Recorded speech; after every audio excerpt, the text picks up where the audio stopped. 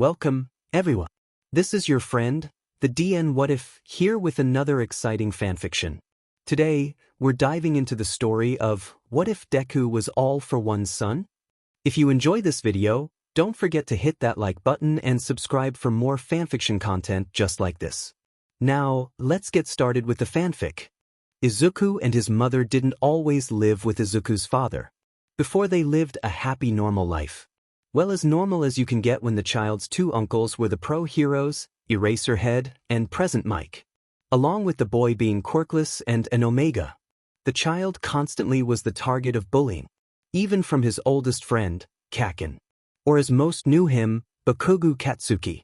But one day, Izuku's father returned. He had heard his mother scream his father's name, and so he ran to his mother, fully expecting to see the man from the pictures his mother had shown him, though the 7-year-old was left with the sight of a tall and incredibly intimidating man that didn't seem anywhere near as friendly as what the pictures had shown.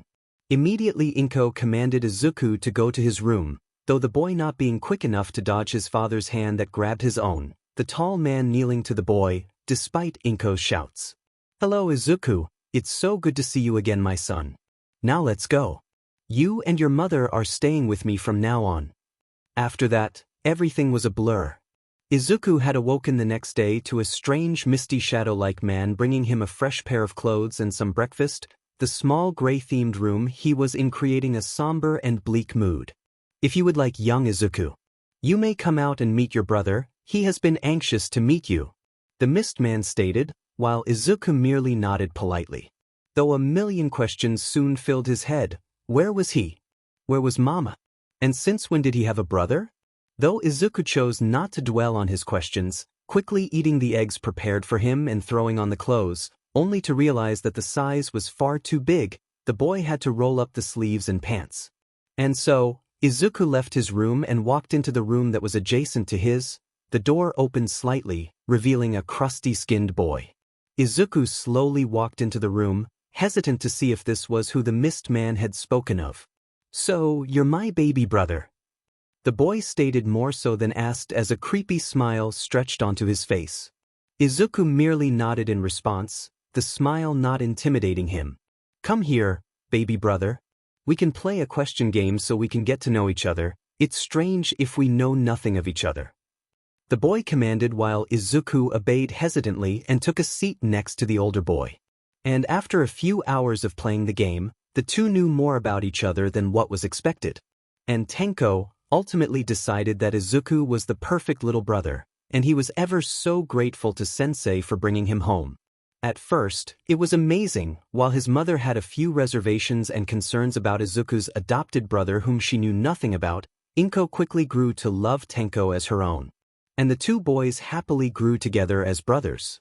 Tenko thrilled to take on the role of the Alphan big brother. Izuku and Tenko grew very close, very quickly. Inko no longer had to work, seeing as none left the base of sorts they lived in. While both boys were thrilled to have their mother with them so often. And Izuku was no longer bullied at school because he was homeschooled with his brother. Izuku had confided in Tenko about his past of abuse from his bullies due to being born quirkless and as an omega. The older Alphan boy immediately grew angry at the confession. He saw no reason for Izuku to face such torment for no reason. So, he grew protective of his little brother. Izuku only grew happier because he finally had someone who understood. But his father had different views than his sons. While at first Izuku didn't question the frequent visits from their family doctor. Every time Izuku was injected with a strange liquid, the boy learned to stop asking questions about it. His father always gave him a look that freighted the poor boy whenever he dared ask any type of question. Though after every doctor visit Izuku would always stumble into Tenko's room crying, an unbearable pain coursing through his entire body, making him feel as though every bone in his body was breaking and reforming. And Tenko was left holding his brother tightly against him as his heart broke every time his little brother would come to him in tears. After a multitude of visits from the doctor that left Izuku mortified of the annual visits, Inko finally stepped in, much to Tenko's request. Though once she did, Izuku was forbidden to see Tenko or Inko after any visit, and with how often the visits were, the boy was constantly locked in his room, listening to Tenko's shouts for him from the outside, and despite his best efforts, the guard that covered Izuku's mouth silenced his cries for his big brother. Though one night after one of Izuku's more painful appointments, the boy had passed out in the middle of it. The boy was awoken to his mother frantically stuffing his backpack full of clothes and a few other things, only then noticing that his mouth guard had been taken off. Mama? What's going on? The boy stuttered while his mother looked at him horrified. Oh, Izuku. Oh, gods, what has he done? Inko muttered as she ran forward and cupped the boy's face, though her attention solely on Izuku's hands and arms. Despite the boy's hair being an entirely different color, his once pitch-black hair now a viridian green that matched his eyes. The boy still being in a strange drugged state, his last doctor visit only had been a few hours prior. Mama? What's wrong? Izuku asked while Inko could only sob as she hugged the boy gently. Izuku only looked at his mother questioningly, before his attention was drawn to his hands and arms. The boy then noticed the strange shadow-like mist that danced around his arms and soon crept onto Inko's, the woman soon feeling as though something was being drained from her. Only for Izuku to then look over to a book on his nightstand, the book then flying over to the two, as Inko gasped in shock at the sight of the book hovering next to them. Immediately Izuku jerked back, along with the mist that had wrapped around Inko's hand. The book then fell onto the bed as Inko and Izuku looked at each other wide-eyed. Why you're like him? Oh gods. Oh no. Inko muttered as she realized what kind of quirk All for One had forced onto the boy. It is quite a bit like mine, isn't it? Though unfortunately, it's still weak, as is its holder. He can only temporarily steal quirks. But he needs the help from Fing shadows. Unfortunately, Inko.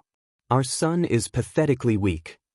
Inko then flinched horribly at the sound of the man, while Izuku merely cowered behind his mother. Not another step, Hisashi. Inko screamed as spread her arms out, trying to shield her son from the man. Inko, I wish it would have never come to this. Tamura and Izuku will miss you dearly. All for One stated as he summoned the woman forward to him, her body going stiff and limp due to the quirk. Mama. Izuku screamed as he attempted to get off of his bed and run forward, only for a red tendril to escape from All for One's arm and grab Izuku, holding the boy up in the air, covering the boy's mouth to quiet his screams of horror and pain. Oh Izuku, if only you didn't make me do this. All for One stated cruelly, the man then gripping the woman's neck harshly, only for the life to leave her eyes a few moments later, as Izuku screamed in pure terror and agony. Once the red tendril dropped Izuku, and All for One allowed Inko's body to fall limp onto the floor. Izuku immediately stumbled forward to his mother. His sobs and cries broke due to the damaged windpipe that the tendril had caused. BBR, bring her back. PPL please. Father. Izuku begged as he stumbled forward to the man, gripping the villain's side like a lifeline, praying that he would wake up, that this would be nothing more than a nightmare and he would awaken in Tenko's arms like he always did whenever he used to have a nightmare. I can't undo this, Izuku. You're the one who did it. Not me. You could have prevented this, if only you weren't so weak. All for One stated as he grabbed the woman's lifeless body as he then walked to the door, leaving Izuku sobbing on the floor. Though before the man closed the door, and left Izuku in utter darkness, the mouth guard then flew to Izuku's mouth and latched on painfully like a magnet. Izuku muffled scream at the hard metal hitting his mouth muffled. This was your fault, Izuku. All for One stated as he then closed the door, leaving Izuku in nothing but black. While the boy curled in on himself and cried. The appointments didn't become as often, though the training did. All for One would take the boy out of the dark room and bring him into a slightly brighter one, only for the boy to see an innocent civilian tied up to a chair, and All for One commanding him to steal their quirk, which in all reality he could only do for up to 20 minutes. Much to his father's disappointment. Every day when Izuku would walk that long hallway with the doctor, he prayed that he would see Tenko, that his brother would save him. The one time Tenko found out where Izuku's appointments were being held, the boy came barging in and screamed at the doctor to unhand his brother, even going as far as to disintegrate a few of the doctor's equipment tools.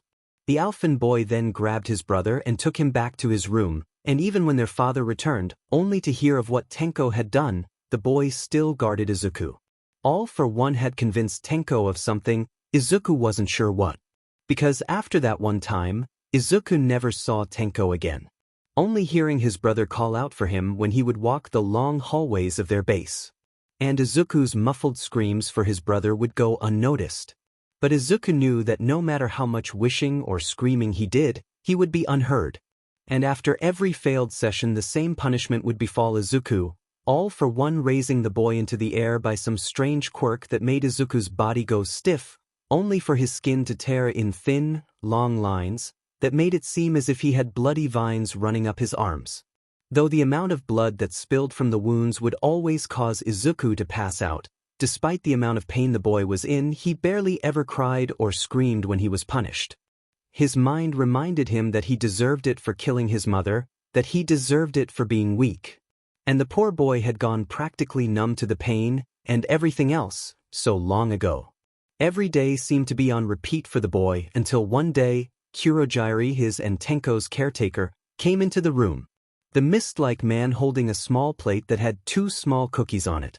The boy then realized how long it had been since he had eaten when his stomach growled loudly at the sight of the treats. "Happy birthday, young Izuku. Your brother sends his best regards. Though you will be unable to see him today. He wished to have given this to you today," Kurogiri stated as he pulled out a small blue cat plush, the shade of the blue reminding Izuku of his brother's hair. The mist-like man then reached down to Izuku to take off the mouthguard. Immediately Izuku took the plush, disregarding the food before him, despite his growing hunger, as he hugged the plush tightly, searching for some kind of warmth from it, wishing that the toy could replicate the warmth from his brother's hugs. Thank you. How old am I now? You are 10 today, Izuku. Tenko is 15. Okay. Thank you. Izuku muttered quietly as he then grabbed the 2 cookies and sat on the floor, the mist-like man soon joining him. And Izuku was ever grateful for the company. Will I have to do training again today? No, the doctor, young Tenko, and Master have left the base for today. Though Master will be back soon. Okay, thank you. The boy then looked down at the plush and had to force himself not to cry at the longing he felt. He wished nothing more than to see his brother. To see his mother once again, though he soon came to terms with the fact that that night was not a nightmare. Though when Kurogiri finally left the room, leaving Izuku in the same horrible pitch black, the boy allowed his tears to flow freely, his mouth guard having been put back on where it was meant to be, muffling his sobs. Izuku wasn't sure how much time had passed. He spent most of it rubbing the bandages that were wrapped around his arms and went up to his shoulders, nearly reaching his collarbone. His father's constant reminder to him that he was too weak. Though Izuku froze at the sound of crashing and people screaming. He was horrified when the sound of footsteps came to his door. Though they were nothing like his father's, they were light, well-placed, and seemingly not as angry. Though that didn't stop Izuku from quickly scurrying to the corner of his room, hugging the plush tightly, wishing that it were his brother with him instead. Though when the strange silhouette of the intruder came closer to Izuku, the boy could only cry and shake horribly. But when a gentle and hesitant hand was placed on his shoulder, the boy's scream. Muffled due to the guard, the pain that shot through his side ever prominent, the hand immediately wrenched away. Izuku? Is that you? That voice. He knew that voice. That voice was attached to so many good memories. But who was it? Izuku then turned to the stranger, only for his eyes to widen at the sight of Shota Aizawa. Or as Izuku had always known him, Uncle Sho. Though when Izuku turned his head to face the man, Aizawa paled at the sight of Izuku, the boy's hair a completely different color, dark circles, that were even worse than his own, were prominent against Izuku's unhealthily pale skin, and the boy covered in bandages. Immediately Aizawa took the mouth guard off of Izuku. The boy then merely sobbed at the sight of his uncle. The older Omega then grabbed Izuku and shushed the boy gently as he ran out of the room. Izuku had never seen the hallways go by so fast. He had also never seen half of these hallways. But Izuku only then registered that his Uncle Sho was there, at a villain base. Which meant that there were more heroes as well. But as Aizawa continued to run down the hallways, passing by a few other heroes who were running in the opposite direction, they came upon All Might and All for One. The two fighting viscously. Izuku immediately ducked into his uncle's shoulder, the sounds of the fight filling his ears and causing his heart rate to spike horribly. Though when they finally made it out of the base, Izuku then truly saw how many heroes there were. And he had hope. Hope that he and his brother would make it out, that they would be free. Their father never would be given the chance to be able to hurt them again. Though Izuku was quickly taken to one of the medics that were on standby, the woman gasped at the sight of the boy, immediately yelling a command to someone nearby, though Izuku didn't care to listen. He was free, All Might would win, and he and his brother would be safe. Because the heroes always won. Izuku remembered seeing the fight. He remembered waking up in the hospital a few weeks later, the boy suffering from malnutrition, damaged tendons in his arms, a couple of minor bruises and gashes, and a lot of not-so-minor scars and gashes caused by all for one's punishments, and a concussion. Though when he woke up, he was horrified when he saw the doctor's equipment. So, the first thing he did, he jumped out of the hospital bed, and despite his aching body he ran to the door and ran out into the hallway. A few passerby doctors and nurses tried to grab the boy, though Izuku ran too quickly for them. Izuku wasn't sure where he was running to, or who he was running to, but he didn't care. He just needed to get away from there, he needed to get away from the doctors. He needed to get away from. Though when Izuku ran headfirst into someone, he expected them to yell, to hit him, do something. But instead, when he curled up on himself and looked away, bracing himself for the worst, a gentle hand lightly placed itself on top of his head. Much to Izuku's surprise and slight disbelief, the boy still tensed in case the gentle touch was just a trap. Hey, now little listener.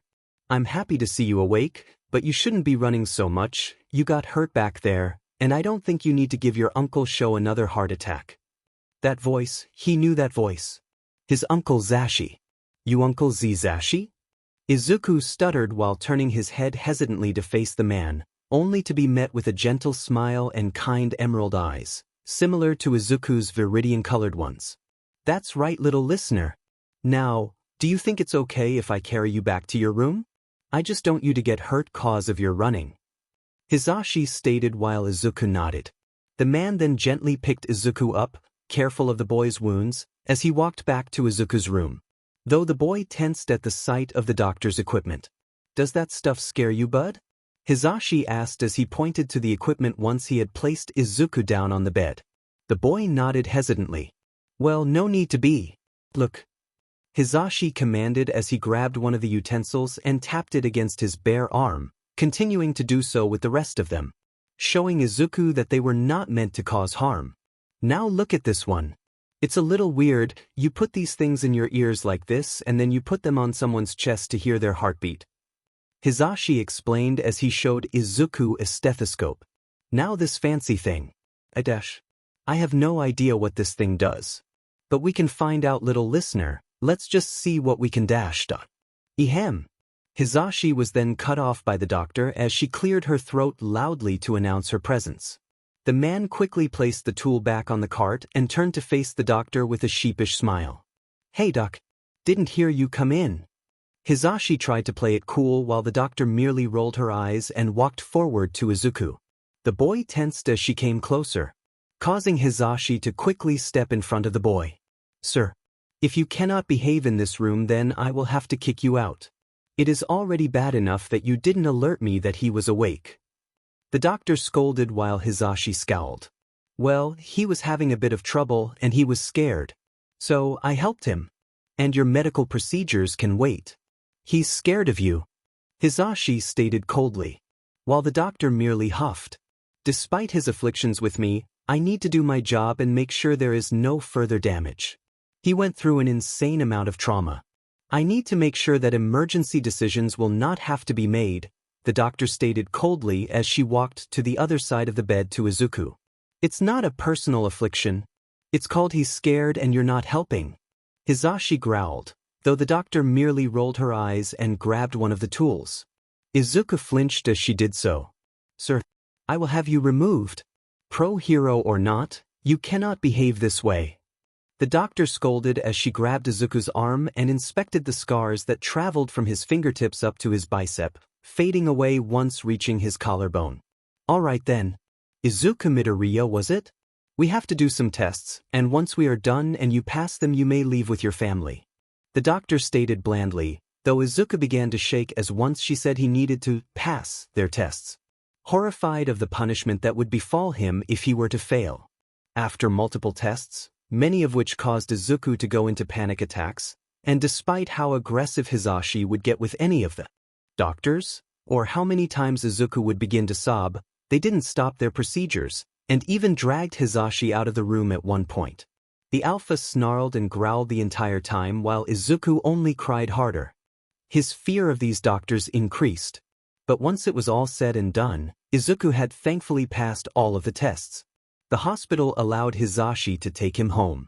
Though the alpha only put Izuku in the car as he gave the boy multiple treats and toys to occupy him for a moment as he turned on the car and locked it, storming back inside the hospital to raise some hell. Izuku didn't understand why Hisashi had stormed back inside the hospital. It was clear he was angry. Why did he not just yell or hit Izuku? That's what always happened when his father or the doctor would get mad at him. Though the boy chose not to ask as Hisashi came back to the car, apologized for leaving so suddenly, stating that he had just forgotten something inside as the two drove to UA. Now Izuku was incredibly confused as to why he was being carried into UA. He recognized the school from the sports festival that he used to watch on TV with Tenko. But he didn't understand why he was going inside such a prestigious school. Hey Izuku, you ready to see Hitoshi again? Remember him? Your cousin? We'll get you changed first, then you and him can go play. Hisashi whispered to Izuku while the boy immediately lit up at the idea of seeing Hitoshi. The boy had been close to Izuku before he left to go live with his father. Izuku merely nodded to Hisashi as the man smiled, quickly turning into the teacher's lounge and grabbing his bag from one of the hangers, thankfully the lounge having been empty at the time so no one would come up to Hisashi and Izuku, bombarded with questions. After getting Izuku changed, Hisashi walked into one of the empty gyms where Hitoshi was practicing using the capture scarf that Shota had gotten him for his birthday, promising to teach the boy how to use it so he would be skilled with it when he would become a hero. Though Hitoshi turned towards the door upon hearing it open, only to allow the scarf to fall back onto his shoulders as he spotted Izuku, hidden in Hisashi's arms. Hey bud, it's okay. It's just Toshi. Remember that nickname? It's okay, no one will hurt you. Hisashi whispered to Izuku as he nodded to Hitoshi for the boy to come forward. Immediately the young alpha ran forward to see his long-lost cousin better. Gently Hisashi placed Izuku onto the ground, still keeping his hands on the boy's shoulders if he needed to grab Izuku again. Though once Izuku's gaze met Hitoshi's, the boy immediately threw himself into the young alpha's arms. Hitoshi merely wrapped his arms around Izuku and hugged the boy tightly.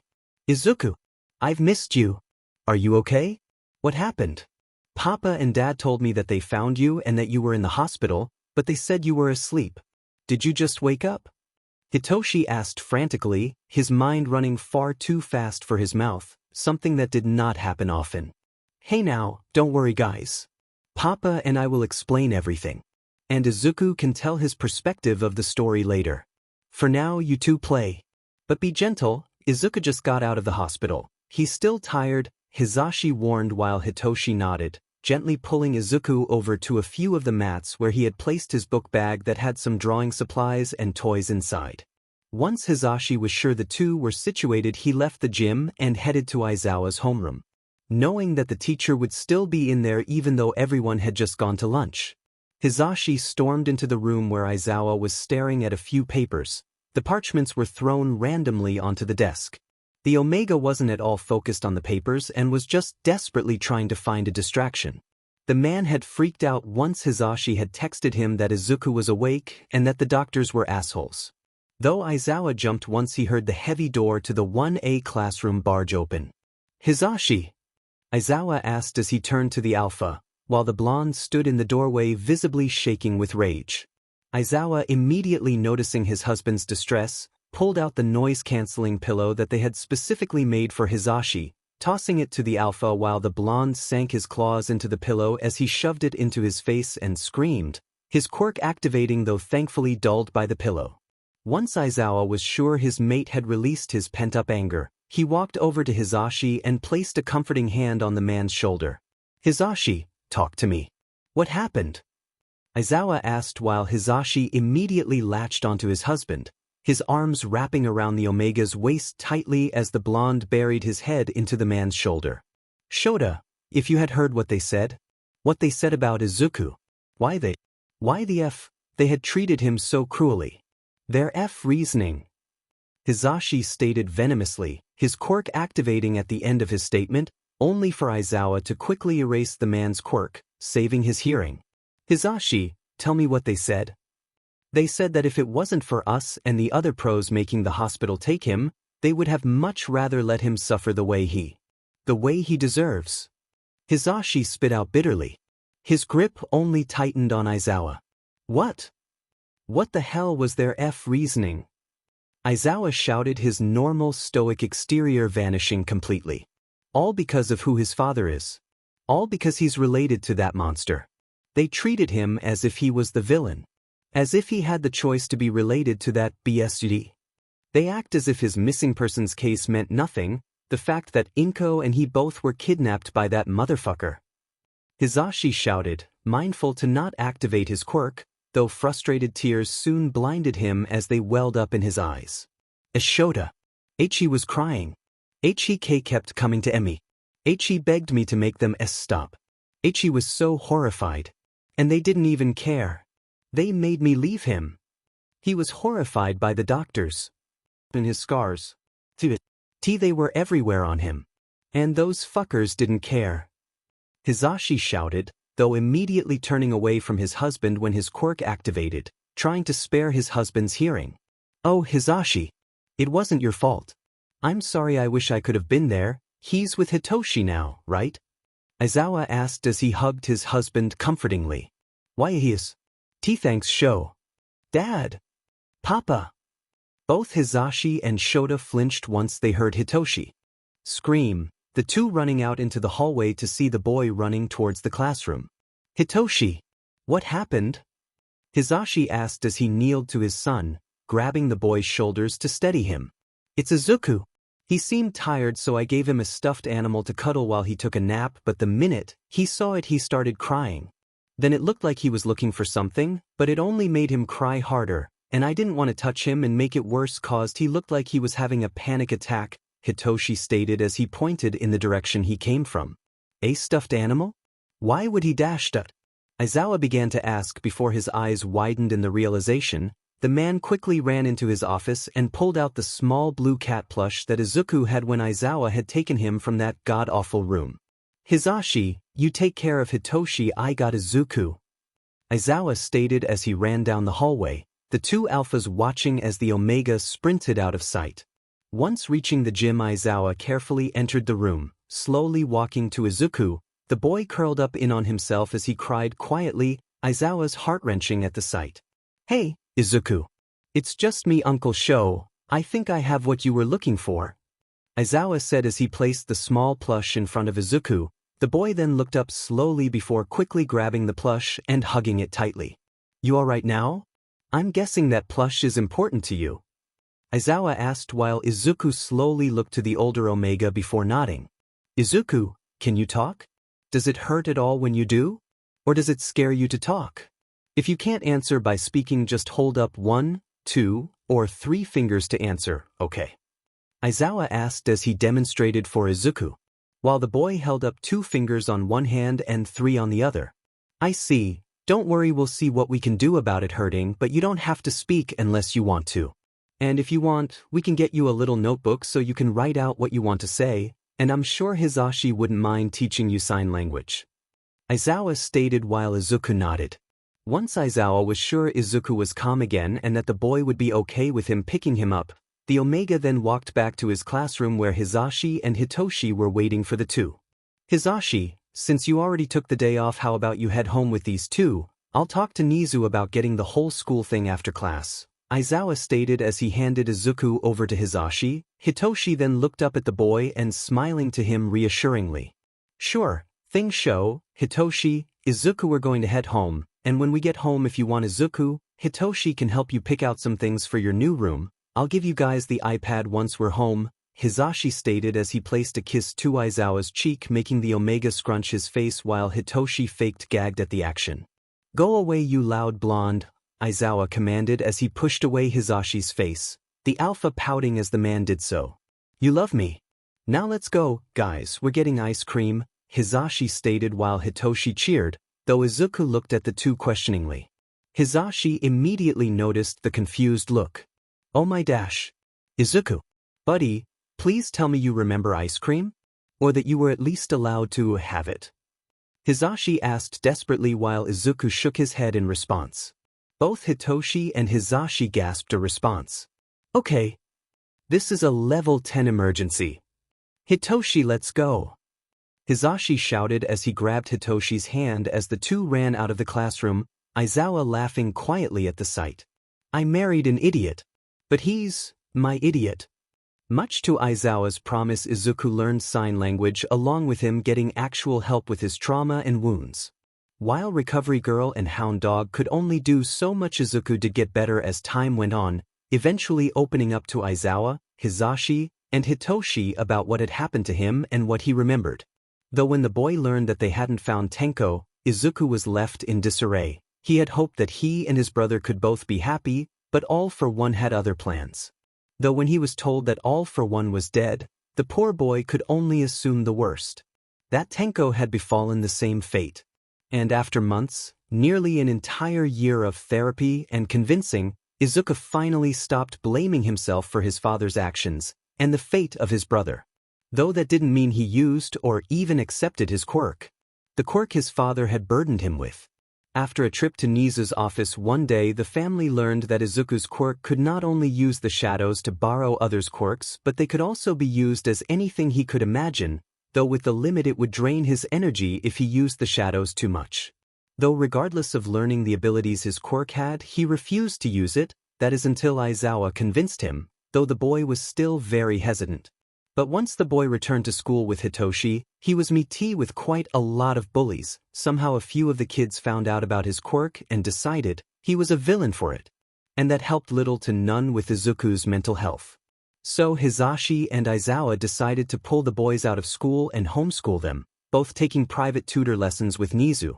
Though once the boys reached middle school, they were given the option to return to public school or remain homeschooled. While Hitoshi chose to go back to public schooling, Izuku decided it would be a better idea to stay homeschooled. Not that his brother minded. Izuku had soon begun to call Hisashi and Aizawa Dad and Papa. The Omega grew accustomed to his new family quickly and soon took Hitoshi as a big brother of sorts, despite the Alpha only being a couple of months older. To which Hitoshi loved to tease him. And finally, after 5 years of learning to handle his trauma and anxiety the best he could, Izuku and Hitoshi both were only a year from going to UA and getting into the hero course. "Well, Izuku, I believe we are done for today. You finished your work very quickly today. I'm proud." Nizu praised the Omega while Izuku smiled at his teacher. "Thank you, sir. I'm going to go meet up with Hitoshi. He should be getting off school here in a minute," Izuku stated as he packed up his things. "Certainly, I'll see you tomorrow, Izuku." "Yes, sir." As Izuku headed to Hitoshi's school, the boy decided to take a shortcut, only to be caught surprised by a villain. The criminal happened to be made of a type of sludge, while the villain immediately grabbed for Izuku. The boy quickly jumped out of the way, having heard the cover to the sewer being moved. Though the villain continued to try and grab at the boy, eventually cornering him. That is until the all-familiar catchphrase was shouted, "Delaware Smash." Izuku was nearly blown away from the sheer power of it, only to be a few feet away from where he had been cornered as All Might stood proudly in front of him, the hero putting the villain into a plastic bottle of sorts. "My boy, thank you for your help. Happy to see that you were unharmed. Well, I must be going," All Might stated as he smiled at Izuku, though the boy quickly reached out to grab the hero's hand to stop him for a moment, only to have to latch on quickly as All Might super jumped into the air, Izuku screaming as he did so. "What the dash? Hey, kid, let go!" All Might shouted as he flew through the air. "I do that I die," Izuku shouted back, his fear taking away the common sense he would normally have to not yell at the symbol of peace. "Oh right. Fair point. All Might said with a laugh as he landed on a nearby rooftop. Was there something you needed help with? All Might asked as he turned to the boy. Oh, aye, you And no, not exactly. But I wanted to thank you. I know you probably don't remember me, but you saved me when you defeated my father, and I just wanted to say thank you. And ask if you think that. And maybe I can be a hero too? Izuku asked hesitantly, the boy trying to hold back his excitement from meeting his hero, the man that defeated his father, the man that freed him. You're all for one's child? Am I not mistaken? Aye. Wise kind of, though I don't refer to him as my father. Izuku stated as he looked away from the hero, All Might's stare suddenly becoming cold and uncomfortable to Izuku. I believe that for the sake of everyone around you, you will give up on those fantasies. No child of a villain should be a hero. Especially not one who is related to the worst man who has ever walked this earth. All Might stated coldly, though Izuku could only flinch at the statement. I'm not like him. I promise. I don't want to hurt anyone. I just want to help people. Izuku shouted, though immediately covering his mouth once he saw All Might's glare. If you have any respect for me, or for the pro-heroes who serve our community, you will not become a pro-hero. All Might stated coldly, while Izuku could feel the tears welling in his eyes. Though as the pro went to walk away, Izuku couldn't help but instinctively reach out, whether it be to beg the pro to reconsider what he said or to yell at him for assuming he was anything like the man that he had once called his father. Though as Izuku grabbed the pro's hand, All Might vanished in a puff of smoke, and in his place stood a skeleton-like man, coughing blood. Oh my gods! All Might, are you all right? Izuku asked as he went to come closer to the pro, only for All Might to hold out his hand to stop Izuku. If you truly are not as bad as him, you will not be a pro-hero, and you will not put the lives of millions at risk all for a childish fantasy. And I expect you to say nothing about this to anyone. All Might commanded venomously. The pro not even bothering to turn around to look at Izuku one final time, though the boy was thankful he didn't. It didn't allow All Might to see the tears that fell from his eyes as he left Izuku alone on the roof of a building. Once Izuku had calmed down from the panic attack that had taken over him once All Might left, he saw multiple missed calls and texts from both of his fathers and Hitoshi. But Izuku decided it would be safer to call Hitoshi first. Once making it to the ground level and walking away from the building, Izuku pulled out his phone to call his brother. Though he did not need to as his brother came barreling into him from behind. Izuku! There you are. Why didn't you meet up with me like usual? You told Papa and Dad that you were heading to my school? Hitoshi asked as he turned Izuku to face him, only for his eyes to widen at the sight of Izuku's puffy eyes. Izuku? What happened? Are you okay? Hitoshi fretted, immediately taking concern that his little brother had been crying and that he had not met up with him. I met All Might. Izuku stated while Hitoshi looked at his brother questioningly. Isn't that a good thing? Izuku stuttered as a sob broke his voice, only for Hitoshi to quickly bring him into a hug. Hey, it's okay. If you want, take your time to process and you can tell me when we get home, and you can tell Papa and Dad too. Hitoshi stated while Izuku could only nod. The two began their walk back home as Hitoshi texted their parents that he had found Izuku and something had happened. Once getting home, the boys were immediately ambushed by Aizawa and Hizashi, though when both of the men saw Izuku's puffy eyes they looked at Hitoshi for an explanation, only for the boy to shrug. Izuku, what happened? Aizawa asked while Izuku could only latch onto the older Omega, Hizashi, and Hitoshi looking at the two with worry. He said that he met All Might, but I don't think it was a good thing, Hitoshi stated while Aizawa and Hizashi looked at each other questioningly. What happened with All Might?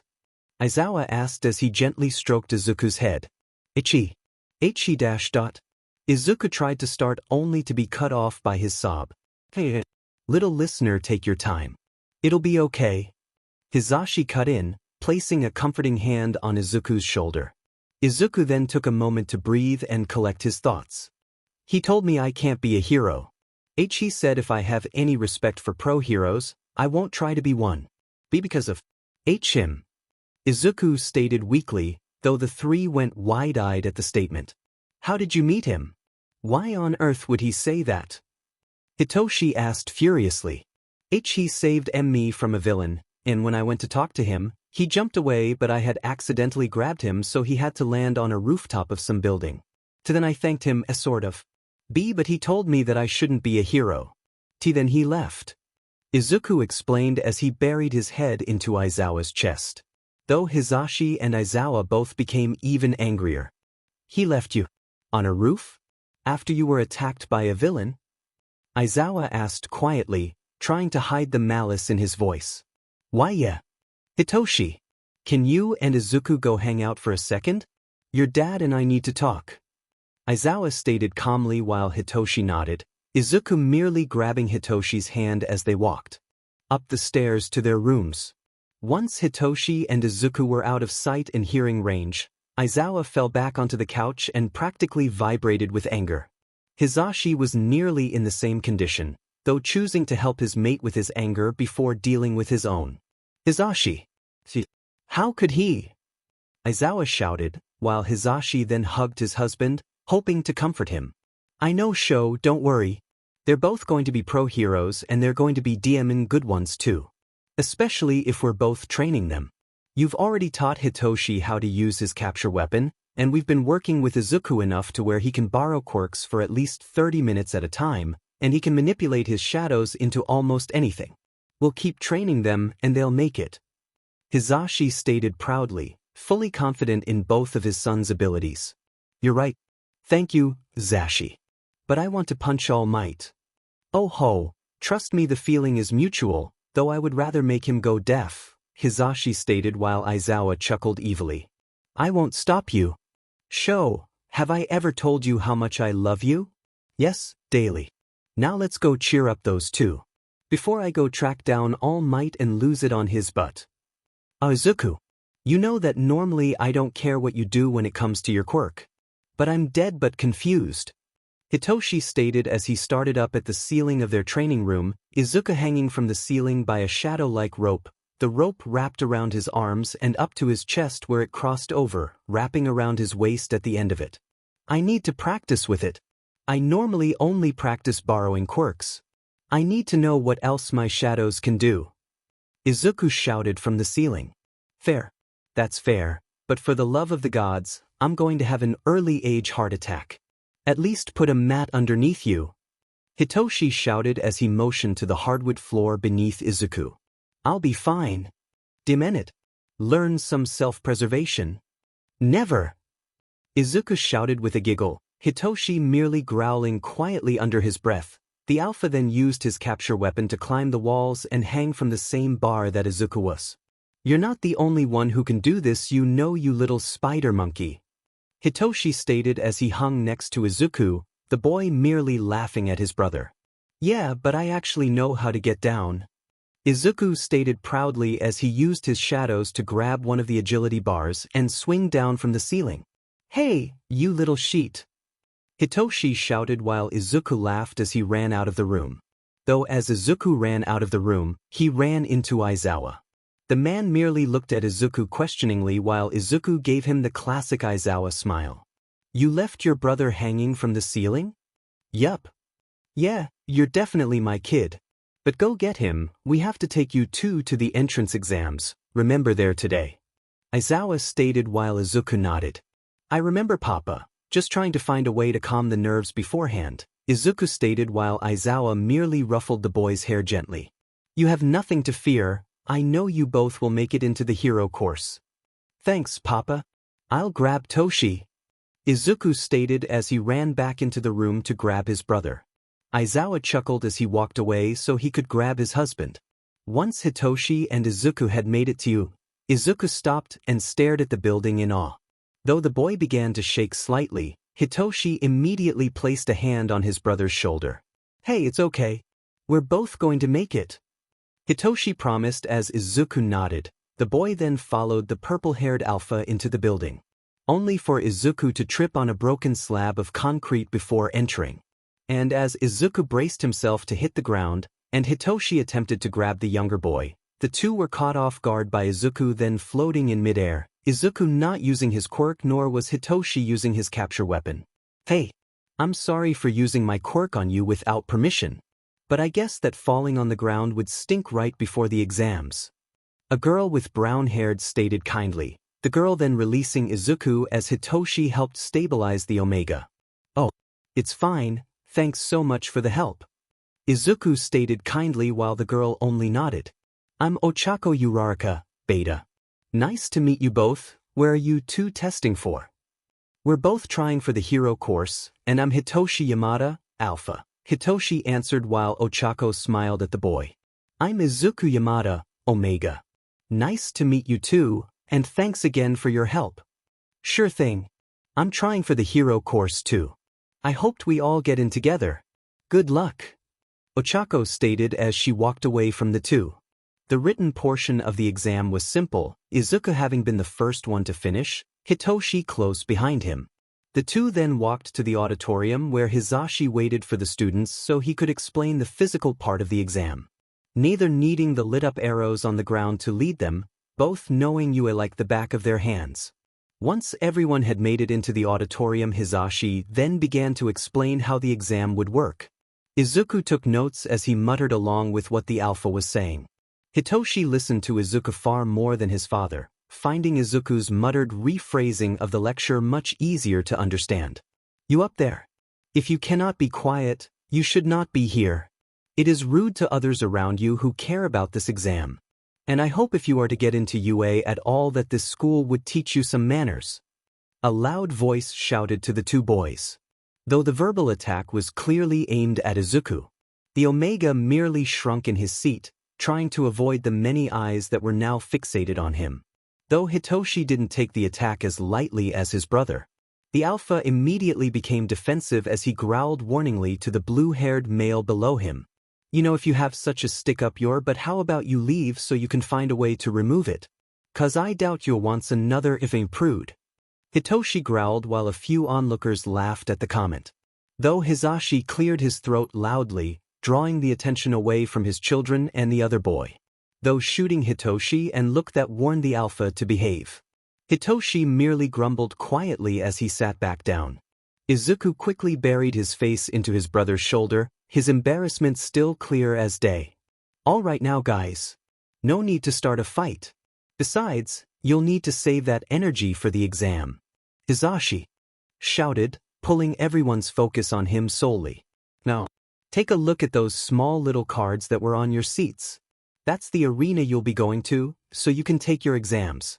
Now everyone, these are how many points the robots are for.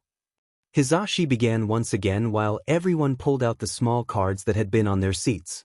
Though Izuku and Hitoshi both paling at the realization that they wouldn't be together. Sheet. We trained so we could help each other. Hitoshi cursed under his breath, while Izuku merely sighed and gave his brother a silent and encouraging thumbs up. Don't worry, Cat, you can do this. You're strong. Izuku signed, while Hitoshi smiled and chuckled under his breath at his brother's use of his sign name. Everyone in their family had a designated sign name. Hitoshi's being Cat, Aizawa's being Coffee, Hisashi's being Loud, and finally Izuku's being Baby, despite the boy's many pleas for the rest of his family to allow him to be called literally anything else, though being refused every time. You are too. I believe in you. Hitoshi signed back, Izuku merely smiling at his brother in response.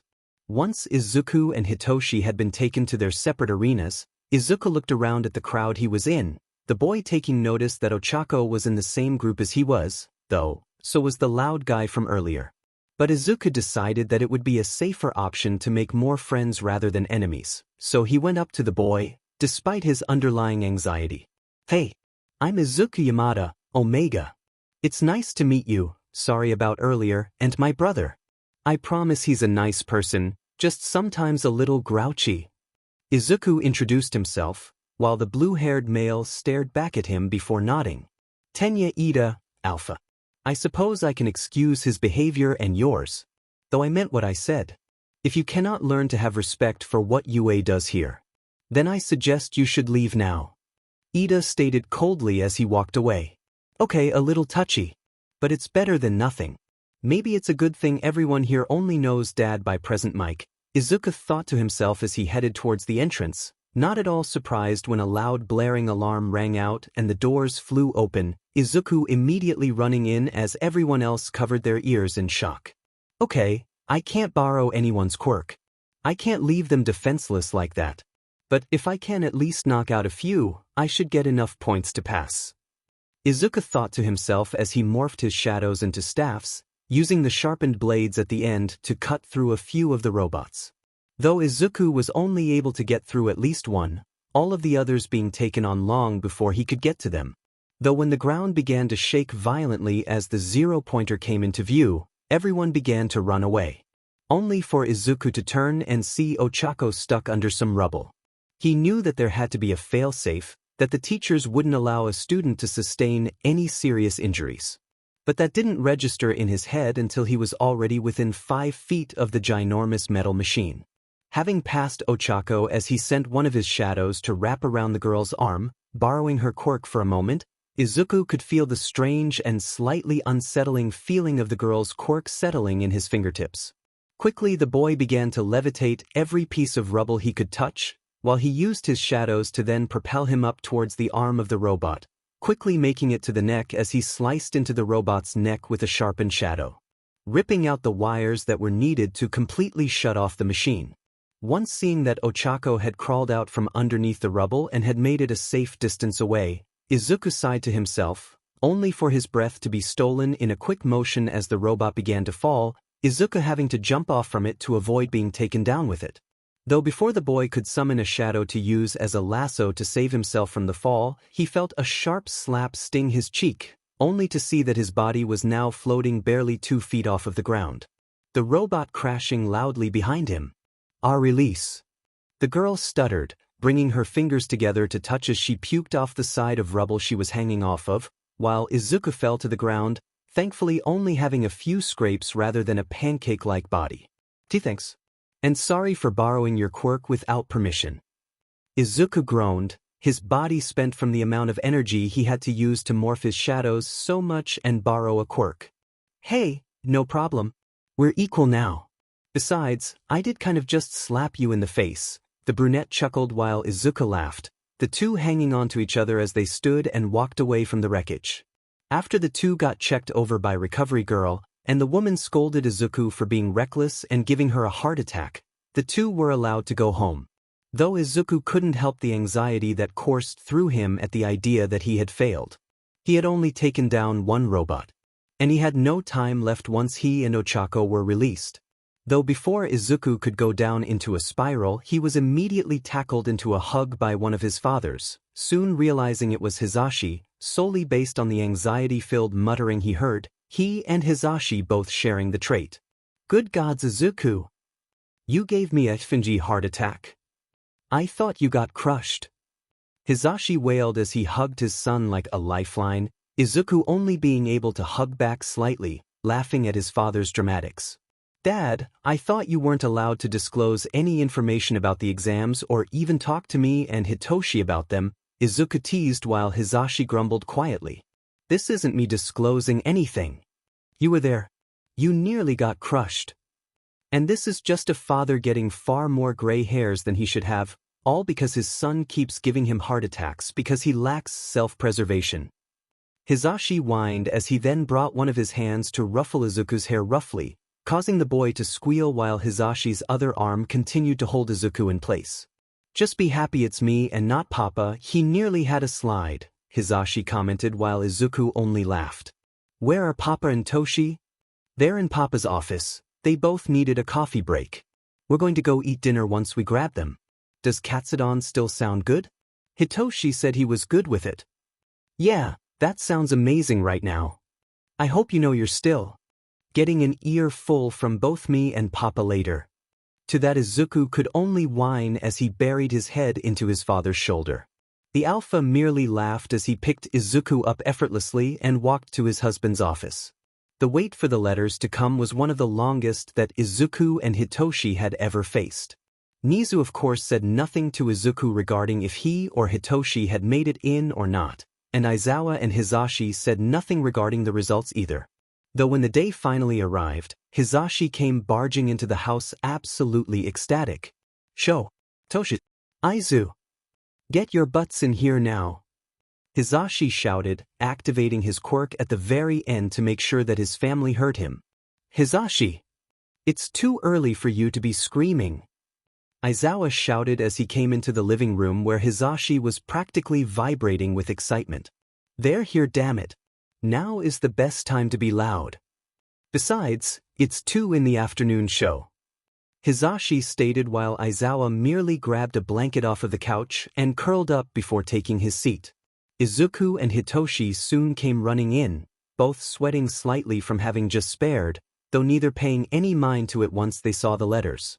Hitoshi and Izuku both took their seats beside the couch Aizawa was laying on, Hizashi immediately passing the envelopes to the two with a wide smile. "Just think, Sho. Soon you'll be teaching our boys. I'm jealous." Hizashi cheered while Aizawa shushed him.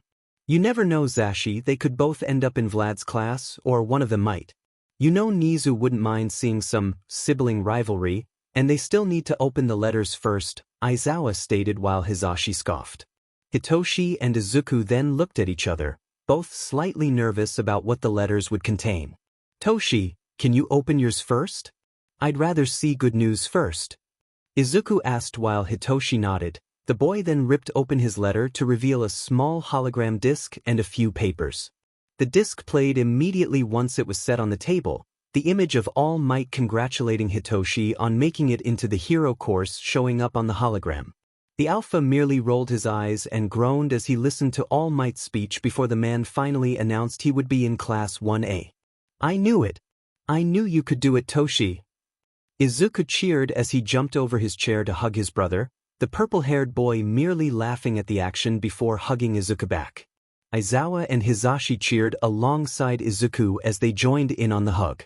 "Well, if I made it in then there is no way in hell you didn't.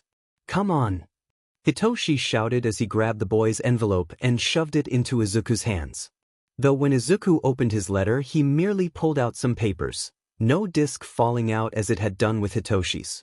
Though Aizawa immediately grabbed the envelope and dug through it as if it was purposefully hiding the disc. Hizashi watched his mate with a questioning look. "We the staff of UA is pleased to announce that Izuku Yamada has passed the written portion of the UA entrance exam. Unfortunately, you have not been accepted into the UA Hero Course program. Though we are pleased to welcome you into the UA Support Course program. Congratulations, we hope that you continue your educational adventure with us, plus Ultra." After Izuku had read the letter, everyone was left in both shock and anger. Though the anger was mainly from Hizashi and Aizawa. Quickly the two grabbed the letter from Izuku and began to read through the letter while Hitoshi hugged his brother tightly. It's okay, I just didn't get enough points. Besides Toshi got in so that's something good." Izuku tried to cheer, only for a sob to break his voice at the end. "Hey now. Problem child, listen to me. You will be a hero, you'll just do it the way I did. You can get in through the sports festival. I know you will. Don't you dare give up on me." Aizawa immediately chimed in, the older Omega standing and taking Izuku into his arms, Hizashi setting down the letter and joining in on the hug while Hitoshi joined in as well. Though Izuku only began to cry as he latched onto Aizawa, the older Omega only hugged the boy tighter as he began to purr quietly, allowing his scent to roam the room and relax the boy. Hitoshi and Hizashi naturally relaxed alongside Izuku, the two allowing their own relaxed scents to roam the room as they allowed their own rumble-like purr to escape them. After the four enjoyed the calm cuddle pile for a while longer, soon Hitoshi decided to lighten the mood. "Know what? You still got into UA, one of the hardest schools to get into. And you're going to be in the hero course after the sports festival anyways. So, let's celebrate. Come on Izuku, we're getting ice cream," Hitoshi declared as he grabbed Izuku and brought him to the front door, looking back at Hizashi and Aizawa to see if they would be joining. "You two go ahead. Papa and I will pick up some dinner. Be back before dark," Hizashi stated while Izuku and Hitoshi nodded, the two walking out of the house while Aizawa grabbed Izuku's letter and hissed quietly. He had one of the highest scores, only because of rescue points. He should have gotten in. Hisashi stated coldly. The alpha refused to meet his mate's gaze, while Aizawa sighed and placed a comforting hand on the blonde's shoulder. We're finding out why he isn't in the hero course. And we're going to make sure he does get in either way. But I hate to say it, All Might could be a big reason as to why. Aizawa stated while Hisashi turned to his mate wide-eyed. What? Last year, remember? He told Izuku not to be a hero. There could be a chance that he did something to get Izuku out of the hero course. Though we might have to talk to Nizu. Aizawa stated while Hisashi groaned. If All Might does have something to do with this, I'm doing a lot more than talking. Hisashi growled as he slumped onto the couch, Aizawa soon joining him and draping himself across his husband, Hisashi taking the invitation to cuddle. I see, well I hate to say this, but All Might is one of the reasons as to why Izuku is not in the hero course, Nizu stated as Hisashi and Aizawa stared at the principal with a shocked, furious expression. The two had gone to Nizu the next day to confront the matter of why Izuku was not in the hero course, only to be told what they had assumed was correct. And they both were livid. Why would you allow this? I thought you believed that Izuku would be an amazing hero? Aizawa shouted while Nizu shook his head. I didn't agree to this. Unfortunately, All Might went straight to the Hero Commission and had them force my hand. Though if Izuku is still willing, he can transfer into Class 1A after the sports festival. I have no doubt he will do his best and make quite the impression, and then no one can deny him his right to be a hero. Nizu stated while Hisashi and Aizawa nodded. The two have already agreed to such a plan, though wishing that Izuku didn't have to go through such cruel and biased opinions that he shouldn't even have to be associated with. I know this isn't fair, and believe me, I agree that All Might is in the wrong for this and that you have every right to be angry. Though I believe it would be best to not tell Izuku or Hitoshi, I don't think that the poor boy could handle learning that the symbol of peace pulled strings to make sure that he wouldn't be a hero. And I believe Hitoshi would not react kindly to the information, Nizu stated while Aizawa and Hisashi nodded. Fine. But when they find out on their own, which they will. They're not stupid, I'm not denying it. Hisashi stated as he stormed out of the office, Aizawa merely sighing and nodding to Nizu as he walked after his husband. Though as Hisashi was trying to will himself to not lose his composure, All Might and Midnight came around the corner, Midnight showing the fellow hero around before classes would start within a week. All Might only now being in his more skeletal form. Present Might. Good to see you again. Midnight has been showing me around if you like you could dash dot. Though before All Might could even finish, Hisashi landed a loud and hard punch square to the pro-hero's jaw. Midnight quickly caught All Might while Aizawa then ran up to Hisashi and grabbed the man's fist. His knuckles red from the impact of the punch. Oh, I'm so sorry, I suppose my hand slipped. Well then, have a lovely day. Hope it doesn't bruise, Hisashi stated in a sing-song voice, venom lacing every word as he walked away from Midnight and All Might. The two pros stared at Hisashi wide-eyed while Aizawa tried to come up with some kind of excuse quickly. Only for Hisashi to grab the Omega and sling him over his shoulder, dragging Aizawa away with him, despite the man's shouts for his husband to release him. Once Hisashi finally chose to listen to his husband's shouts, the blonde stopped right outside the doors to the main building, Aizawa then groaning loudly once they stopped. Hisashi! Why on earth? I know I said I wanted to hit him, but I didn't mean literally. You quite literally just punched the symbol of peace in the face. Aizawa shouted at his husband as he had to crane his neck slightly so he could glare into Hisashi's eyes, while Hisashi merely smirked back smugly, the height difference dulling Aizawa's frightening appearance. And Hisashi was not at all intimidated by his husband's aggressiveness, even going as far to say he found it cute. You dash. Stop looking at me like that. Aizawa shouted, his quirk activating on its own as his hair defied gravity and his eyes turned to their bloodshot red. Be honest. You loved it. Besides, he had it coming. I told you, if it went down how I thought, I would be doing a lot more than just talking. I am a man of my word. Hisashi stated while Aizawa groaned loudly. Fine. I did enjoy it. But now I have to deal with All Might next week. Aizawa groaned while Hisashi laughed. Don't worry, love, I'll handle it, Hisashi promised as he brought Aizawa closer to him by the man's waist, only for Aizawa to push the blonde's face away from his own. "Don't you dare fang baby me, Hisashi Yamada," Aizawa commanded while Hisashi whined. "Show! Let me! I'm your husband and your alpha for the gods' sakes. Why do you still act like a tsundere back from high school?" Hisashi whined while Aizawa merely rolled his eyes. "Don't tempt me to make you sleep on the couch tonight, Hisashi. I have no qualms against it. You know the last time you said that I woke up to you curled up on my chest like a kitten, so I don't think you dash. Hisashi tried to finish, only for Aizawa's capture weapon to wrap around the man's mouth, silencing him. Aizawa merely then dragged Hisashi back to their car, the man allowing himself to be dragged while Aizawa grumbled quietly, knowing good and well that Hisashi was not so secretly calling him adorable in his head.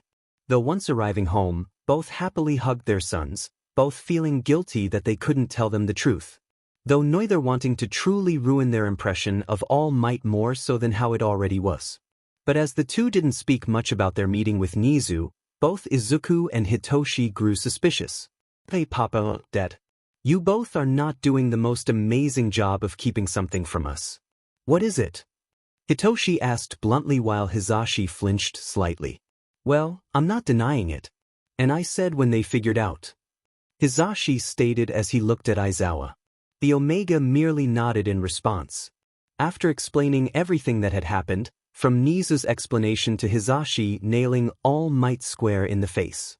There were quite a lot of emotions around the room. While Izuku was saddened by All Might's clear distrust in him, Hitoshi was angered by All Might's interference with Izuku's dream.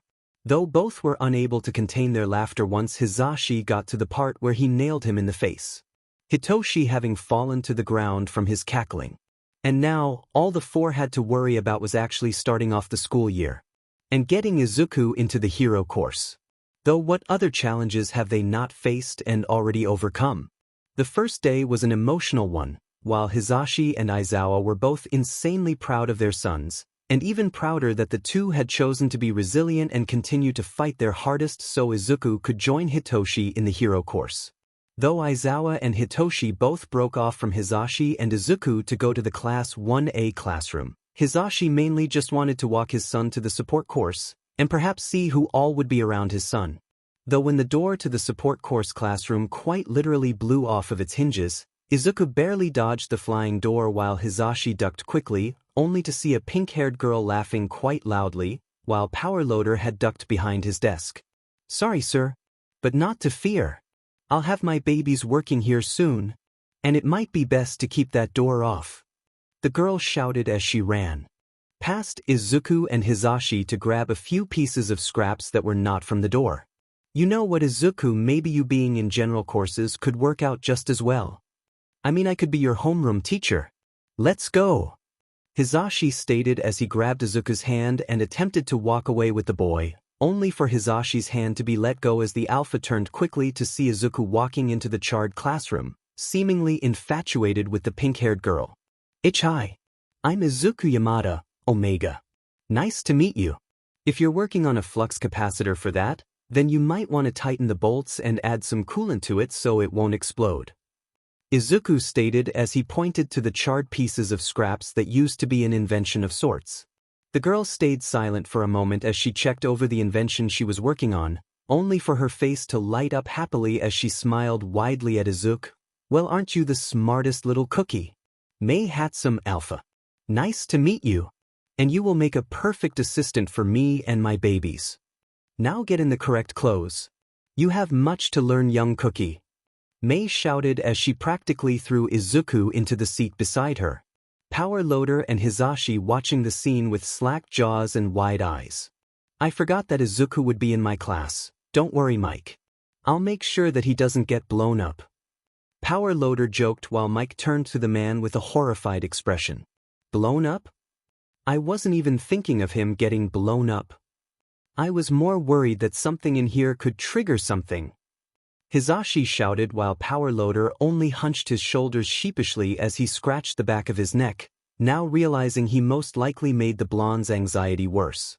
Though the alpha sighed once Izuku ran over to him, hugging the man tightly, Hisashi returned the hug with just as much strength.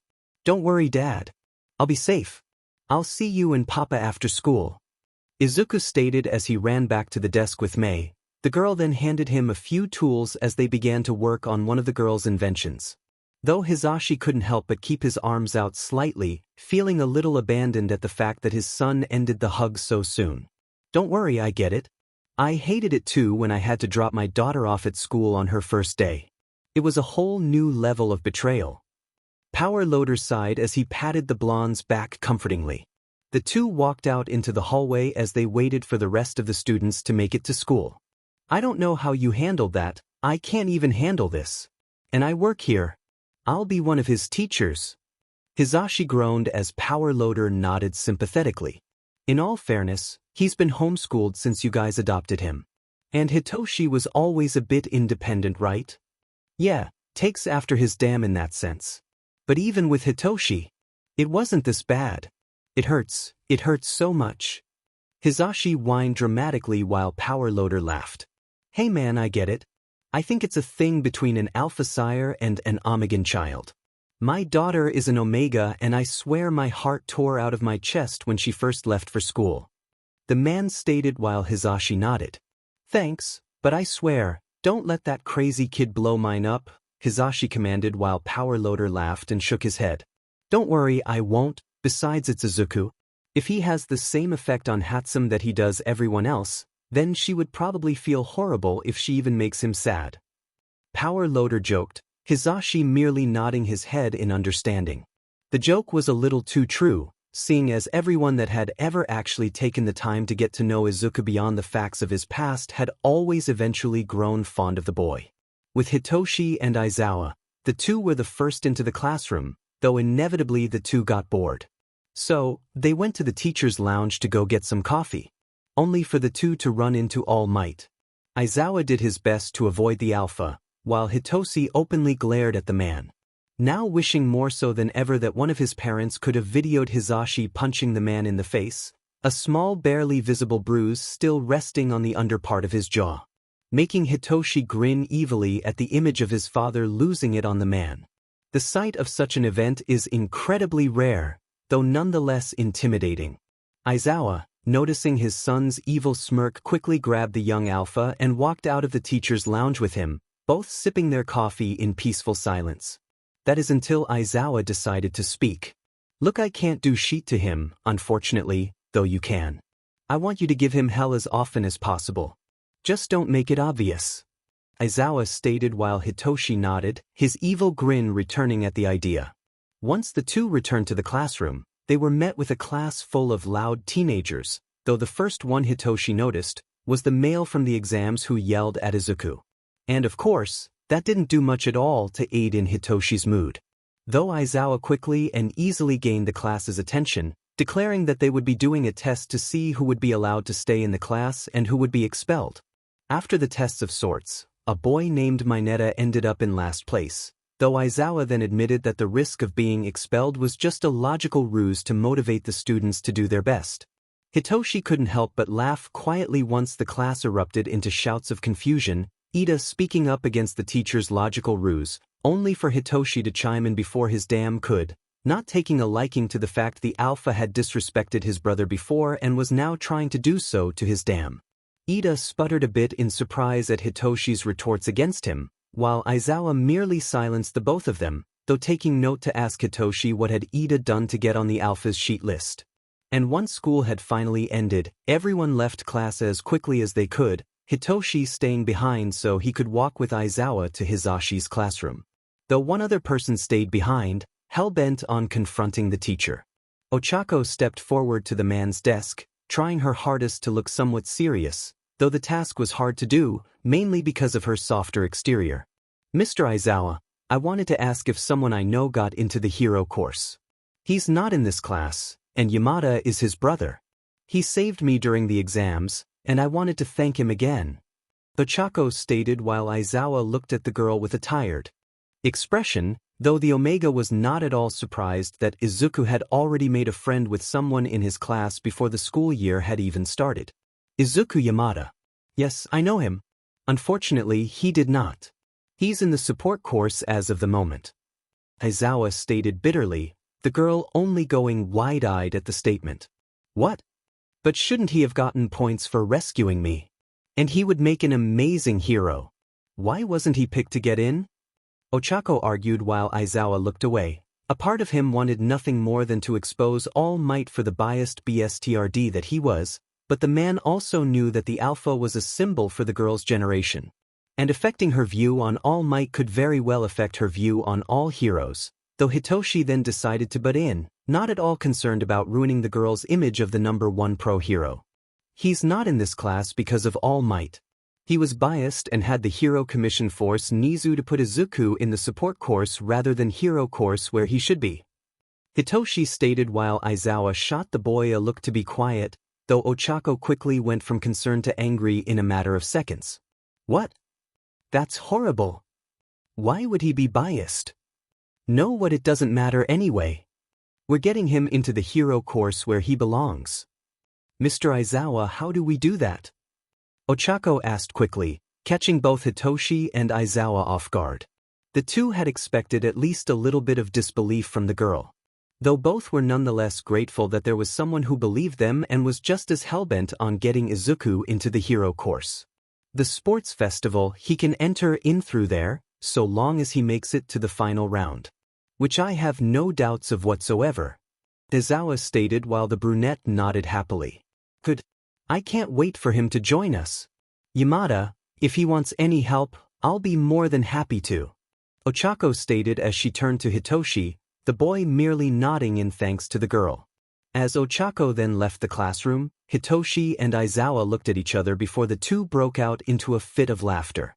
Well, I guess we already have a supporter. I honestly expected her to not believe me, Hitoshi stated while Aizawa rolled his eyes and gathered his things. You can't just go around telling everyone that. Despite how much I would love to ruin All Might's reputation, he is still the symbol of peace and everyone at this school looks up to him. If we were to ruin his image, we could quite possibly ruin the image for all heroes. Aizawa scolded while Hitoshi sighed. I know, but still. At least a few people can hate him with us. Besides, she asked. Hitoshi argued while Aizawa only groaned. You are your father's child. After the first 2 weeks of school, everything seemed to fall into a semi-normal schedule. Hitoshi and Izuku both do their best in their respective courses. Though Hitoshi was sure to give All Might as much hell as possible, Ochako soon joined in on the torment. While at home, Hitoshi continued to help Izuku train, teaching the boy everything he had learned so far that day from his training. Aizawa would of course watch the sparring and training, being sure to butt in if he saw something that didn't look right to him. And despite everything else, Izuku still did his private study sessions with Nizu, though the study sessions of sorts soon just became annual tea meetings. While Nizu would pull up random clips of fights between random pro heroes and villains, telling Izuku to analyze both parties' quirks and fighting styles. The mouse-like man was sure to hone in most of their time to practicing Izuku's analytical skills. The skills being a necessity whenever Izuku was to borrow a quirk. And while practically everyone wanted Izuku to make it into the hero course, Izuku was having fun being in the support course, having become close friends with Mei rather quickly. And the Alpha happily supported him in making it into the hero course. The girl always created new inventions to help Izuku hone his skills and quirk, while Izuku helped the girl with a few of her other inventions, though mainly sticking to designing costumes, even having helped Power Loader create and design a few of the costumes for Class 1A. Izuku muttered something under his breath once he saw Hitoshi's request. The boy requested a literal identical to Aizawa's costume. So, Izuku decided to spice up his brother's life and help him out. Though Hitoshi's costume wasn't the only one that Izuku had made changes to. The boy practically had fallen out of his seat once he saw Momo Yoyo's costume, the Omega making quick work to fix it. Replacing the woman's previous design with a sports bra that was able to click together in the front, while the girl's shorts had 2 straps for the tablets that she would need to remember how exactly to correctly make everything she has trained to. Izuku having wanted to do the Todoroki boy's costume next, only for Power Loader to stop him, mainly because when he was about to start, school had long since been over. And much to Izuku's annoyance, he was unable to make any of the changes that he saw fit for Todoroki's costume. Though the day of the USJ attack was most definitely a hectic day for Izuku. The boy had heard of the attack after Hisashi and a few others were informed that Aizawa and 13 needed reinforcements. Thankfully Hitoshi was released along with the rest of the class. The boy had gone back home where Izuku waited for his family, anxious to hear what had happened. Toshi! Izuku cheered as the purple-haired Alpha walked into the house, the boy having to catch Izuku as the Omega threw himself at his brother. Hey, Izuku! Hitoshi sighed, relaxing slightly now that he was home. Where's Dad and Papa? Are you guys okay? Izuku fretted while Hitoshi nodded. I'm okay, but Papa got hurt at the USJ, there was a huge monster, and some creepy guy too. Freaked me out, but Dad and the other pros arrived and got everything handled. Papa is at the hospital now, but recovery girls said that he'll be okay. Hitoshi explained while Izuku nodded. What was the villain's quirk? I'm not all that sure, it was hard to see him, he was hiding behind a weird-looking smoky, mist guy, and a huge monster. But it seemed like he could disintegrate things. Hitoshi explained questioningly, the boy not exactly sure how to describe the experience. Though Izuku only paled slightly at the description of the mist man, and the slight description of the other villain. Do you know his name? I think I heard one of the pros say something like Shigaraki? Though I'm still not sure if that was actually his name. But don't worry about it, Izuku. He was sloppy and not all that prepared, they'll find him easily.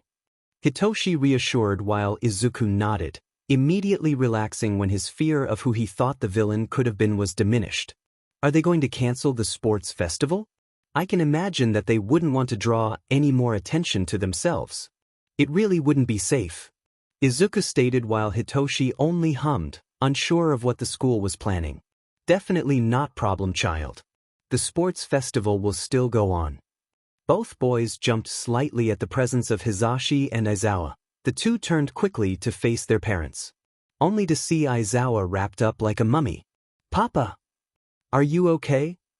Izuku shouted as he ran forward to the older Omega, though being sure that he was gentle while hugging the man. I'm fine. Nothing horrible. I'll be able to take these things off in a couple of days. Aizawa stated while Hitoshi sighed as he walked forward next to Izuku. Yeah, don't you two worry. And the sports festival is still going on. So, you two better get ready. You only have 2 days to prepare. And we have to get ready for Izuku to join the hero course. Hisashi shouted excitedly while Hitoshi cheered quietly along with his father's declaration. Let's be honest. Izuku will wipe the floor with half of the hero course students. Besides, it'll be fun when he joins 1A, I'll at least have someone who's not so annoying to talk to. Hitoshi stated while Izuku squawked in mock offense. Oh, please Hitoshi, you act as if you haven't made friends in your class. Aizawa butted in while Hisashi chuckled as he ruffled the younger Alpha's hair, Hitoshi squawking at the action. Acquaintances, I have made acquaintances. Hitoshi clarified while Aizawa rolled his eyes, though the man's smirk could still be known, despite the many bandages that covered his face. Either way. Let's do this. Hisashi cheered while Izuku cheered alongside him. Hitoshi and Aizawa laughed at the two's excitement chapter text. The 2 days before the sports festival were slightly hectic, Hisashi and Aizawa were both incredibly busy, the two having to leave for the school even earlier than what was normal, though Izuku and Hitoshi not truly minding, the two enjoying the walk they had to take to get to school. Though during the walk Izuku was fussing over Hitoshi's capture weapon, the Alpha having learned a few different ways to use the weapon, such as wrapping it around his arms up to his collarbone, in a similar fashion to what Izuku did with his shadows. As the two walked into the school, Izuku continued to fiddle with the scarf, trying to find different ways for Hitoshi to wear the weapon, hoping to take some weight off of the Alpha's shoulders. While Hitoshi walked slowly, allowing his brother to fiddle as much as he pleased. Not truly caring if Izuku found a way or not. Though due to both of them having lacked their focus, Izuku ran straight smack into someone, Hitoshi barely missing the person by an inch. Izuku then fell onto his backside while Hitoshi immediately turned around and attempted to help his brother, only for the stranger to do it for him. Sorry about that. I wasn't watching where I was going. Izuku stated as he allowed the stranger to pull him up by his hand. It's alright. I believe it wasn't me who got a bruise on their backside. Nito Minoma, Alpha, a pleasure. Minoma introduced himself while Izuku smiled at the boy. Izuku Yamada, Omega. Nice to meet you too. Minoma then smirked at the boy while Hitoshi merely sneered slightly. The purple-haired Alpha then gently pulled Izuku away from the other Alpha. Hitoshi Yamada, Alpha. Izuku's brother. Hitoshi introduced himself as he wrapped an arm around Izuku's shoulders, leaning on the younger boy slightly. A pleasure. What class are the two of you in? I'm in the support course. Though Hitoshi is in the hero course. Class 1A. Izuku cheered proudly, while Hitoshi smiled gently at his brother. I see. Izuku, if I may, it's been a pleasure. Yamada. Minoma stated while a polite smile to Izuku, though sneering slightly at Hitoshi as the boy walked away. He's weird as sheet. Hitoshi stated while Izuku slapped his arm gently. Toshi, don't speak rudely about people. We just met him. Zuku, didn't you see his face? Also, he held on to you for way too long. Hitoshi muttered grumpily while Izuku blew a raspberry at his brother, the Alpha returning the gesture by blowing a raspberry back at Izuku. I'm going to class. Bye. Izuku stated as he walked away from his brother, the boy merely rolling his eyes as he waved goodbye. Ah, Izuku, hello again. Izuku jumped at the sudden voice, the boy having been caught up in his world of completing a project for Power Loader, the boy just having to create a costume for a person with a teleporting quirk. Oh, hi, again Minoma. Izuku cheered as he turned to face the boy. You can call me Nito. It would be rude to have you call me Minoma when I call you Izuku, Minoma stated while Izuku nodded. Either way. I'm used to it. It comes with the territory of having a brother. It gets confusing when we're in the same room and someone calls over Yamada. Izuku stated while Minoma nodded. So, what are you doing on this side? I came here to turn in a form for a costume upgrade to Power Loader. And seeing as it is lunch, I did not expect to have anyone here. Minoma stated while Izuku then looked at the clock and groaned quietly, already knowing he would be scolded by either Hitoshi, Aizawa, or Hizashi for skipping lunch. Wait, are you in the hero course? Are you in my brother's class? Thankfully not. I'm in class 1B. The far superior class. Minoma stated while Izuku gave him a strained look. I don't think there should be any superior class. I mean, in the end, you'll all end up being heroes together, and it's better to have made friends now, so that way you'll have people to rely on if need be when you're a pro. I suppose. Though I think we'll have to agree to disagree. Minoma stated while Izuku merely shrugged his shoulders. Well, I don't want to have you as an enemy, Nito. I'll be in class 1A soon enough. Izuku stated excitedly while Minoma looked at the boy questioningly. How? And if you want to be in the hero course, I suggest you come to class 1B. You'll be far better off there. Minoma stated while Izuku laughed. 1. I'll get in through the sports festival. People can get transferred if they prove themselves. 2. I don't think I'll be able to get into 1B. Last I checked your class is at its maximum. Though 1A has one open spot. Seeing as they didn't have a transfer student like the rest of the classes. Izuku explained while Minoma rolled his eyes. Fine, I suppose you will be the only exception. But what is your quirk? My quirk is Shadow Swipe. I can control shadows and morph them into whatever I need, though I normally just create daggers, a capture scarf that wraps around my arms, or something else simple like that. But they can also borrow quirks. I just need to touch someone with my shadows, and then I can borrow their quirk for up to 30 minutes, though after a while it can drain my energy a lot. And I don't normally borrow quirks because I don't like the idea of leaving someone defenseless. It just seems too cruel. Izuku explained hesitantly, while Minoma looked at the boy wide-eyed. How on earth are you not in the hero course? Especially with a quirk like that? Let's just say there was some bias, but regardless I'll get in. I see. Well, do you know where Power Loader is? Whenever I get invested with something I usually don't notice what's going on around me unless I get spooked. So, I have no clue. But I can give it to him for you. Izuku stated as he reached out for the form. Minoma then handed the boy the paper while Izuku looked down at it, only to cringe at the design. Nito. Now that we are friends, I will say this as politely and kindly as I can. What on earth were you thinking when you thought of this? Izuku asked bluntly while Monoma squawked at the boy, taking offense to the question as he placed a hand over his heart dramatically. It's a good design. And I don't see any problem. Nito. For the love of the gods, a tailcoat really? And what's with all these pocket watches? It'll give your opponent something to grab if you have all these things on it, not to mention it'll weigh you down. The tux is nice, though I suggest a breathable fabric so you don't overheat, lose the tailcoat, and change the pocket watches for digital ones. It won't weigh you down as much and it will still look stylish. Izuku stated as he grabbed his pencil and made the necessary adjustments. Monoma stared over his shoulder the entire time. I suppose this still looks tasteful. Fine, I will see how it goes. I suppose I can trust your opinion, at least from what I see so far. Monoma stated as he pointed to the nearly finished project.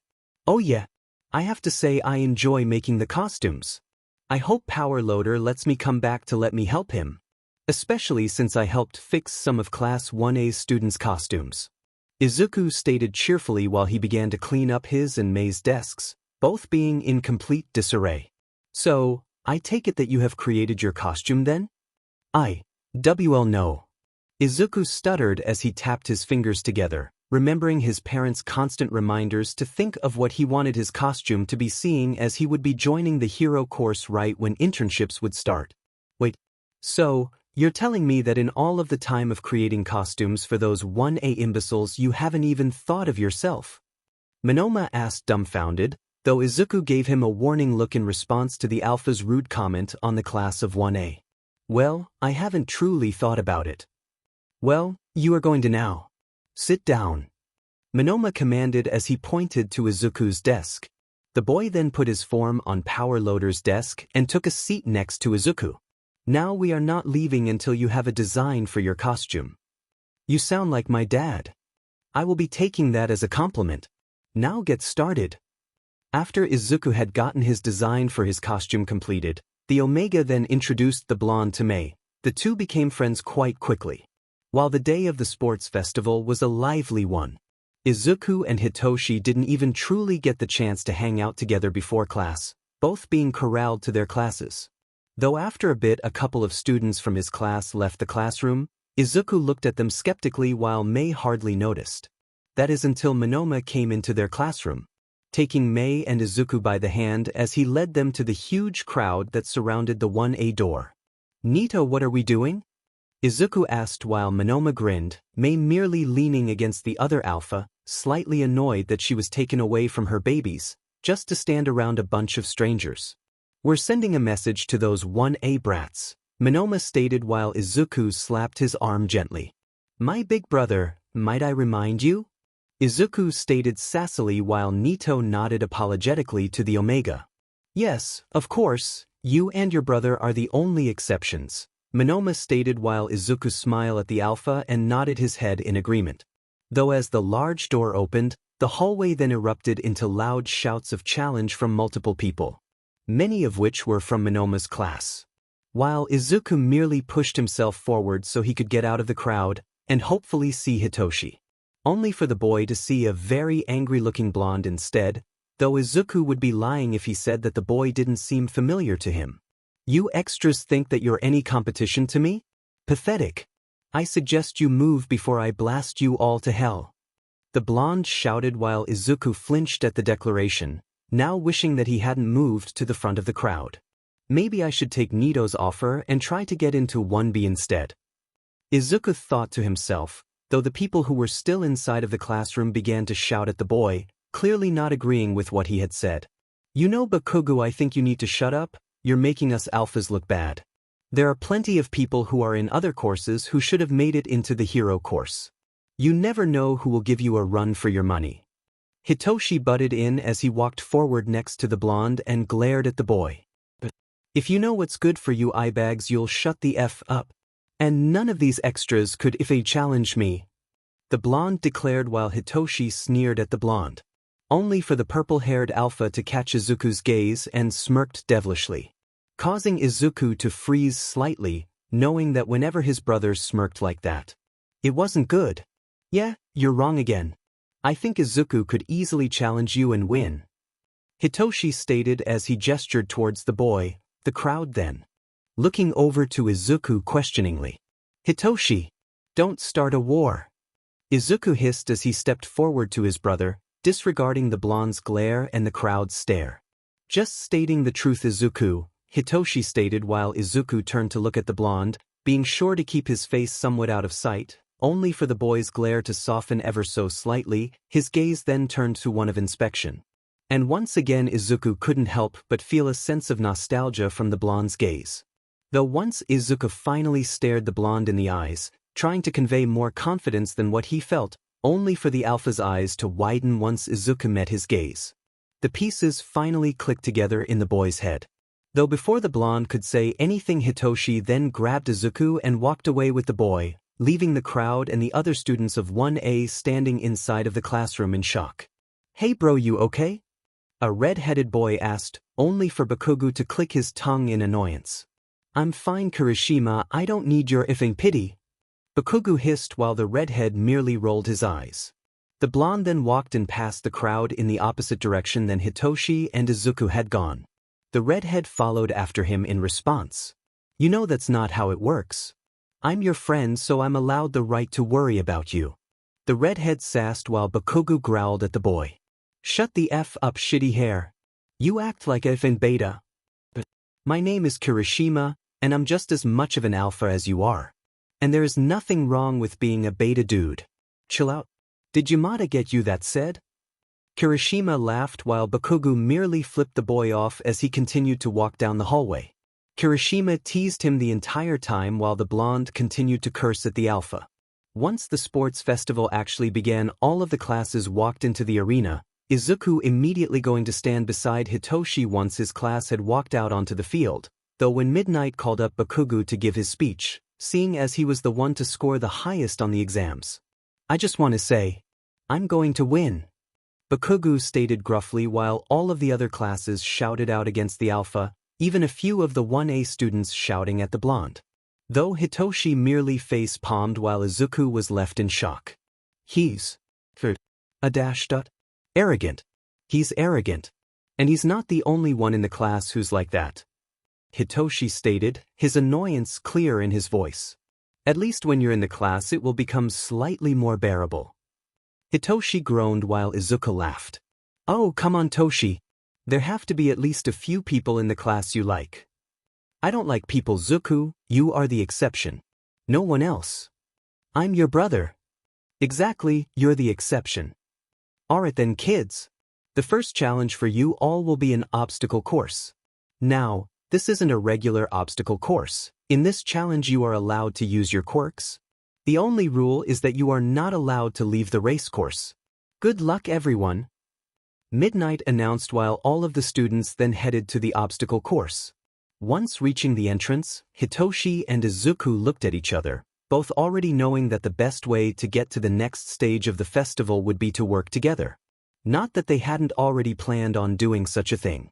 And here we have all 11 first-year classes getting ready to go. I'm about on the edge of my seat to see who'll win this one. The first obstacle is getting past the robots. All of these robots are the zero-pointer leftover from the entrance exams. I wonder how these kids are going to like being reunited with an old friend? Hisashi's voice echoed throughout the stadium, the man having tuned into his present mic persona. As the alarm blared for the race to begin, Izuku and Hitoshi both immediately drew their capture weapons and used them to swing over the heads of the other students who were all fumbling and pushing to make it out of the tunnel. Once reaching the front where Bakugo, Todoroki, Kirishima, and a few others from 1A had already begun to maneuver past the large robots that were trying to capture and attack them, Izuku and Hitoshi merely swung past the robots, using their weapons to either tie up the robots long enough to get a safe distance away or use the large machines as pillars to swing from.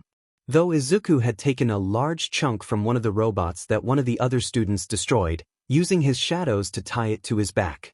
What the hell are you doing, Izuku? Hitoshi shouted as he stopped abruptly to allow his brother to catch up with him. Hey, you never know. I might need it. Izuku shouted as the two continued their sprint to catch up with the others in front of them. So far Bakugo Katsuki and Todoroki Shoto are in the lead. Bakugo's quirk is explosion, much like his personality. And Todoroki's quirk is half hot half cold. Iger Kirishima and Momo Yoerzu are right behind them. Kirishima's quirk is hardening. I suggest you don't punch this kid unless you want to punch a rock. Yorozu's quirk is creation. I wonder if she can create Aizawa a new sense of humor. All of them are from Class 1A. Dan Aizawa, what the hell are you teaching these kids? Hizashi shouted while the crowd cheered, though Aizawa rolled his eyes at his husband's theatrics, thankful that the Alpha's present mic persona was reserved for work only. This has nothing to do with me. These kids are using their motivations and hard work to get to where they are. So, you're saying you're a bad teacher. You heard it here, folks. Hizashi teased while Aizawa shouted in surprise before using his bandaged arm to take a hit at Hizashi's shoulder. This next obstacle is the suspension canyon, Hizashi declared. Though as they all made it to the suspension canyon of sorts, Mei came up from behind them and used her gadgets to propel herself across the canyon. Come on, Izuku! Mei shouted while Izuku nodded, using one of his shadows to grab the girl's pack, grabbing Hitoshi quickly as the two used Mei's jetpack to help them get across the canyon. Thanks, Mei! Izuku shouted once they landed, both Izuku and Hitoshi taking off quickly while the girl cheered back at the boy. See, Hitoshi, friends are a good thing. Izuku shouted while Hitoshi rolled his eyes. I'll leave that up to you, Izuku. Hitoshi shouted while Izuku merely laughed at his brother. Hey, would you look at that? Hitoshi Yamada and Izuku Yamada are gaining on the 1A kids. While Hitoshi Yamada is in Class 1A, Izuku Yamada is in the support course. Hitoshi Yamada's quirk is Brainwash, and so far, he and his brother are gaining on Kirishima and Yoerzu. And Izuku Yamada's quirk is Shadow Swipe. He can bend the shadows around him to make whatever he wants. And he can use these shadows to borrow quirks. And he's keeping pace with all of the 1A students. What the hell is this kid doing in the support course? Hizashi shouted while Izuku and Hitoshi both looked to each other before laughing quietly, the two knowing that their father was putting extra theatrics into Izuku's announcement to get the attention of the other pros in the stands. Especially one in particular. He applied for the hero course. Though I'm not sure why he wouldn't make it in. Aizawa stated with fake confusion, both of the men in the booth staring at All Might who sat in the stands. The Alpha was clearly displeased by Izuku's current rank in the race. Though once the brothers made it to the final obstacle of the race, Izuku quickly put his arm out in front of his brother, halting his movements, allowing one of the students of 1B to pass them, only for the boy to get blown back by a hidden landmine. Oh, come the F on! Hitoshi hissed as the two looked to the field of hidden landmines. And here is the next obstacle. These landmines aren't anywhere near powerful enough to actually hurt the kids, but they'll definitely blow you back. Hizashi announced while Aizawa groaned at the pun. Hitoshi immediately began to walk across the landmine, hesitant of the patches of dirt that had been tampered with, only to notice Izuku wasn't with him, the boy poking and digging at the dirt with the piece of scrap metal. Izuku, what are you doing? I have no clue. But if it doesn't work, I suggest you duck. Izuku shouted as he then used the shadows to wrap around his arms and the scrap metal, tying himself to the makeshift sled of sorts. Stepping back a couple of steps, Izuku then ran forward and threw himself onto the pile of landmines he had dug up, creating a huge explosion that propelled him through the air. What on earth was that? The landmines aren't meant to make an explosion that big. Wait a minute dash. Holy crap. It's Izuku Yamada, flying through the air on a piece of scrap metal? Hizashi shouted as he shot up from his seat, Aizawa's eyes merely widening at the sight. The crowd merely screamed in excitement at the sight. My sympathy for this boy's parents. I can tell they are most likely having a heart attack. Aizawa stated quietly, the microphone still picking up the Omega statement. It looks like he used a pile of landmines to propel himself over the field. And over his opponents. A smart move, though I would like to see how he lands. Aizawa stated, reminding Izuku secondarily to figure out how to land before plummeting to the ground. While Izuku heard the announcement and then noticed Bakugo and Todoroki both in the lead, Izuku gained on them quickly. Okay, I have to time this exactly right. Izuku thought to himself as he then used his momentum to flip the piece of metal as his feet landed on both of the boys' shoulders, the scrap metal then hitting the landmines in between the three. Bakugo and Todoroki flew back due to the impact of the landmines, while Izuku was sent flying forward. The boy barely saved himself by doing a tuck and roll and landing back on his feet, not stopping for a moment as he ran forward and passed the finish line. Izuku Yamada wins the first round. Midnight declared while the crowd cheered loudly, Bakugo and Todoroki soon joining in second and third. Though Izuku made sure to avoid the two. Not exactly wanting to mess with the loud blonde, the look on Todoroki's face spoke for himself. Though as everyone soon came into the arena, Hitoshi ended up in 7th place, though the boy ran forward, seemingly going to hug his brother. Only for his hand to come down onto the back of Izuku's head. You little sheet. What the hell would you have done if that didn't work? You would have come crashing down on landmines. Scared the sheet out of me. Hitoshi scolded as he grabbed the back of Izuku's neck and shook the boy violently. Ah! Toshi! I'm sorry. But it worked, didn't it? Izuku shouted while Hitoshi then trapped the boy in a chokehold of sorts, though not choking the Omega at all in the hold. Wow! Yamada! That was awesome! Both boys then turned to Ochako, the girl running forward to the two. Oh, thanks, Chako, right? And you can just call me Izuku, it makes it either when we're both around, Izuku stated while Hitoshi kept the boy in the hold, though neither truly noticing. Yeah. I can't wait to get you into the hero course. We'll show All Might that he made a huge mistake. The girl cheered while Izuku's eyes widened at the declaration. Toshi, did you tell her? Izuku hissed while the alpha then released his brother with a shy smile. In all fairness, she asked Papa first, then I told her. I mean, there's no point in lying, Hitoshi defended while Izuku merely groaned quietly. Wait, Papa? I asked Mr. Aizawa dash. Oh my gosh. Is Mr. Aizawa your guy's dam? Ochako asked while Hitoshi and Izuku then looked at each other, the two only then realizing their mistake. Yeah. Just please don't tell anyone. Izuku asked while the girl nodded. Don't worry. I won't tell anyone, it's your family business. Ochako stated while Izuku sighed and nodded to the girl. Everyone get ready for the next battle. This battle is a cavalry battle. You will work in teams of 4, you will have one rider on top while you will have one person in the front and 2 others to the side. You will hold up your rider and make sure they do not fall. If your rider falls, then the entire team is out. And with that, you will all be assigned points. Whichever team has the most points wins. Midnight explained as each person's points showed up on the board. Only for Izuku to pale at the amount he had. 1,000,000 points. Everyone in the crowd then turned to Izuku, and the Omega could feel the eyes boring into his very soul. You all have 5 minutes to find your teams. Good luck. Midnight shouted as everyone then went to find their team. No one's going to want to team up with me. I'm too much of a target, and I don't know anyone.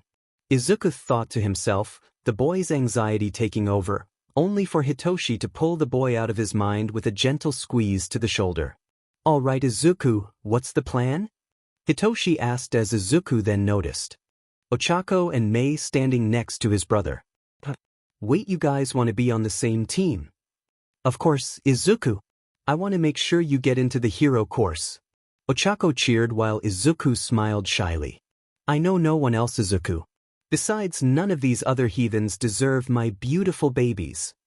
Mei stated as she hugged her jetpack tightly. I think it's plain and simple why I refuse to work with any of these imbeciles, Hitoshi stated as he leaned against his brother. Izuku merely shot him a scolding glance at Hitoshi's rude comment. Thanks, guys. And I do have a plan. We'll make Ochako our rider, seeing as everyone else will be looking for me. I'll stick to the back with Mei, and Hitoshi, you can be the horse for Ochako.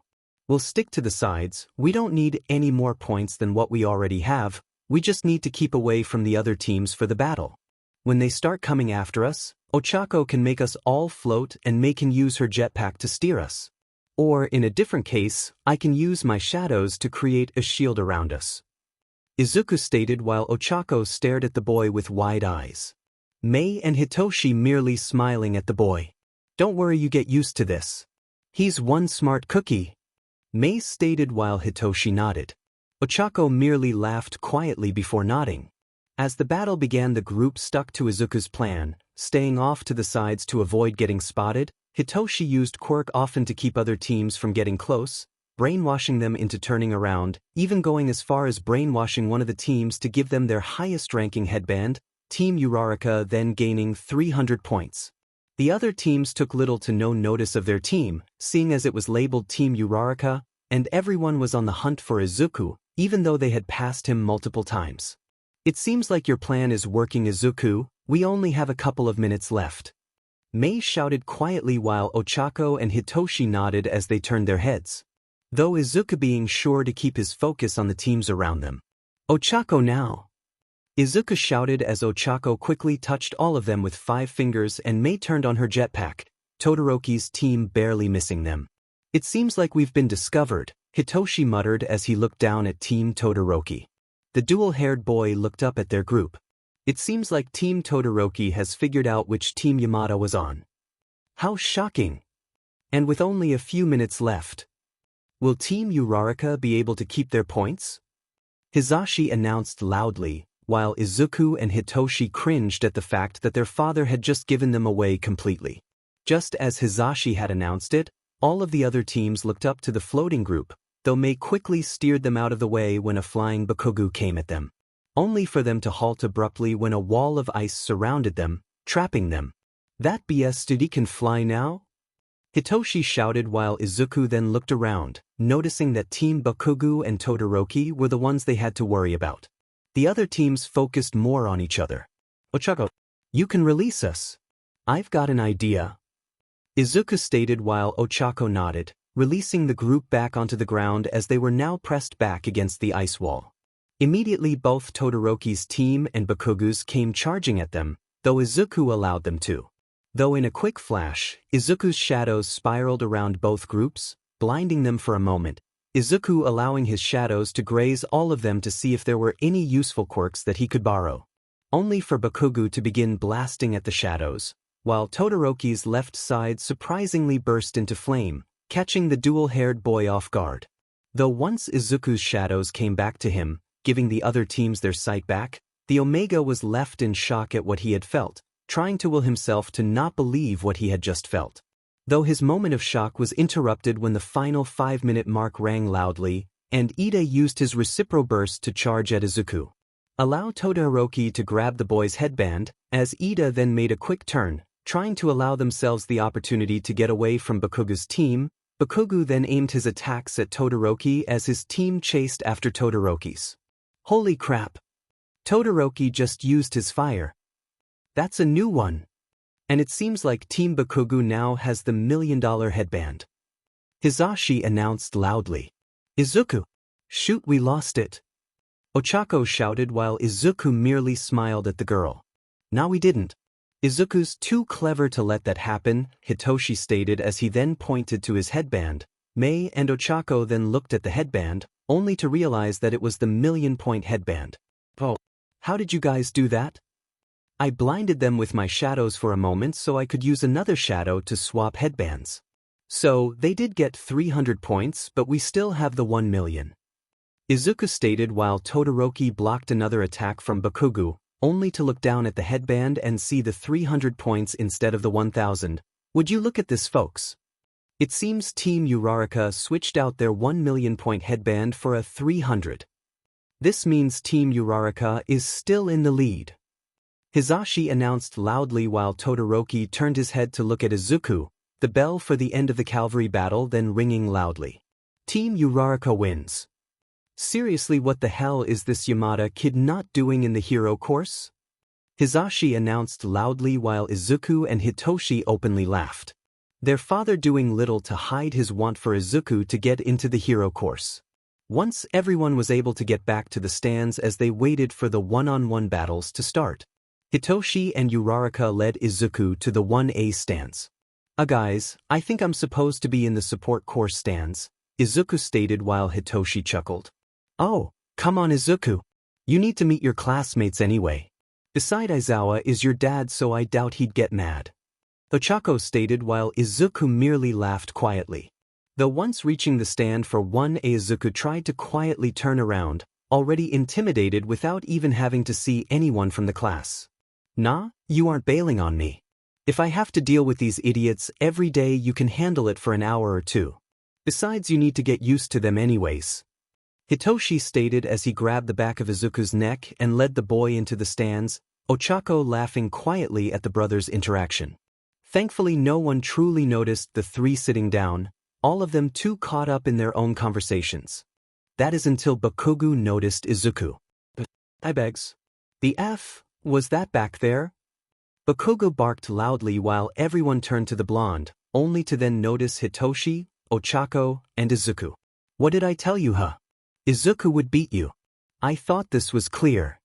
Hitoshi sassed while Izuku did his best to shrink into his seat, the blonde's glare burning into his soul while Ochako placed a comforting hand on Izuku's shoulder. It was so cool, right? And hey guys, Izuku might get transferred into our class.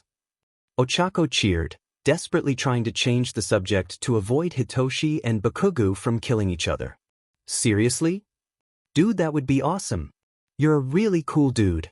I mean, what you did during the obstacle course was absolutely badass. I'm Denki Kaminari, Omega, though you can just call me Denki. Awesome to meet you. The blonde Omega shouted excitedly, picking up on Ochako's desperate attempts to change the subject and deciding to help. While Izuku smiled appreciatively at the fellow Omega. Thanks. I'm Izuku Yamada, Omega, you can just call me Izuku, it makes it easier so Toshi and I don't get confused on who you're talking to. Izuku stated while a black-haired boy snorted loudly at the nickname Izuku used. Hold on. I'm Hantasiro, Alpha, and I'm sorry, but did you just say Toshi? Can that grouch actually have a cute nickname? Siro laughed while a pink-haired girl with yellow horns snorted alongside Siro. He's not a grouch. He just takes a while to warm up to people, but once he does, he's a big softy and dashed. Quickly, Izuku was cut off by Hitoshi's hand covering the boy's mouth while Siro, Denki, and the pink-haired girl laughed loudly. Oh my gods! Izuku, me and you are going to be amazing friends. I'm Mina Ishido, Alpha, and you are amazing. Mina laughed out as she folded over half of her seat as she held her stomach due to her laughter. Izuku, you little traitor. Hitoshi hissed quietly while Izuku only giggled, though the sound was muffled by his brother's hand. Wait, that was so cute. Damn it, Yamada. Move your hand. You just made me miss something cute. Denki shouted as he hopped over his seat, the blonde now out for vengeance at having heard the muffled sounds of Izuku's giggle. What the F, are you dash dot? Hitoshi started only for Denki to hop the rows of seats once again and grab Izuku by the boy's hands, pulling him up and forward to Denki. He's mine now. Bye. Denki stated as he dragged Izuku to the row he was originally sitting in, while Izuku allowed himself to be kidnapped. Hitoshi stared in shock, Ochako, Siro, and Mina merely laughing at the sight. Once seated once more, Izuku merely smiled at Denki, strangely feeling incredibly comfortable with the other Omega, despite having just met him. Damn, I know Omegas usually get attached quickly, but I didn't think it was that fast. Mina laughed while Siro joined her, Denki merely sticking his tongue out at his friends, Bakugo soon sitting back down at the end of the row, annoyance clear on his features. Hey, Yamada, what you did during the obstacle course was awesome, dude. What exactly did you do? Izuku flinched slightly at the sudden and new voice, only to turn to see Kirishima, the redhead smiling kindly at him. Oh, I used a piece of scrap metal and dug up some of the landmines and then jumped on them. The explosion gave me enough momentum to make it to the front. And you can just call me Izuku, it'll get confusing if you use my surname. Izuku explained while Kirishima nodded. Sure thing, I'm Idra Kirishima, Alpha. And seriously, that's awesome, dude, I probably wouldn't have thought of that. Kirishima stated as he placed his hand on Izuku's shoulder. The touch was clearly a show of the alpha being friendly, though Izuku couldn't help but flinch. No, not because of the hand that was placed on him, but because of the feeling that came with it. Izuku had soon learned that every person's touch was different. Most times it was due to the kind of quirk they had. Such with Hisashi's touch, it felt as though Izuku was being vibrated by a loud bass. Though Izuku had always enjoyed the feeling. It brings a familiar sense of comfort. Though Kirishima's touch, it was strange. It was hot. Though the heat wasn't the only thing he felt. He also felt as if a jagged yet somehow soft rock had been placed on his shoulder, though that rock was also hotter than a million suns, burning Izuku slightly due to the heat. Though Izuku recognized the heat. Izuku flinched horribly at the touch. Kirishima immediately pulled away from Izuku, looking at the boy worriedly. "Oh, sorry. I have a bruise and it's a little sore is all," Izuku stated as he merely smiled and waved his hands in front of him, Kirishima smiling apologetically as he nodded. Though Izuku knew that he needed to talk to Kirishima. "Hey, guys, I need to run out for a minute, be right back," Kirishima stated as he stood up and walked out of the bleachers, Mina, Siro, and Denki waving to him, while Bakugo just looked at the redhead before turning his gaze back to the arena. Though a few moments later Izuku stood and began to walk out of the bleachers, catching Hitoshi's attention. "Izuku, where are you going?" "Oh, I wanted to go talk to Dad for a second. I'll be right back," Izuku stated as Hitoshi nodded while Izuku walked out of the bleachers and followed in the direction he had seen Kirishima go.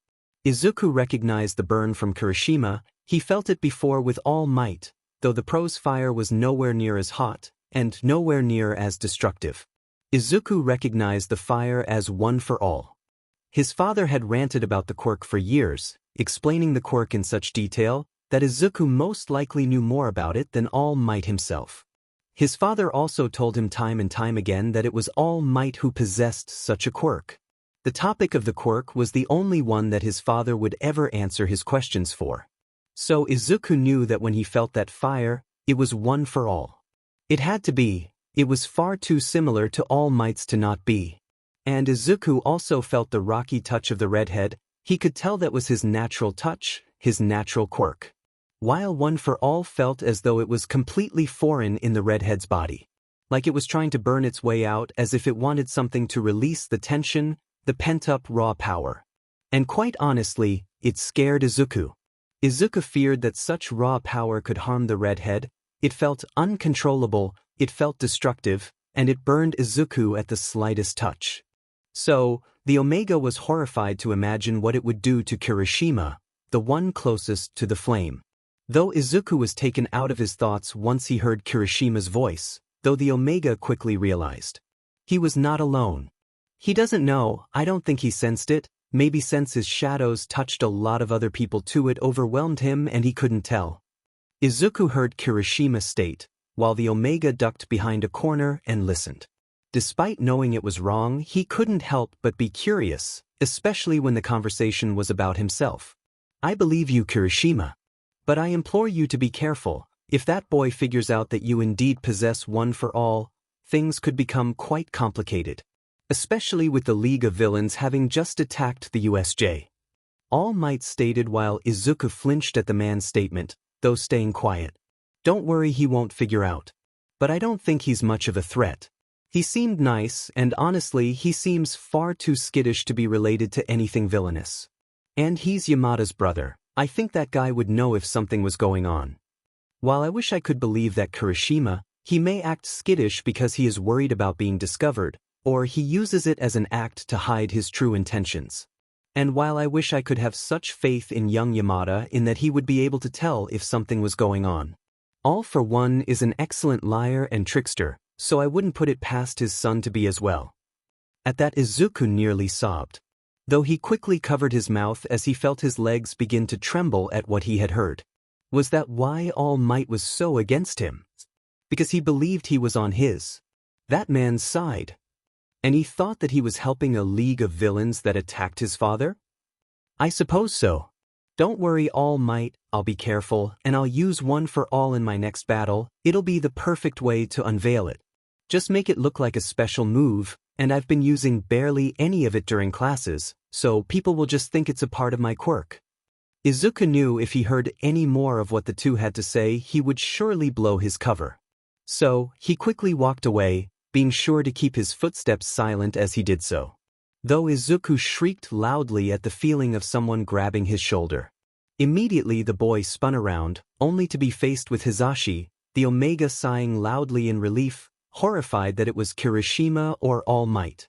"Hey, Zuku, easy, what happened? Why do you look like you're about to cry?" Hisashi fretted, instantly seeing his son's distress. I. Izuku tried to start, only for his voice to die in his throat. Hisashi immediately brought the boy into his arms as he cooed to him gently. "It's all right, little listener. Take your time. I can wait." Hisashi whispered gently while Izuku dam broke, the boy immediately clinging to his father as he sobbed, Hisashi only hugging the boy tighter as he cooed to the Omega. His heart broke at the sight of his son in so much pain. I. Not L like him. I promise. I never helped H him. I never W wanted T to. P please I. Izuku rambled, though his sobs caused his voice to trail off, only for Hisashi to kneel in front of Izuku so he could see the boy's face while keeping a firm grip on the Omega's shoulders. "Izuku, you've never been like that man. He's a monster. You will never be like him, I promise. Because you are one of the most kind-hearted people I know. We know you never helped him. And you had no say in who you would be related to, or what he did to you. Why would you think that ? Hisashi began to ask, only to cut himself off when it clicked. "Izuku, was it All Might? Did he say this to you?"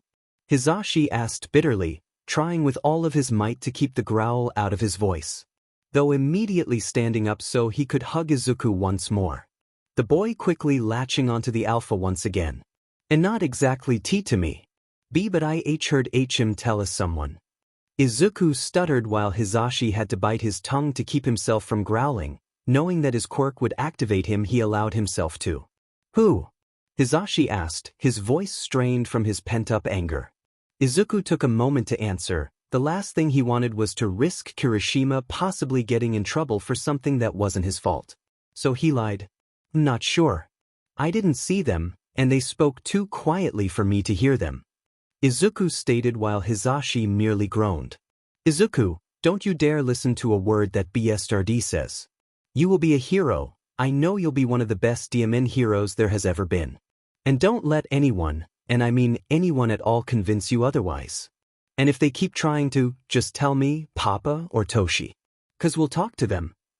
I have a feeling that means you'll blow their eardrums out of their head, and Toshi and Papa will either help you or cheer you on," Izuku stated while Hisashi didn't say anything, merely puckering his lips as he turned his head away from Izuku, making the boy laugh at his father's joking nature. "Look, Izuku, I can't help it if one day I just accidentally get a little too loud around someone and Hitoshi and Papa just happen to have noise-canceling headphones and for whatever reason, Papa's quirk isn't working," Hisashi stated sassily while Izuku only laughed, the boy hugging his father tightly, Hisashi merely squeezing the boy back. "Are you okay? Do you want to hang out with me and Papa in the booth before the one-on-one battles start?" Hisashi asked while Izuku shook his head. "No, I'm okay, thanks, Dad. Besides, I promised Hitoshi I would be right back." "All right then, Zuku. I'm going to have to tell Papa, you know." "I know. But maybe if we're lucky he'll be too happy by me getting into the hero course to even notice his anger," Izuku asked sheepishly while Hisashi rolled his eyes. "Yeah, good luck with that, kiddo. He'll be happy, but he's also going to be very angry once that happiness dies down some." Fine, just neither one of you punch him in the face again." "Zuko, I told you." My hand slipped. It was just a pure coincidence that All Might's face just happened to be right where it slipped, Hisashi stated sassily while Izuku gave his father a knowing look. "Bye, Dad," Izuku shouted as he walked off. Hisashi merely smiled at the boy, though immediately turned back to the direction of the booth so he could tell Aizawa everything. Though before Izuku could make it back to the bleachers, Todoroki came out from around the corner, causing Izuku to jump a little. "Oh, Todoroki, right?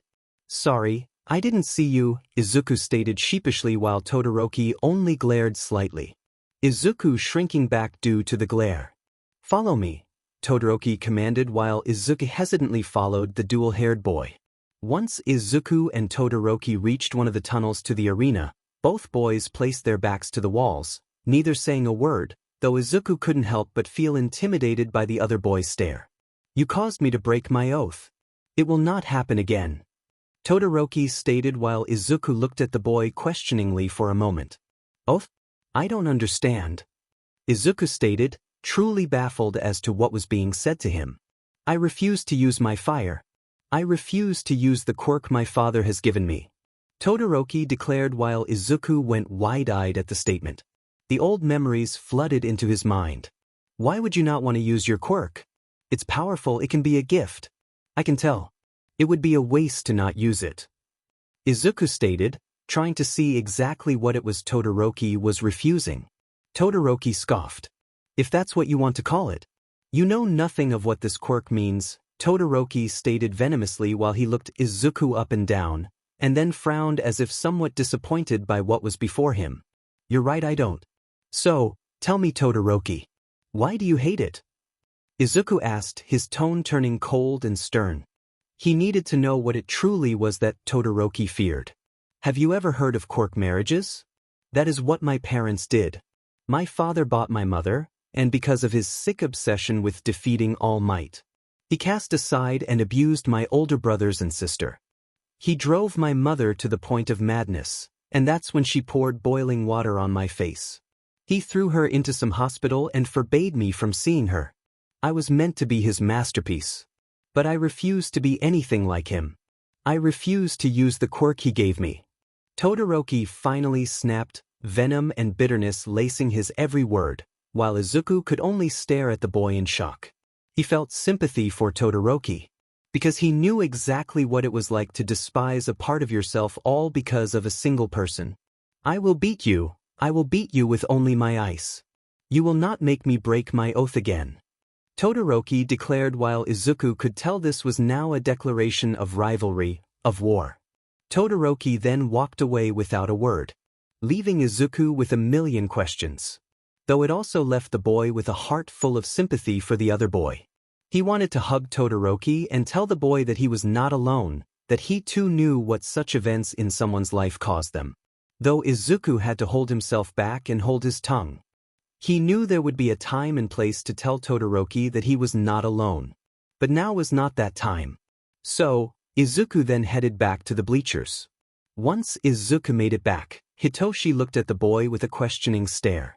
Izuku chose to return to his seat beside his brother, rather than sit near Kirishima. Izuku still felt a slight sense of betrayal and hurt from the conversation he overheard. "Why were you gone for so long?" Hitoshi asked while Izuku merely smiled at his brother, though Hitoshi was not being fooled by the forced and strained expression. "I'll tell you everything once we're home. Dad knows and he helped, so I'm okay," Izuku reassured quietly, being sure to keep his voice at a whisper, while Hitoshi sighed, though nodding to the Omega in agreeance. The first few fights were impressive, though incredibly quick. Izuku was sure to pay close attention to them all, studying what could eventually be his future opponents carefully. And even after Hitoshi was beaten by Bakugo in their round together, the Alpha continued to help the other with keeping notes. The two knew that Izuku's first battle would be with Todoroki, so he needed to be ready. Though when it was time for Kirishima's battle with Tetsu, Izuku couldn't help but watch worriedly. His fear of what One for All could do to the redhead scared the Omega far more than what he wished. But as midnight signaled for the two to begin, Kirishima merely held out a hand and readied his fist as Tetsu charged at the boy, his skin turned to steel. Though a loud blast could be heard. And while it was clear no one else most likely heard it, Izuku did. He heard the sound of breaking. He heard Kirishima and Tetsu break. The crowd was left in a silent shock.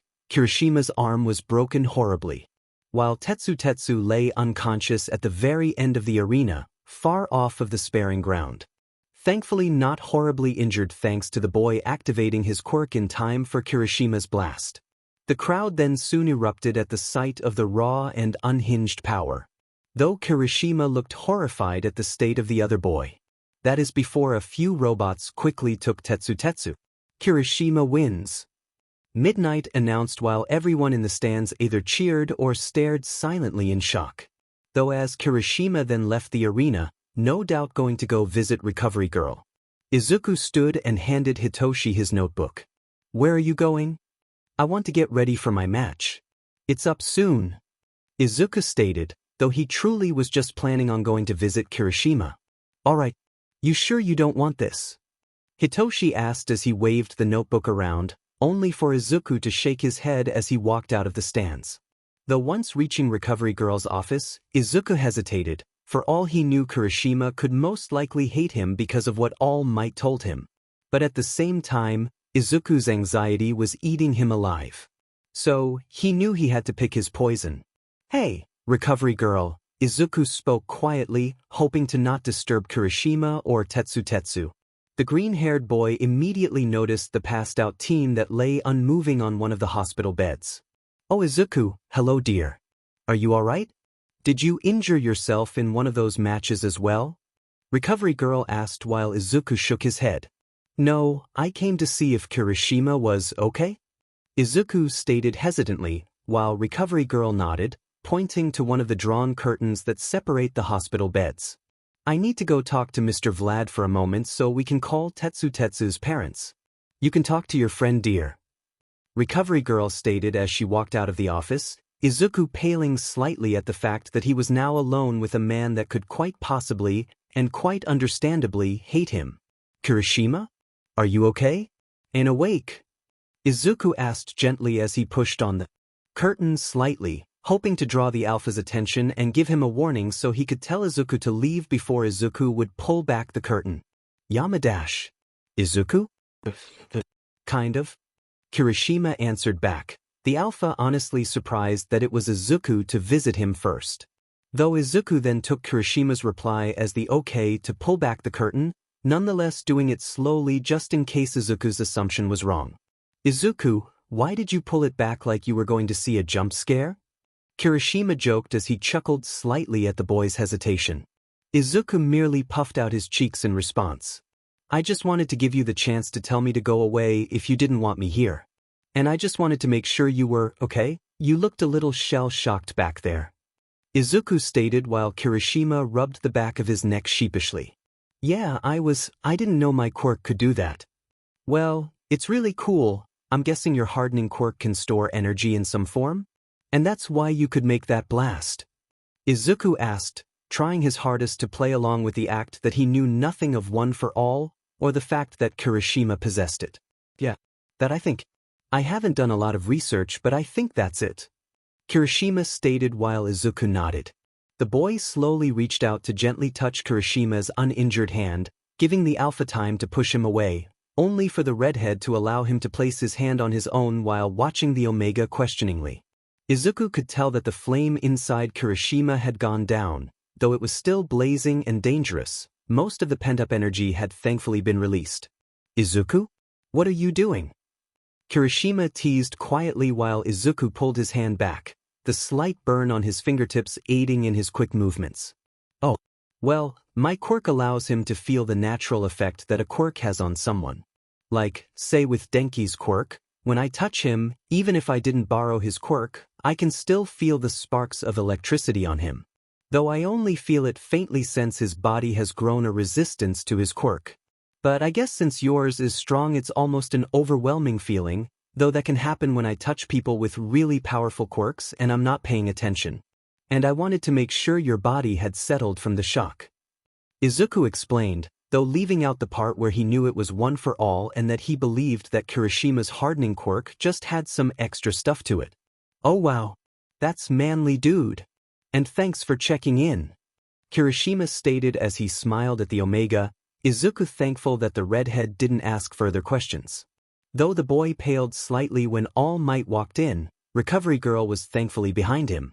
The Alpha's gaze then met Izuku's as the Omega tried to control his trembling. Though Recovery Girl immediately noticed the tension and grabbed Izuku's hand. Thank you so much dear for informing your fathers for me dear and giving them the papers. Saved me the trouble. I'm sorry I had you come back here. I ended up not having anything else for you. Recovery Girl stated, The woman came up with a lie quickly while Izuku gave her a thankful look. No problem, ma'am. Feel better soon, Kirishima. You have to fight Bakugo next. The boy shouted while he quickly walked past All Might and out into the hallway once more. Now having to prepare for his own fight. When Izuku walked out onto the arena, the boy immediately noticed that Todoroki looked different. He didn't look fully there, he looked like he was in pain. And it killed Izuku inside that he knew what was causing the boy such pain, and he was unable to do anything about it. On your marks. Fight. Midnight announced loudly while Izuku then immediately charged forward, avoiding the spurts of ice that were being thrown at him. Izuku had watched Todoroki fight. He knew the boy wouldn't use his fire, especially after what had been said back there. So, all he had to do was dodge the ice. Though what Izuku wasn't particularly expecting was for Todoroki to aim a direct hit for him. Though he narrowly dodged the attack as he formulated a plan to get close enough to knock Todoroki out of bounds, or to borrow his quirk and use that against the dual-haired boy. Todoroki continued to send out waves of ice, trying to trap the Omega, only for Izuku to use his shadows to launch himself directly at Todoroki while still dodging the attacks, though stopping only about 10 feet from the boy as he landed on one of the larger chunks of ice. Do you see this, Todoroki? You haven't laid a single hit on me. Unlike you, I would do anything to become a hero. If you don't truly give it your all, then you have no right to be here with the people who are willing to sacrifice to become a hero. So, stop screwing around and give me an actual fight. Izuku yelled, while the dual-haired boy only growled slightly in anger. Todoroki then sent another wave of ice at Izuku, hitting the boy in the arm damagingly, though despite the broken arm, Izuku once again summoned his shadows and morphed them into capture weapons that hugged his arms tightly, only to stand back up, ready to fight again. The hit went back and forth, with Izuku being able to land a few hits on Todoroki while Todoroki landed far more than Izuku. Though finally, a final wave of ice knocked Izuku onto the ground. Though once again Izuku merely got back up and readied himself to fight once more. Did my father send you to do this? Is he bribing you to draw out my flame? Todoroki finally screamed at Izuku while the boy merely tried to catch his breath. No one sent me, Todoroki. And you're trembling, you're harming yourself by doing this. By rejecting who you are. Izuku could barely yell back as he dodged yet another wave of ice. I refuse to use that BSTRD's quirk. I refuse to be anything like him. Todoroki shouted back as he sent another wave of ice, hitting Izuku's already damaged arm, now breaking it. You're in pain, Yamada. You have a broken arm and you can't win this. Why are you putting yourself in so much pain for no reason? Todoroki shouted, though the crowd merely stared at the two questioningly, no one else being able to hear the boys' conversation, so it was strange as to why they were at a standstill. But Izuku could tell, he could tell Todoroki was in just as much pain as him. He saw the similarities, he recognized the broken gaze of someone who had been torn down and forced to be strong. Though Todoroki was caught off guard. When Izuku smiled gently at the boy. I will do anything to become a hero, Todoroki. I will do it for the people who believe in me and who love me. I don't know what you went through as a child, I don't even truly know you. But I do know that you don't deserve to be the best if you won't try your hardest. That's why I'll beat you, Izuku shouted while Todoroki tried and failed to send another wave of ice. If you want to be a hero, Todoroki, then give it everything you have. Show me that you truly deserve to be a hero. Shut up. Todoroki shouted as he sent another wave of ice, though Izuku used a sharpened shadow to cut through the ice to avoid getting knocked out of bounds. Why are you helping your opponent? Because I know what it's like, Todoroki. I know what it's like to be burdened with a quirk by your own father. I know what that pain is like. And we want the same thing. We want to be heroes. Izuku shouted back while Todoroki stared at the boy wide-eyed. It's your quirk, not his. We are not our fathers. So, show me who you are, Todoroki. Izuku shouted as he summoned his shadows to reach for Todoroki. Though at Izuku's declaration, Todoroki remembered his mother, her cries and screams, his siblings, his older brother. Everything. All at once, everything came back to him, And yet he completely forgot about his father. For that one moment, that man had no hold on him.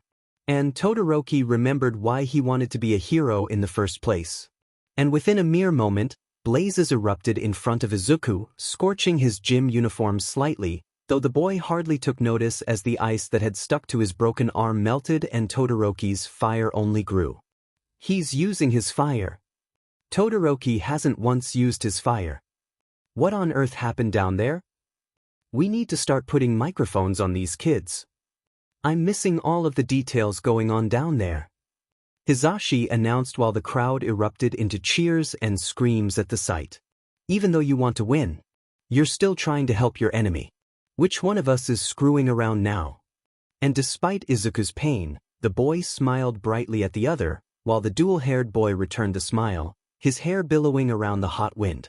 Flames encased his left side, scorching the ground, while a frosty fog encircled around his right side, showing Izuku what his power truly was. Yes, Shoto. Here is where we start a new beginning for us. You've finally given up this childish rebellion. You will live up to the very reason I created you. Endeavor's voice roared from the crowd, the hero marching down the stands to get to the closest viewing point. While many turned to stare at the number 2 pro hero, many looked at the man with appalled or distasteful looks. Though Todoroki didn't hear him, he tuned out the roars of the man and focused on the boy in front of him. And within a moment, the two lunged forward to each other, Izuku's shadows growing ginormous as they began to circle the arena and trying and grab for Todoroki, only for the boy to use his fire to deflect or burn them completely. Todoroki pressed his right foot deeper into the ground, creating an icy tower with his ice. While his flames steadily grew, Izuku matched his display as he created a strong and speeding wind as his shadows began to circle the arena faster, though Izuku didn't notice when blood began to run down his arm from where his hand was raised, slowly leaking from his fingertips to his forearm. That's it, Midnight. Cementos yelled, using his quirk to quickly create cement to try and stop them, and break the strong winds that Izuku had created. One of them could be killed. Their bodies won't hold up. Midnight shouted, her sleep-inducing quirk not affecting either boy. Todoroki used his ice structure to shoot a whole glacier of poles and spikes at the boy, Izuku maneuvering out of the way of the oncoming assailants, the frozen matter crashing loudly behind him. And despite both of the pros' involvement, neither boy ceased their rapidly growing display of power. I see now, Yamada. Thank you. Todoroki stated quietly as he raised his fiery hand, ready to meet Izuku's shadows, looking the boy in the eye. And before they could meet, a series of Cementos's cement walls appeared between them. It took on the attack of the flame and shadows, only for the impact to cause the walls to break and explode. Midnight was thrown back from the recoil, as was Cementos himself. Winds, gusts, and slight debris flew everywhere. The crowd in the stands hand to hold onto one another or the railings, trying to prevent themselves from flying away due to the strong wind currents. After a few moments, once the winds and smoke settled, the aftermath began to die down. Holy crap! Midnight, who won the match? Hisashi shouted while the crowd stared at the destroyed arena in awe. Midnight groaned quietly as she stood to her feet. Todoroki was still standing, half shirtless, and still standing within the bounds. However, his face held an expression of indescribable emotions. Though as Midnight turned to look to the other side of the arena, there was Izuku, splayed out unconscious on a chunk of ice. Yamada is out of bounds and unconscious. Todoroki advances to the next round. At the announcement, the crowd cheered loudly while Hisashi and Aizawa both disconnected their microphones and looked at each other. Neither had once seen Izuku use his power to such an extent, and they needed to know what caused the boy to use such an amount of power. Once Izuku woke up, the boy was slightly disoriented, the boy's eyes becoming irritated by the bright ceiling light. Only for Recovery Girl to poke her head into Izuku's line of vision, shadowing the light slightly, allowing Izuku to fully open his eyes, only for the women to flash an equally as bright light in Izuku's eyes, causing the boy to groan as he tried to shield his eyes. Good, your eyes seem fine. Now, what on earth were you doing back there? I thought you knew better than to use your quirk so thoughtlessly. It really does drain you, dear. I could barely heal you. Recovery Girl scolded while Izuku sat up, pushing his back to the wall to support himself. The boy only holding his arm out in front of him as he clenched and unclenched his hand. Thankful that there were no other scars on his arm other than the ones from the past. I'm sorry, I guess I lost focus. I didn't even notice. It's not me you should be apologizing to, dear. Your parents were worried sick. I thought Hizashi was going to have a heart attack. Though dear, you should be careful with how you use your quirk. I mean that, Recovery Girl commanded as she handed Izuku a lollipop, hoping to bring the boy's blood sugar back up. I will, and don't worry, all it does is drain my energy. Nothing an adrenaline or energy shot won't fix. No dear. That's not what I mean. When you came in, your scars had reopened. Your arms were horribly bloody. That's why your fathers were so worried. Your broken bone was the least of your injuries. Recovery Girl explained while Izuku paled slightly at the statement. Dear, you've never truly told us how deep your scars went. They are not mere paper cuts, Izuku. They are deep. You need to be careful. You need to give yourself time to train and build endurance to your quirk. Because I fear this happening again. Especially if I or any other medical professional is not around. Recovery Girl interrupted as she gently patted Izuku's arm. The boy merely nodded gently to the woman. I promise, ma'am, I'll be more careful. Good, now when you are feeling better you may go back to your friends. They must be worried as well. Recovery Girl stated as she walked over to her computer and began to mess with some work things. Izuku merely grabbed the new gym shirt that had been set next to the bed, quickly putting the shirt on as he grabbed another lollipop and waved to the woman as he left the room. Though once reaching 1A's bleachers, Izuku was instantly met with a crowd. Only for Hitoshi to break through said crowd and grab Izuku harshly by the back of his neck.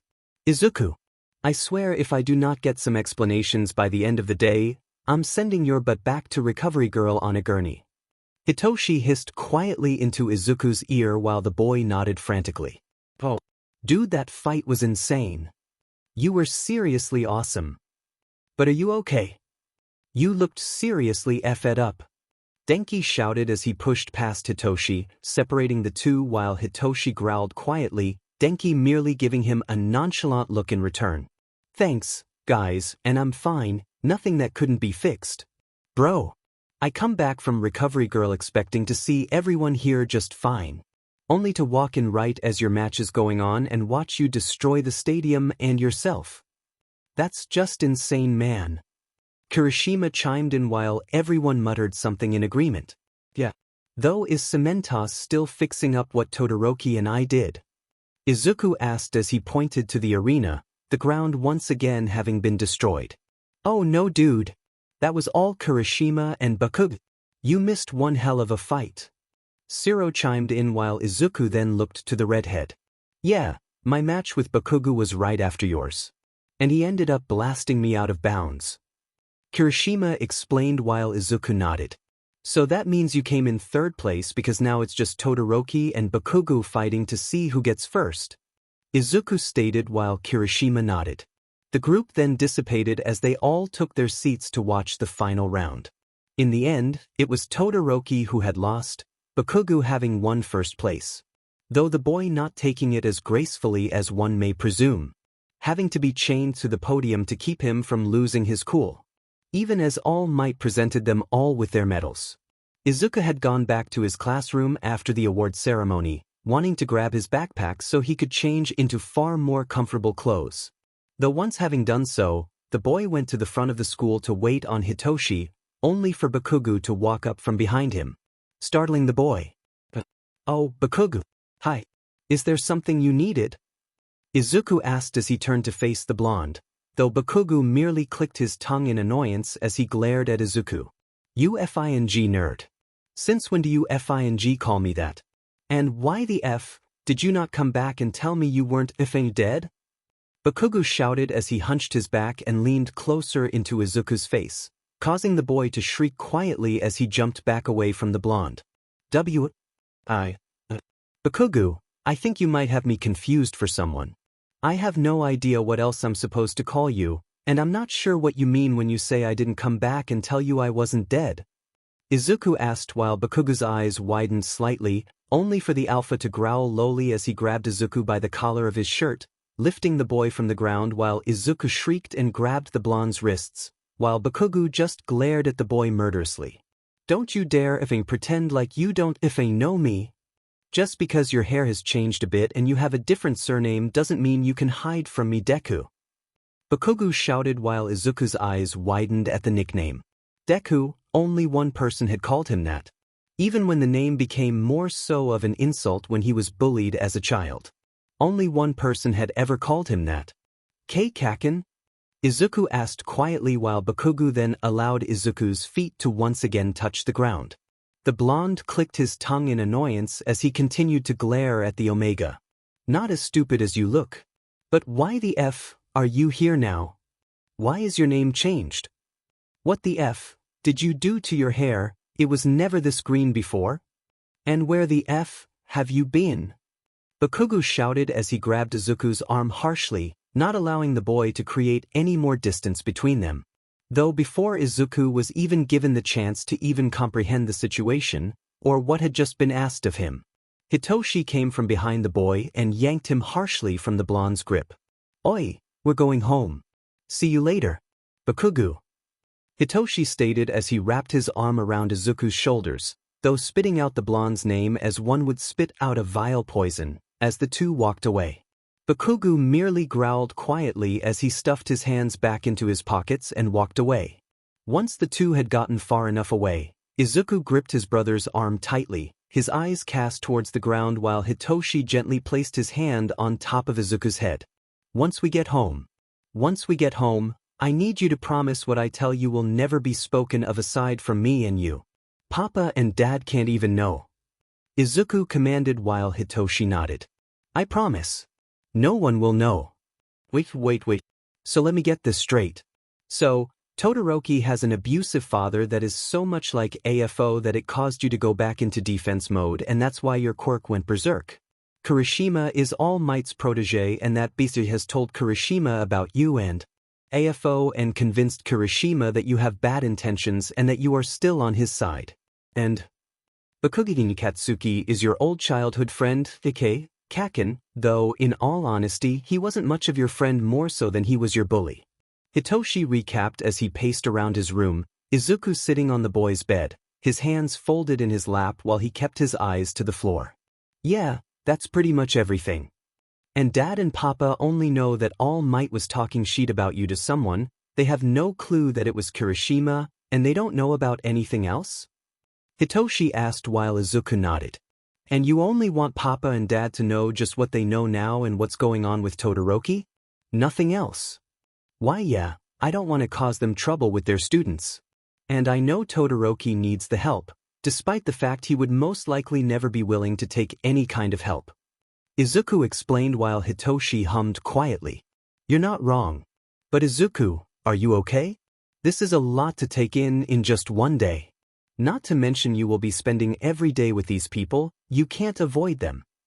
Hitoshi stated as he sat next to Izuku, though the Omega merely sighed as he leaned against his brother. The Alpha then wrapped his arm around Izuku's shoulder and squeezed him reassuringly. I know, I guess I'm okay? I can't say I'm sad, but it's like a dreadful numbness, I hate this feeling. Izuku muttered as he rested his head on Hitoshi's shoulder. The Alpha then turned his head to stare down at the boy. Is there a reason why you hate this emotion? Does it come with memories? Or is it just the moment you are in that makes you hate it? Both. I remember feeling this way when he would punish me. But the moment right now doesn't help. Izuku clarified while Hitoshi could only hum softly in understanding, despite having truly no clue of what it was Izuku was feeling, or how to even help his brother deal with such emotions. Is there anything else you need to tell me about today? 'Cause at this point I wouldn't be surprised if you told me that you were going to grow wings and become a professional bird. Hitoshi joked, trying to lighten up the mood the best he could, while Izuku snorted out a laugh, though looking down back at his hands once more, Recovery Girl's warning ringing clear in his head, along with the true power Izuku had just learned Kirishima wielded. He knew that he could truly only keep one of these secrets. And he refused to give Kirishima any more reason to not trust him. Actually why ya? It's my quirk, what happened back there with my match with Todoroki. The match? What happened? Other than your quirk going berserk. Izuku could only take in a deep breath slowly as he sighed, trying to find the best words to describe what happened, despite the fact he hadn't even noticed the details of what had happened to him until Recovery Girl informed him. At the time the boy had been too entrapped in helping Todoroki to notice his own self-destruction. My scars reopened during the match, I've been piecing it together, and I've come to the conclusion that whenever I use too much of my quirk, it not only can drain my energy, but it can reopen my scars, though I don't know why it only reopened these, Izuku explained as he trailed his finger up the vine of scars that decorated his arms. Though Hitoshi only looked at the boy with a horrified expression, one of which Izuku hadn't seen in quite some time. Izuku, are you okay? Is that why you passed out? Is that why you were in the med bay for so long?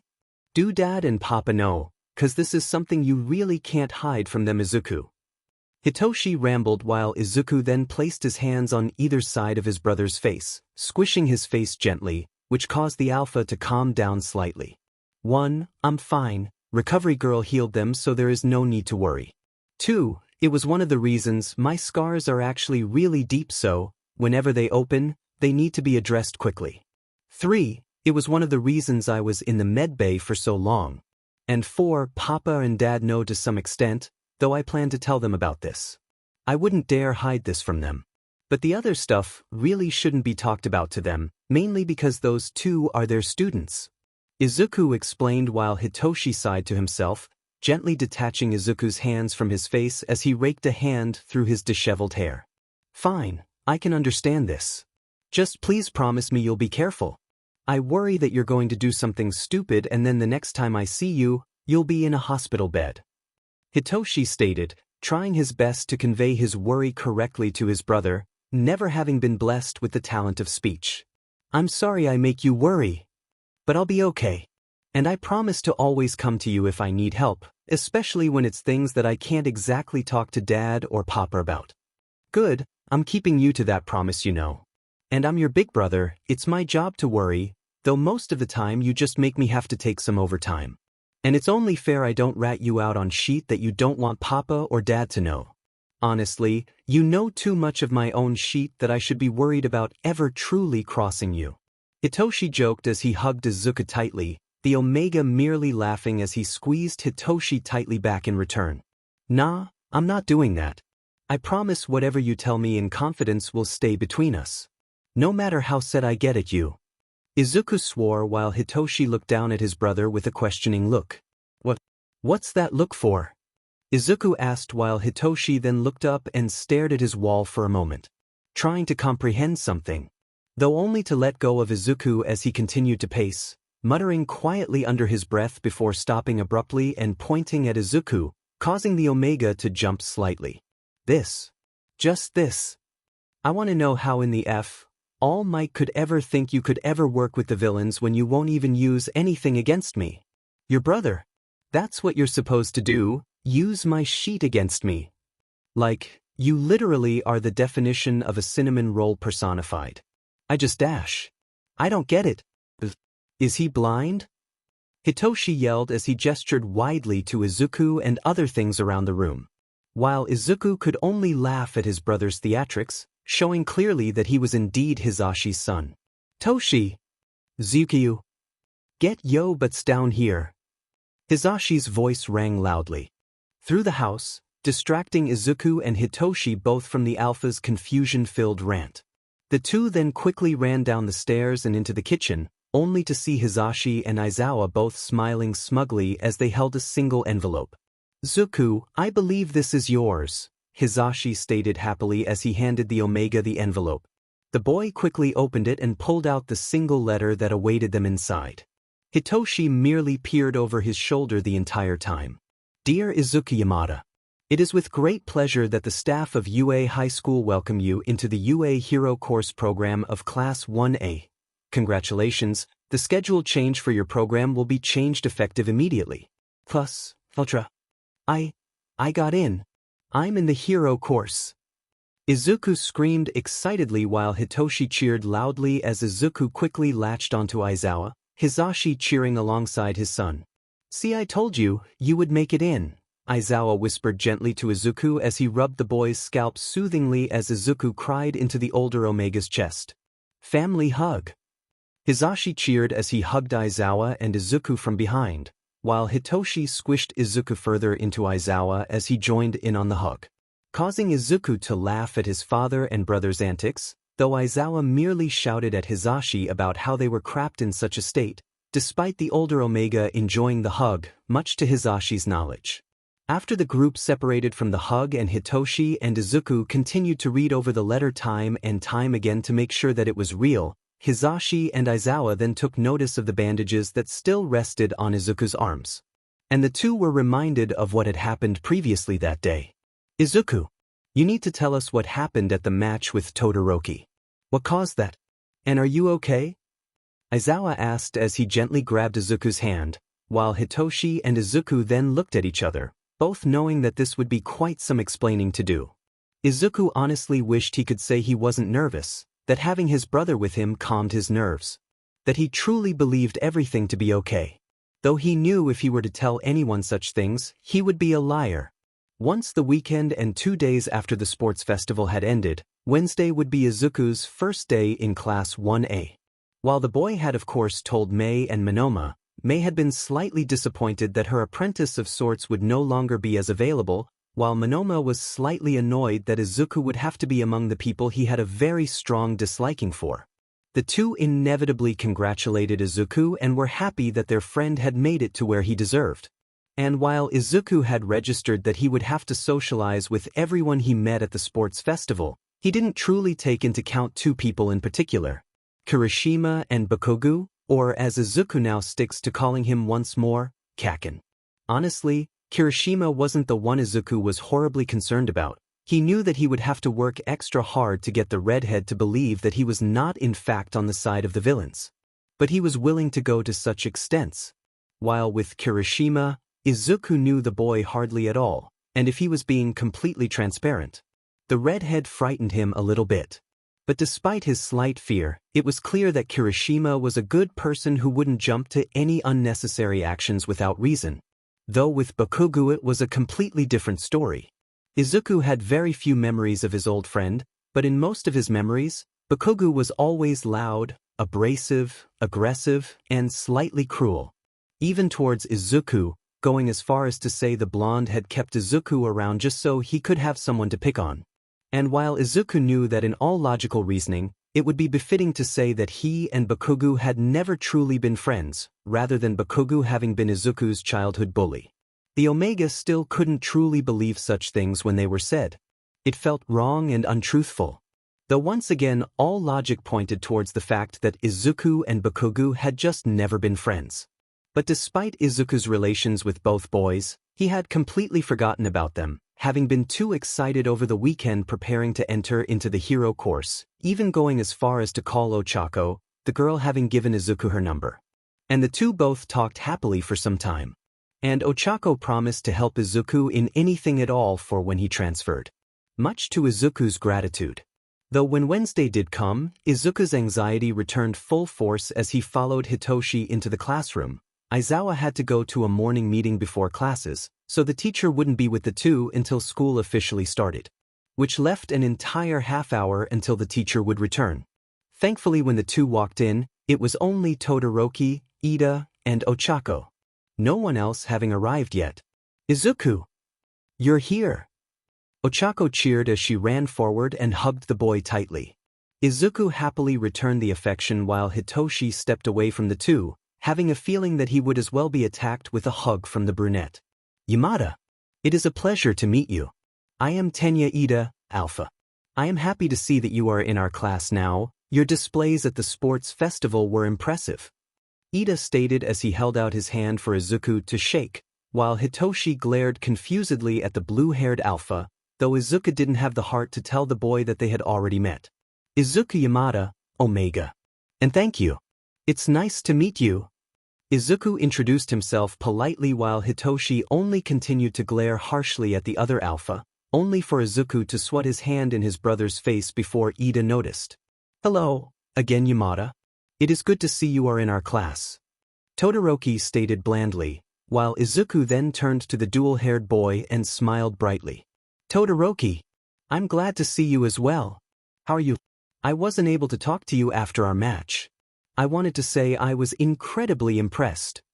Izuku stated cheerfully while Todoroki smiled gently at the boy, the small upturn of his lips barely visible if at all. Actually, I was hoping I would be able to talk to you as well.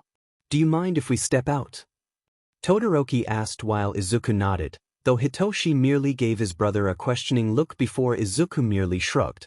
When the two were out in the hallway, Todoroki turned to Izuku with a determined look, while Izuku was only confused further by the determination in the boy's eyes. Are you present mixed secret love child? Now to say the least. That was not what Izuku was expecting. You and maybe. Izuku stuttered, still a little shocked by the bluntness of the question. Does that mean? Is he the one that harmed you? Todoroki asked hesitantly, as Izuku then went wide-eyed at Todoroki's question, the boy only then remembering what he had told the dual-haired boy amid their battle. Because I know what it's like, Todoroki. I know what it's like to be burdened with a quirk by your own father. I know what that pain is like. And we want the same thing. We want to be heroes. Izuku shouted back while Todoroki stared at the boy wide-eyed. Oh, definitely not. You see, Present Mike is my dad, but he's technically my uncle, though he's my mom's brother-in-law, and he and his husband adopted me. Izuku explained while Todoroki sighed, the dual-haired boy relieved that his teacher wasn't similar to his father. Wait, his husband? Isn't that Aizawa? Todoroki asked while Izuku went pale at the question. How the hell did he figure all of this out? Izuku thought to himself as he nodded slightly, seeing no point in lying to the boy. How did you figure all of this out? Yamada and Aizawa seem to share a mother and son relationship, and they usually showed up together, and he resembles Aizawa quite a bit, not to mention I saw how Present Mike hugged you and talked to you. It was clear he was acting as a father would. And seeing as you and Yamada are brothers, it was not hard to figure out that they were together and your parents. Todoroki explained while Izuku was left shocked. Okay. Well dang, I didn't think anyone noticed. Most people don't really notice anything. Izuku stated sheepishly while Todoroki huffed slightly. Well, most people focus far too much on the wrong details and they miss the actual picture, Todoroki stated while Izuku could only nod, not truly knowing how to respond to the boy. And I realize I haven't actually introduced myself. I'm Shoto Todoroki, Omega. Nice to formally meet you, Yamada. Todoroki introduced himself while Izuku smiled at the boy. You can call me Izuku, it'll get confusing if you say, Yamada, Izuku stated while Todoroki merely nodded, though the two then noticed that more of the class had begun to arrive. Along with Aizawa walking into the classroom, still somehow in his sleeping bag, the man merely nodded to Izuku as he passed him. I suppose we should go inside. Yeah. Once getting back inside, Izuku looked to Aizawa, hoping the man would tell him where his seat was supposed to be. Izuku, you'll sit in the third seat on the far left, Aizawa stated quietly as he slumped back onto the floor to try and get some extra sleep. Once Izuku was seated, he couldn't help but notice that Hitoshi was farther away from him, along with Ochako and Todoroki. So ultimately he was stranded by himself on this side of the room. Though he fully intended on making some new friends.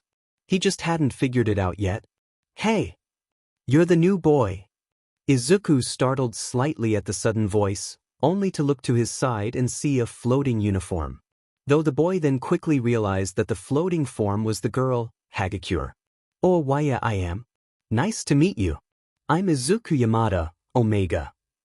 Izuku introduced himself, trying to find a good place to look, though it was hard when the person you were talking to was completely invisible. But you're adorable. I'm Toru Hagakure, Beta. Yamada. Why didn't you tell us you had the cutest brother?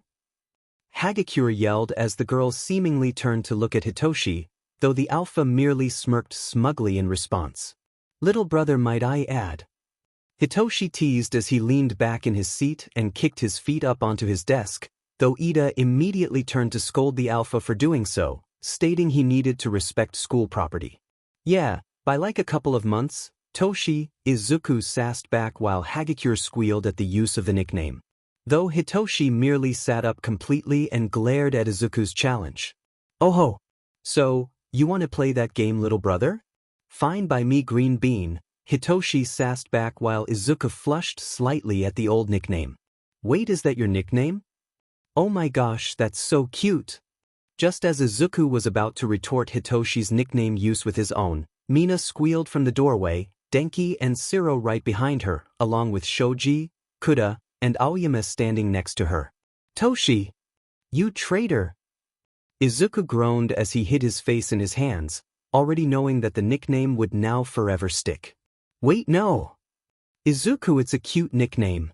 Denki shouted as he, Aoyama, and Mina ran forward to stand next to Hagakure, the three talking and doting over Izuku while the boy merely glared at his brother, though Hitoshi merely snickered quietly to himself as he watched his brother's torment with utter glee. Siro, Shoji, and Kuda merely chuckled as they took their seats, not against the free entertainment. Bonjour mon ami, ravi de te rencontrer. Aoyama, Beta, it is a pleasure to meet you.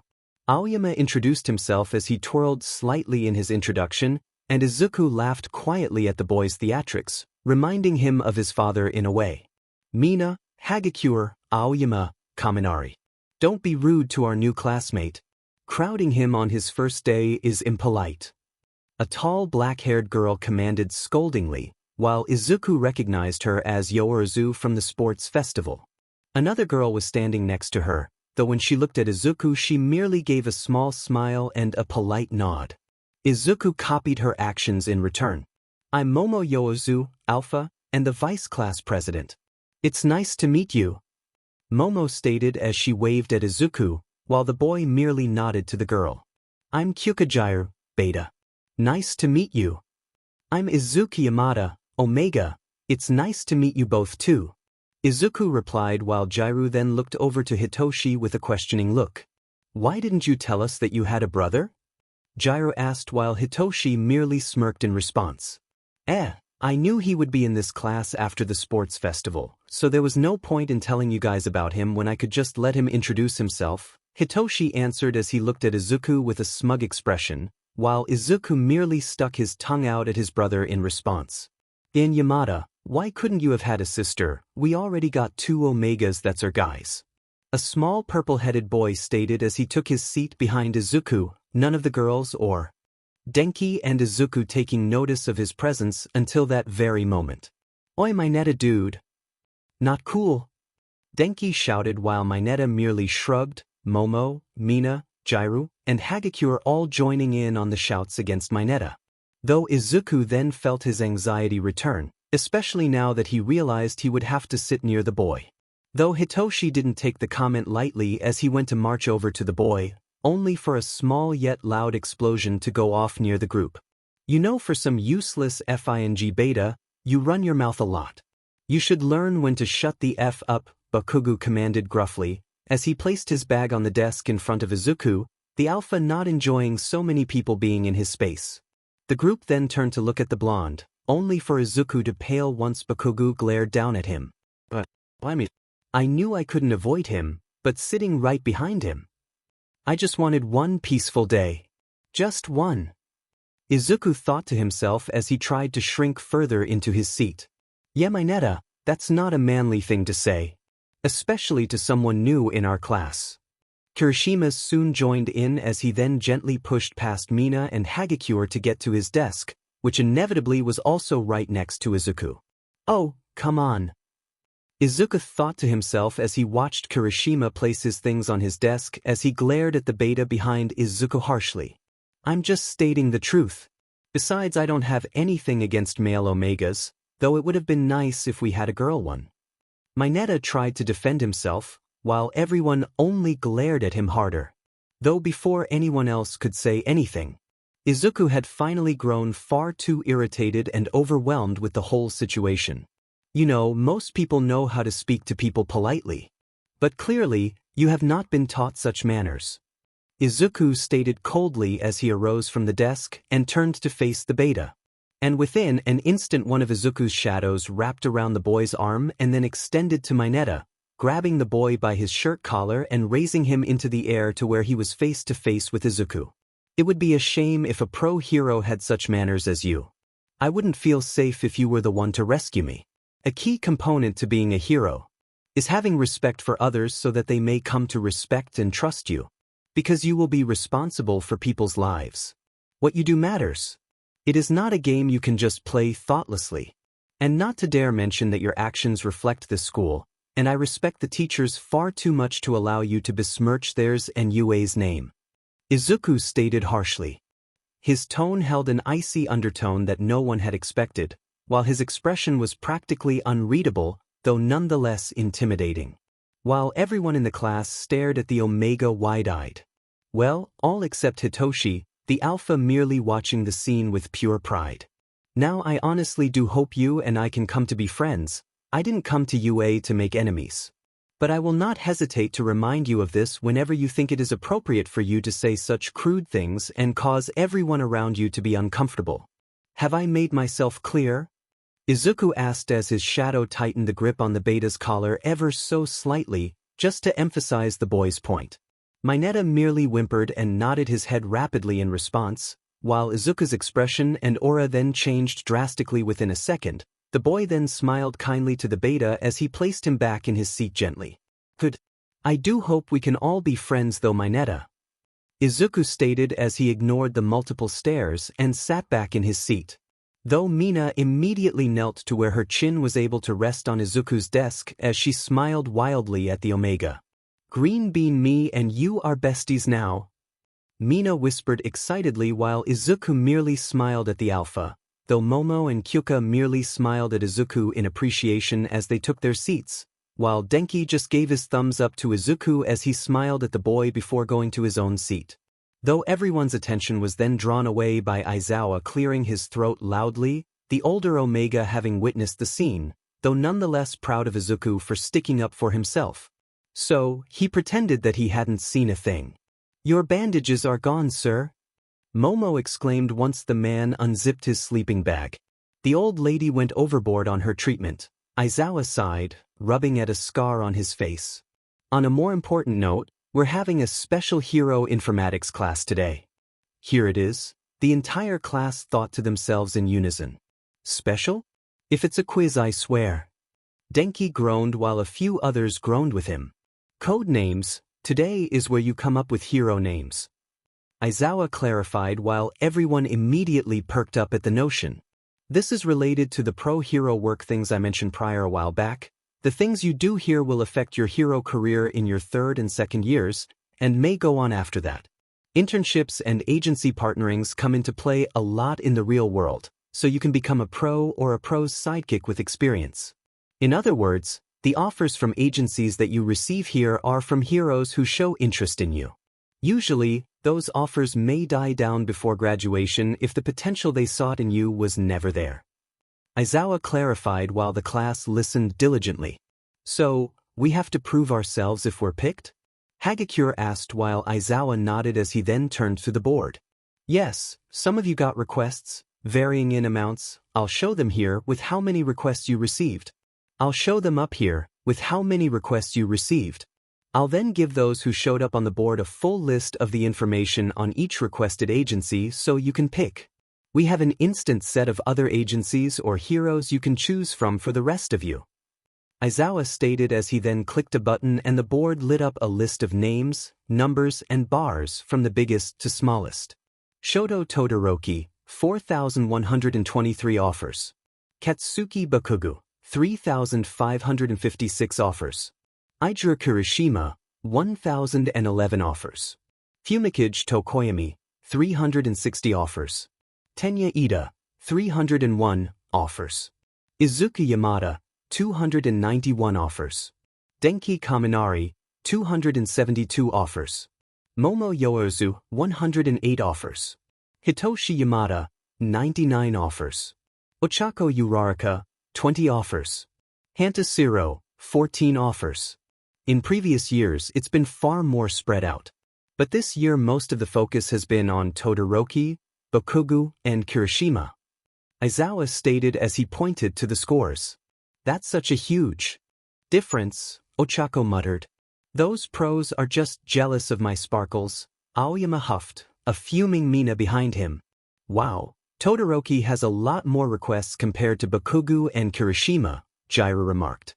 Okay, but would you want to request the angry alpha that had to be restrained on the winning podium? Siro asked as he turned his head to face the girl, while Jiraiya just hummed in agreement. Not my fault if those demon pros are too much of effendi cowards. Bakugo shouted with an irritated tone.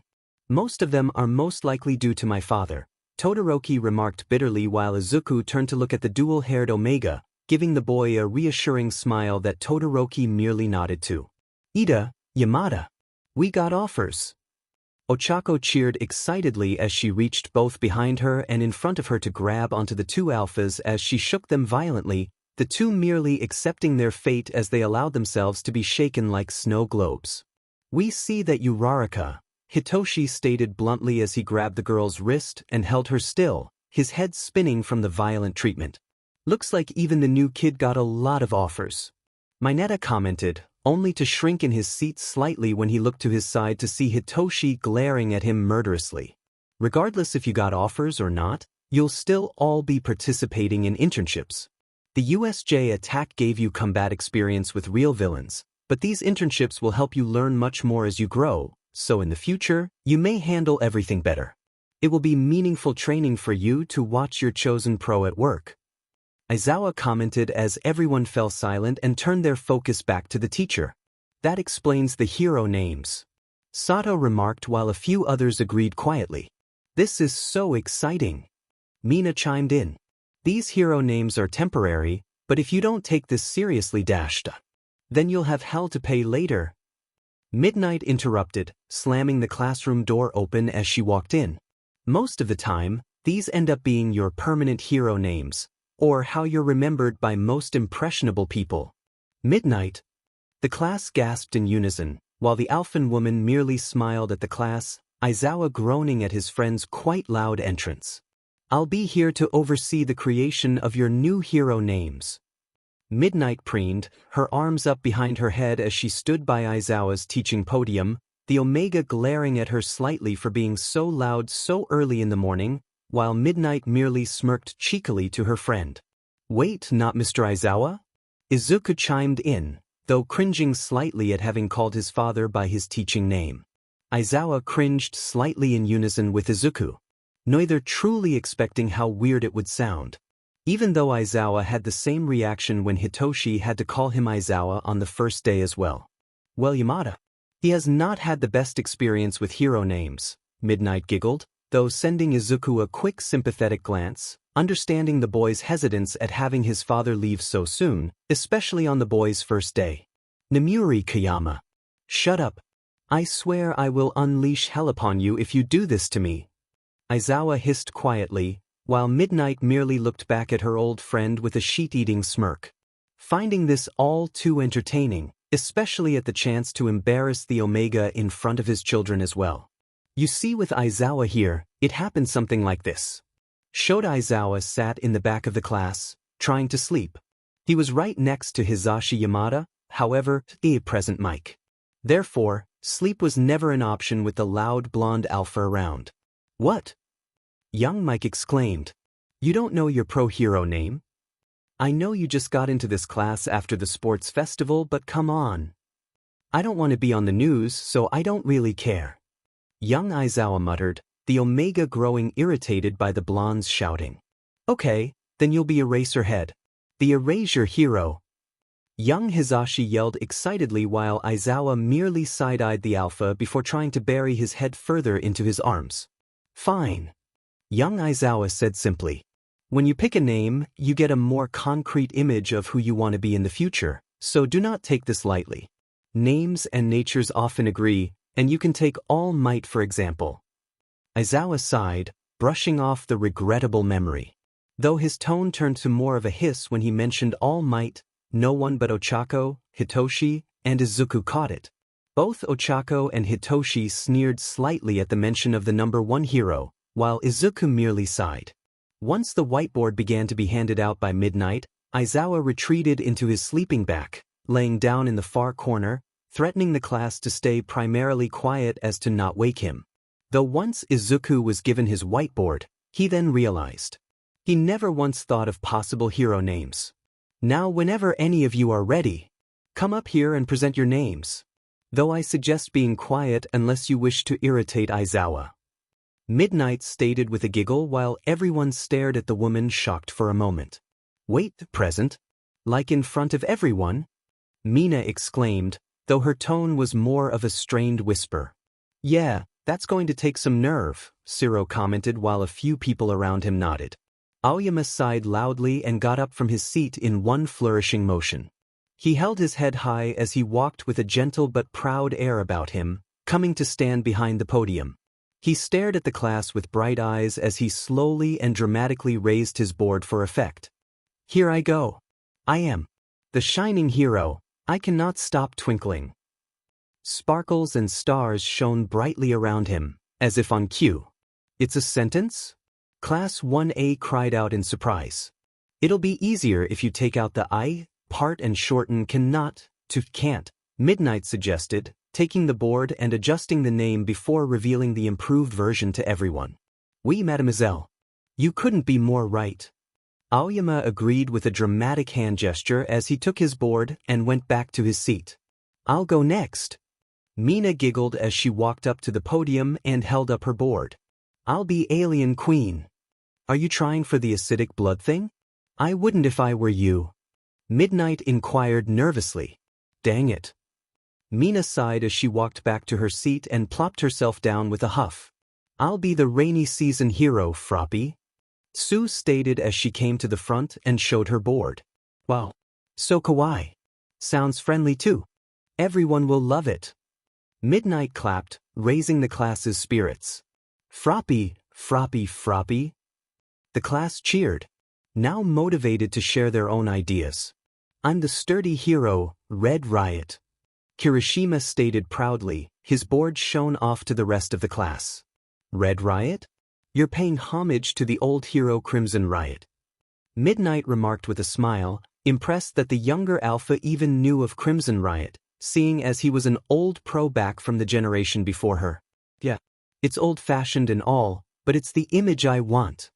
If you're bearing a name you admire, it may put more pressure on you. Midnight commented. Bring it. I'm prepped and ready for anything. Kirishima responded as he pumped his fist into the air. Man, I can't think of anything. Denki groaned as he erased a rejected name from his board. Mind if I give you a suggestion? Jaira asked, tapping the Omega's shoulder. How about jamming ye? Hey, it's like that Hemingway guy who wrote that war love novel, A Farewell to Arms. Sounds smart and cool. Denki brightened up a bit as Jairu held in her laughter. No, it's because even though you're strong, you always end up stupid making that sound. Jairu stated as she finally couldn't hold in her laughter anymore. Not funny, Jairu. Quit teasing me. Denki grumbled. My name is Earphone Jack, the hearing hero. Jairu said proudly, ignoring the electric blonde and earning the approval of Midnight. My name is Tentacle, Shoji said as Midnight gave the boy a thumbs up. My name is Mindjack. Sorry Jairu if it's too much like yours, I had no other ideas, Hitoshi stated as he rubbed his neck sheepishly as he looked at the beta. Though Jairu merely gave him a thumbs up in return, not all concerned with the similarity in hers and Hitoshi's name. The taping hero, Cellophane. Shiro revealed. Nice and simple. Midnight responded. Martial arts hero, Tailman. Ojiro showed his board.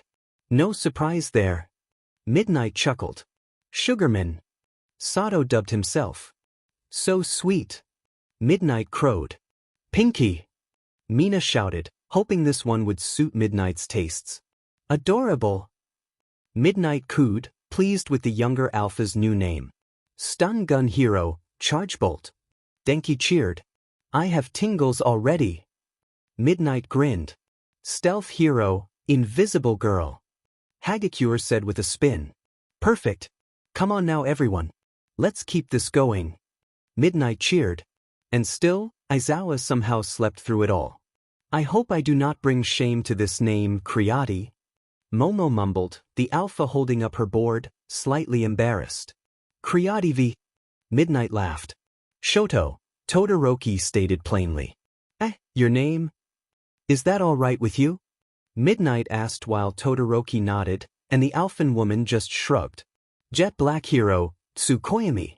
Tokoyami stated as he showed his board. God of the Night. Perfect. Midnight cheered. Fresh-picked hero, Grape Juice. Mineta cheered, though too short to be seen from behind the podium as the board was held up by one of his sticky ball. Preppy. I like it. Midnight agreed. Koda merely showed his board that had the name Anima, as he was too shy to speak. Adorable. I love it. Midnight cheered gently. King Explosion Murder, Bakugu shouted, slamming his board onto the podium. No, Midnight answered flatly. What? What the hell is wrong with it? The younger Alpha growled while Midnight gave him a deadpan stare. What about Explosion Boy? Kirishima called out teasingly, while Siro and Kaminari laughed at the name. You wanna dye shitty hair? Bakugu growled while the redhead laughed loudly at the threat, not at all intimidated. Though the Alpha then walked back to his seat with a grumble. Oh, my turn. I thought of you, Ravity. Ochako stated shyly. So stylish. It's perfect. Midnight replied as she clapped her hands. Now we only have Yamada, Bakugu, and Ida. Which one of you three would like to go? Midnight asked while Ida then stood. On the Alpha's board was simply Tenya, though the boy refused to take his eyes away from his shoes. You want to use your name as well? Midnight asked. I may perhaps change it later. Ida stated as he sat back down, while Midnight merely shrugged. All right then. Yamada. Are you ready? Yes, ma'am, Izuku stated as he went up to the podium, showing his board. I am Shadow Seeker. Izuku stated proudly, trying to focus mainly on his brother, who of which was smiling widely as he gave his brother a thumbs up. Oh, so creative. I love it. Midnight cheered. There are still many offers coming in for the first years, Cementos remarked as he scrolled through his countless emails, trying to find the means in himself to get them all squared away. Oh, who of which four? All Might asked, the man currently in his skeleton-like form, while Hizashi looked over his computer to Cementos. He knew that the man wouldn't have any for Hitoshi or Izuku, seeing as he had taken the liberty of taking both of his children's requests. But he was still interested. Currently the most recent one is for that red-headed boy, Kirishima, Cementos replied. Truly? Who is a dash? Oh dear gods. Not him. Lord Explosion Murder. Bakugu shouted, slamming his board down for everyone to see, while everyone in class sighed at the blonde's stubbornness with such a name. That's literally the same thing. Midnight shouted, the older Alpha growing tired of the blonde's stubbornness and challenge of authority. Now that we have the names all cleared up, we can start getting into the fun part of internships. Midnight declared after a while. Those who had specific offers from pros will be given those lists, everyone else will get the general lists of automatic hero agencies who can take you on. Think carefully about who you choose. Aizawa stated gruffly. The Omega truly had not been ready to wake up from his previous nap. And now slightly grumpy. Yes, sir. The class cheered, while Aizawa groaned at their volume. You have until this weekend to decide, so I suggest you make your decisions as quickly as possible, Aizawa stated while everyone looked at the man flabbergasted that they would only have 2 days to prepare. Wait, only 2 days? Mina shouted while Aizawa merely nodded. Yes, now class dismissed. Most everyone in the class spent the lunch PRD in the classroom. The task to pick an agency to internship caused them to lose their appetites. So, Green Bean, who are you going to intern with? Hitoshi teased while Izuku groaned, Ochako and Ida chuckling lightly at the reminder of the nickname. Todoroki merely patted Izuku's shoulder. The group sitting in the back at Hitoshi's desk, most everyone else who was left in the classroom near the front. I was thinking of interning with Mirko. She's not exactly an agency, but she moves around a lot. I could learn a lot from her. Izuku cheered while Ochako nodded. I'm interning with the Dash. At present, Mike. Hitoshi stated, though nearly slipping out the fact that Present Mike was their father. Do you try to refrain from calling Present Mike Dad in school, Yamada? Ida asked while the other four then turned to Ida, though Ochako then looked to Izuku. Wait, you knew? Hitoshi asked as Ida merely nodded. Of course I knew. You have his last name. It would be ludicrous if I didn't know. Ida stated while Ochako's jaw fell open. Hold on.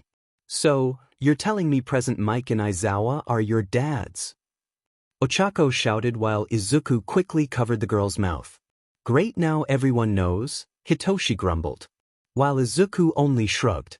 I mean, not everyone, just our friends, Hitoshi. Wait, so it's true that Present Mike and Aizawa are married? I thought that it was just an old rumor.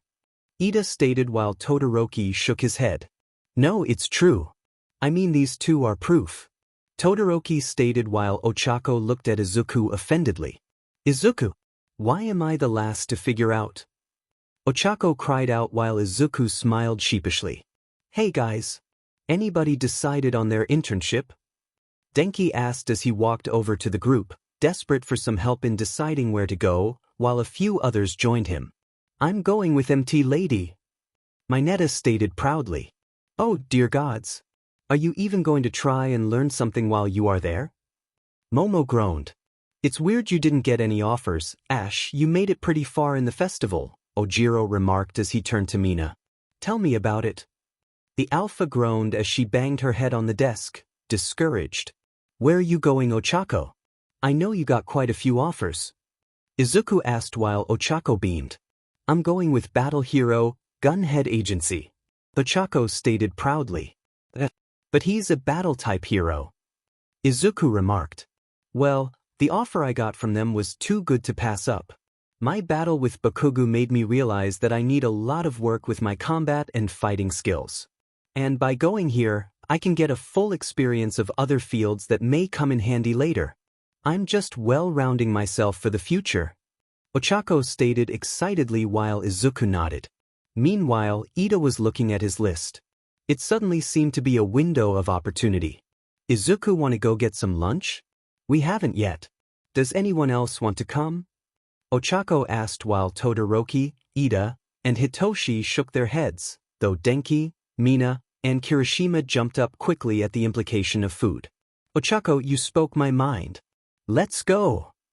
Mina shouted excitedly as the alpha grabbed Izuku and Ochako by their hands and happily ran out of the classroom, Denki and Kirishima following quickly behind them. Though as the group walked to the cafeteria, the door was suddenly slammed open for them. I am here. In a very awkward position. All Might boomed, bowing. The group all flinched back slightly at the sight of the pro. All Might? What do you need? Kirishima asked while All Might stood up straight once more, though Izuku took quick action in hiding behind Denki.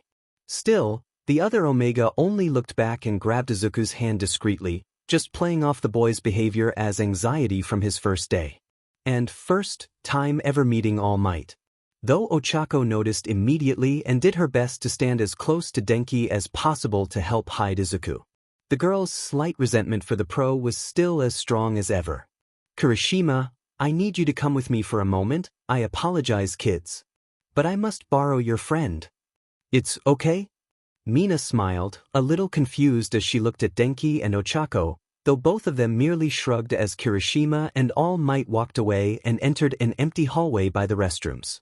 To put it shortly, you received another offer from a hero, specifically for you. And I'm not so sure if he will be willing to take a no as an answer from you. Oh wow. Really? Yes, his name is Gran Torino. He was my UA homeroom teacher for 1 year. And he helped train me with One for All. He was a sworn friend of my processor. All Might went on while Kirishima nodded.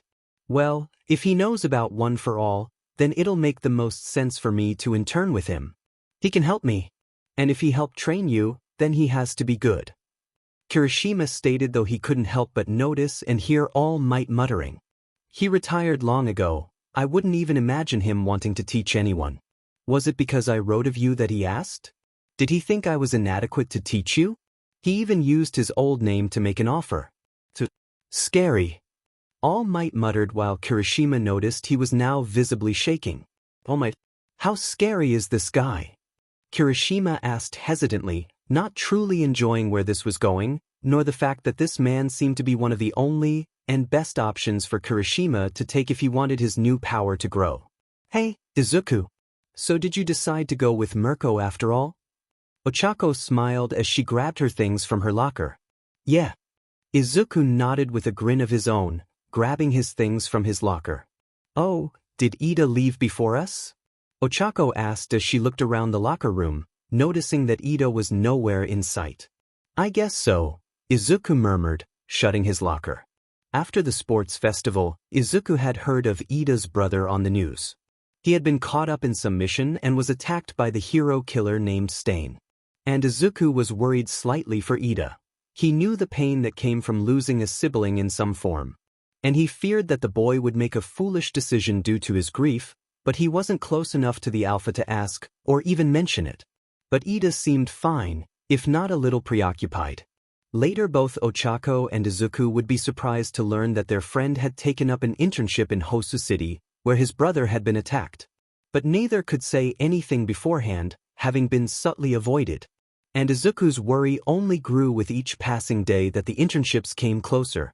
And despite warning Aizawa and Hisashi, the two could only promise Izuku that they would indeed keep an eye on the boy, though unfortunately they were not allowed to influence Ida's choice in where he took his internship. And the forms had already been submitted. So, Izuku knew he would have to keep a close eye on his new friend. You all have your costumes, right? Aizawa asked days later.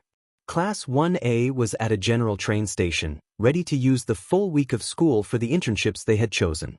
They were told to pack lightly and take their hero suits with them. Most everyone had a little backpack, and their hero suits were packed neatly away into special cases. Each costume had gotten a bit of an update over the days that passed, too. Everyone nodded in response to the teacher's question. Remember, you are not allowed to wear them out in public. Don't drop the cases either. Mind your manners with the heroes. Off with you now, go. Aizawa reminded the class as he pointed to the trains. Yes, sir. The class chorused, heading off in their respective direction to catch their transport. Todoroki's eye was caught by Ida, who walked away to get to his area. He was alone, but not for long. A flash of green flew by him, closely followed by a sliver of brown. Ida, if you ever feel hopeless, let us know. Please, Izuku stated as he tried to catch up to the Alpha. Ochako nodded rapidly despite Ida's back being turned to the two. We're friends. We can help you, we want to. Just talk to us if you need us. Izuku offered. Yeah. That was all Ida muttered as he looked at the two briefly before walking away, leaving the two in confused silence. Kirishima walked up to the address that he had been given. The train ride he had been on for a while separated him from his friends quickly, though it would give him time to prepare for whatever it was that All Might had feared so greatly. He checked the address on his slip of paper once he arrived. It was a rundown building. Taking a deep breath, he knocked on the door hesitantly, honestly fearful that he would break the door off of its hinges with too strong of a hit. Though when he received no reply, he gingerly opened the door and peered inside. Hello? I'm Ida Kirishima, Alpha, from UA High School. I was told to come here to do my internship with Gran Torino. Kirishima called out as he stepped inside. But once his eyes adjusted to the lighting, there he saw an old man in a pool of red. Holy shit! He's dead! Kirishima exclaimed loudly as he jumped back into the door, slamming it shut. I'm alive! The old man's head popped up, a smile on his face as he stared at the Alpha with a smug smirk. The man took a strange satisfaction from the look of pure terror that was still painted across the redhead's face. I was carrying these ketchup-covered sausages. I fell while trying to answer the door. Clumsy me. Who are you now? The elder stated, standing up with the help of his cane and brushing the sauce off of him. Ida Kirishima, Alpha. From UA High School. I'm here for my internship with Gran Torino. Kirishima responded. Gran Torino, Alpha. Good to meet you, I guess. Now help me make some food. I'm hungry. The elder commanded as he turned to walk to the kitchen, while Kirishima merely stared at the man with a confused look. Crap, he's kind of out of it. Maybe he took too hard of a fall. I know he taught All Might, but to be this old and far off in age. Kirishima thought. I want to eat something Tashinori. The old man shouted, plopping down on the floor. That's not me, sir. I just need to make a quick call, okay? Kirishima stated as he pulled out his phone. I need to let All Might know the kind of state this man is in. I think he might have hit his head a little too hard. Kirishima thought to himself as he dialed his mentor's number, only for noises to catch his attention. Hey! Kirishima exclaimed, whirling around to catch the old man opening his hero suit briefcase and rifling around. Fire off a one for all at me. The old man responded, ignoring the girl and continuing to go through the case. Kirishima paused. I want to see how well you handle it. Clearing the show you put on the other day was not your best performance. The old man went on, stopping his motions. This is a good costume, a bit showy, though with that other quirk of yours it makes sense. Put it on fire. It's no good, he won't listen to me unless I do what he says. Kirishima groaned internally. I need to hurry and handle OFA, All Might doesn't have much time left, that's why. I can't waste time messing around with you, sir. Please excuse me, Kirishima said, clenching his fist as he turned and started for the door, forgetting his hero case. In that case, the old man said in a low voice, causing Kirishima to pause and turn around. Suddenly the old man shot up off of the floor, landing on a faraway wall, and then shooting himself through the air to the opposite one, up and down, side to side. Kirishima could just barely follow his swift movements. He then shot himself without warning to the redhead. The young alpha dodged by a hair, and the old man landed and held onto the wall space above the door. He stared him down, a grin and daring eyes as he shut the door from his strange perch. That gives us even more reason to have you fire one off. You ZWT. Kirishima stared back up at him, a flurry of emotions taking over to turn into surprise. I watched the UA Sports Festival. The way you use OFA was disgraceful. All Might is called the #1 hero and the symbol of peace, but he's a disappointing amateur when it comes to teaching. I'll teach you how to properly use your power. So, suit up. The old man shouted while Kirishima broke into a grin. His eyes were set with a look of determination. I'm looking forward to working with you, sir. The alpha replied, stepping back and taking his hero suitcase into the nearby room to change. He slipped out of his school uniform and grabbed the costume. He wears 2 dark red gear-shaped shoulder pads, black sleeves adorning the rest of his arms to keep civilians from being injured by his quirk. A jagged sash joins the one on his left to the right side of his belt, which has a red R set into its center, standing for his hero name, Red Riot. Below this, he wears baggy black pants and a half cape with a ripped hem. He also sports dark red boots and multiple thick rings going around his calves. He leaves his chest bare, and wears a wired guard around his face, reaching from just above his hairline to below his jaw, an extra piece going over the bridge of his nose, and some spiked pieces around his mouth which resemble little fangs. All right, begin. Gran Torino said, waiting in the open area of the building outside the door where Kirishima had changed. Is this okay, sir? If I lose control and fire off 100%, I could hurt you.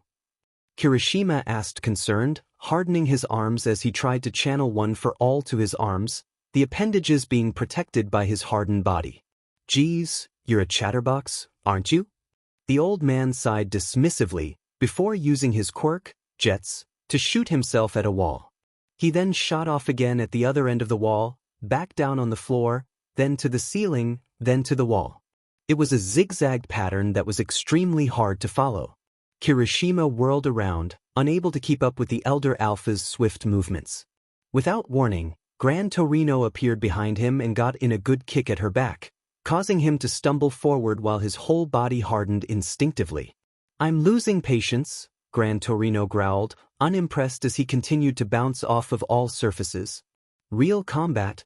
Kirishima muttered, his eyes struggling to track the old hero.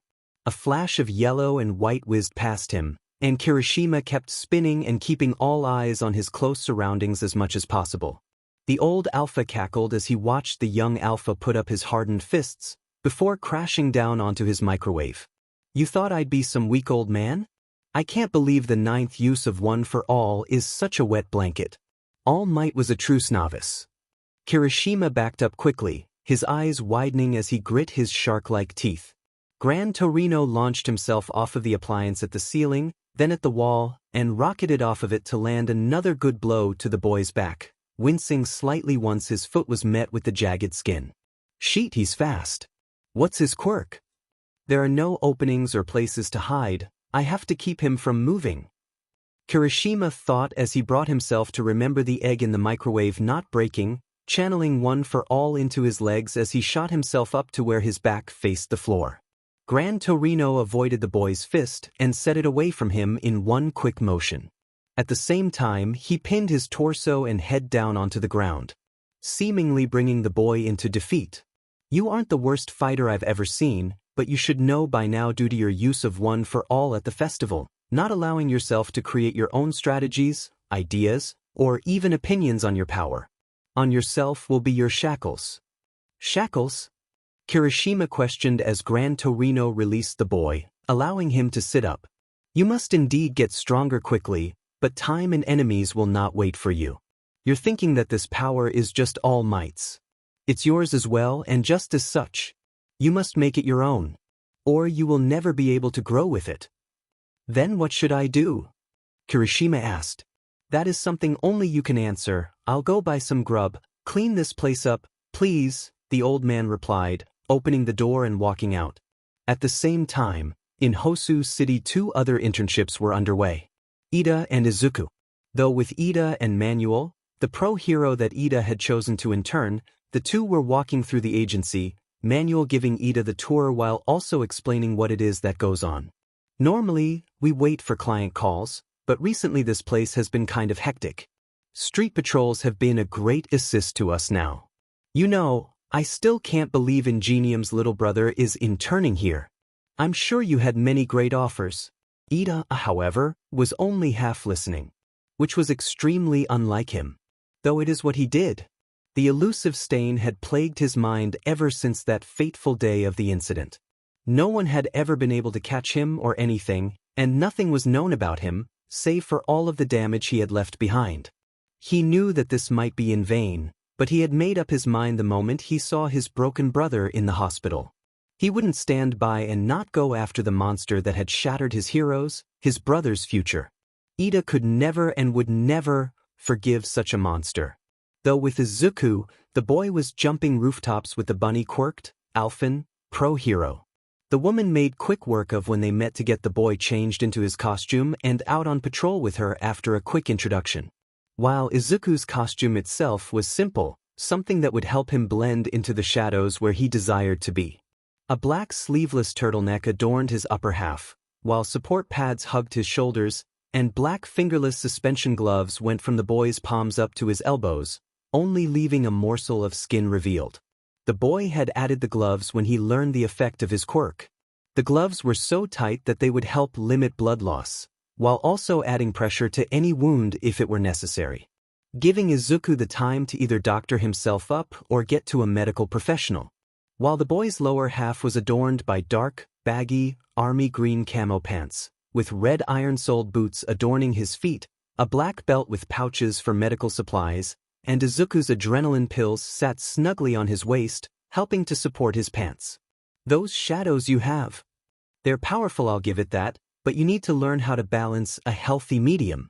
You either go so easy on them that you're just wasting your energy, or you're going so big that you have a minute before you're on the ground. Mirko yelled as she and Izuku continued to run over the rooftops. Izuku just barely being able to keep pace with the Alphen woman. Though thankfully, the pro took mercy on the boy and stopped, leaning against the railing of the building, while Izuku panted for air. You're a fast runner. You are well experienced with using your sheer body power as your weapon. But you've neglected your quirk. And last I checked, your quirk can borrow other people's quirks? Yet I haven't seen you use it at all? Not even at the sports festival. Mirko stated, the woman walking forward to Izuku as she placed a hand on the boy's shoulder. Slightly intrigued by the vines of scars that were barely visible on the boy's arms. I don't borrow quirks often, I don't like the idea of leaving someone powerless. It seems cruel. And I have been trying to find a healthy medium, but whenever I try, it doesn't work out well. Izuku explained while Mirko hummed quietly. Well, aren't you the noble one? I know plenty of pros who wouldn't mind the idea of making someone powerless, even if it was just for a few minutes. But I think I know why you can't find that healthy medium. Mirko stated as she walked back over to the railing, peering down at the civilians who were going about their daily lives. Izuku joined the woman a moment later. What do you mean? You're holding on to something. Not sure what, it can be anything. Maybe an old friend, family, or even something traumatic that could have happened in your past. It could be anything at all that could have affected how you see your quirk. And whatever that thing is, you need to let go of it. Mirko stated bluntly, while Izuku stared at the woman flabbergasted. Whatever this thing is, it's either forcing you to use so little of your quirk that it's useless, or it causes you so much grief that it forces you to lash out all of that built-up energy from bottling it up, fighting it for so long, finally having chipped away at your resolve. It's not a pretty thing, it can break a person. But that's why you need to let it go. Or it's going to kill you. Mirko explained bluntly, the woman sparing no detail in her explanation. While Izuku could only stare at his hands in shock, the small vines of scars on his fingertips were still barely visible. But aside from all of that, you're doing good. You might need just a bit more help with your endurance, but that's nothing I can't teach you this week. Mirko stated proudly as she gave a reassuring squeeze to Izuku's shoulder. Thank you, ma'am. No ma'am, chic kid. I ain't that old yet. Now, let's get back to our patrol. Mirko stated as she ran across the rooftop before jumping over to the next, Izuku following after her quickly. Frankly, I don't like you, Best Jeanist sighed, the alpha facing the big window in his office at his agency building. Huh? Bakugu inquired. You only chose my agency because of my hero status. Best Jeanist went on, turning to face the younger alpha. You're the one who put in the offer, Bakugu replied gruffly, crossing his arms over his chest with annoyance. Yeah, recently, I've only been getting good little kids, so you were the first one in quite some time to strike a chord. I watched you at the festival. Your quirk has such great potential, and you can freely manipulate it now with a good grasp of application. Your outstanding talent was already good enough for me to immediately make you my sidekick. However, you have a fatal flaw. You see yourself as the strongest, and this does not look good to others when combined with your ferocious nature. I didn't come here for a DMN lecture, Bakugu growled while stepping forward, only to immediately get restrained by rope-like denim strings to his unwanted surprise. I must correct people like you. Best Jeanist continued, manipulating the imprisoning denim. Heroes and villains are two sides of the same coin. I'll show you those glaring eyes of yours what makes someone a hero. What are you trying to do? Bakugu questioned with a low and dangerous voice, still trapped. Isn't obvious? I'm going to teach you how to be an exemplary hero. Your speech, your appearance, your emotions, your morals, we have much work to do. I have been waiting, Shoto, Endeavor sighed, looking at his son. It seems that you are ready to take the path of the mighty, eh? The alpha asked amusedly. Though Todoroki merely cringed slightly at his father before relaxing his face once more, returning his stoic facade. I have no intention of going down a path you made, I will make my own, Todoroki stated flatly, the Omega being sure to keep his voice as drained and lifeless as possible. Well, either way, get ready. We're heading out. Endeavor said, standing. Where? Todoroki asked, surprised. I'll show you what a hero is. Endeavor smirked while Todoroki once again cringed slightly as he hunched his shoulders. We'll start with 3 minutes, to see what you can do. Try and get a hit on me in that time. Gran Torino said as he started a timer, stretching his legs. Yes, sir. Gran Torino said nothing and only shot off the ground. He quickly bounced off the floor, the walls, the ceiling, and everything. He was swiftly coming closer to Kirishima in just 1 second. Though just in time, Kirishima reacted, Gran Torino then landed a kick to the younger alpha's hardened face. Kirishima stumbled back due to the kick, while Gran Torino continued to jump around the room. If you can't even react to this, then you won't be able to save anyone. Gran Torino shouted, whizzing by and punching the boy's left hip before he could harden his torso. You need to learn to take the offensive. Your quirk is more than just becoming indestructible. It's now something that can destroy even the indestructible. Staying on the defense is a foolish move. And a disgrace to your power. Gran Torino scolded as he continued to jump around the room, landing a few kicks to Kirishima's shoulders or sides in the process. The defense? I can't go on offense if I can't see my opponent. He's moving too fast for my eyes. Kirishima thought to himself. Before his eyes met with the table in the middle of the room, quickly, Kirishima slid under the table before the elder man could land another blow to his shoulder. The attempt to hide made the elder alpha laugh as he dove downwards, aiming to hit the couch and trap the younger alpha. However, the couch was punched up at him, and he was sent reeling back into the ceiling. Now! Kirishima shouted, his body fully powering up. You got me with that distraction, Gran Torino chuckled as the couch fell back down with gravity. Kirishima crouched and jumped into the air at his elder in one swift motion. Red lighting crackled around his muscular form. He raised his fist as he neared the old man, hardening his skin to help ease the blow on his body, while also giving his attack an extra form of strength. One for all. Full force. Kirishima swung his hardened fist, but Gran Torino dodged it. His energy hit some cans on the top shelf instead, causing them to crash and tumble, blowing apart from Kirishima's force. Gran Torino jumped to the other side of the wall behind him as Kirishima fell to the ground. That's the same as last time, my boy? The elder called, diving at his grounded form. Though Kirishima anticipated this and jumped up just as his momentum decreed that there was no turning back. He turned around in mid-air, his electric sparks glowing with pure red. The force of his evasive maneuver threw him up into the ceiling, and then he shot himself off of it, his fist raised and ready above the old man. Smash dash dot. He shouted, but the older man dodged his blow in the nick of time, rocketing to the other wall and launching himself at the young alpha, kicking him to the other side of the area forcefully. Kirishima slammed against the wall and fell to the ground. Gran Torino landed and lifted the timer that was on his belt. The timer rang loudly. 3 minutes. He stated, clicking the button while Kirishima groaned.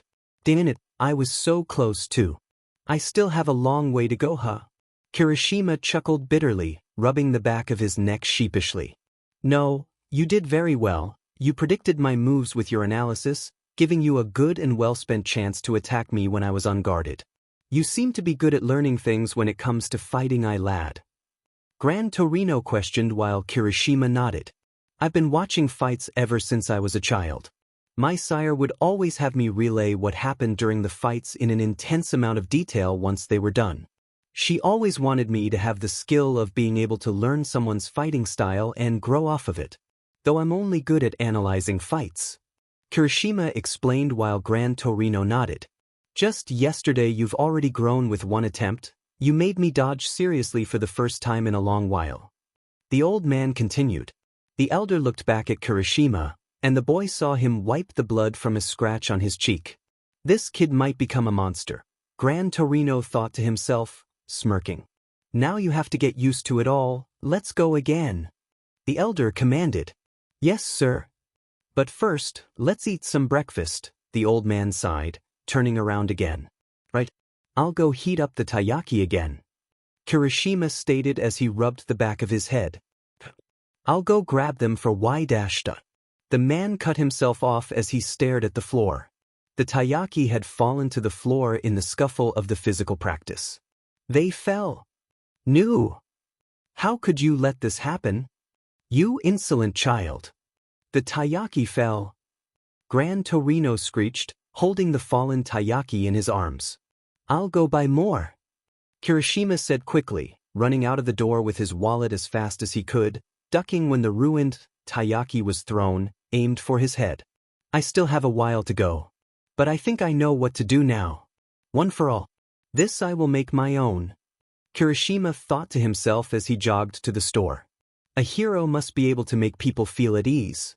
You're capable of keeping them out of danger already, but things like your appearance, speech and actions must be elegant. Do you understand? The number 4 hero raised a comb after using that phrase. Like this. Best Jeanist revealed someone in a chair after saying that.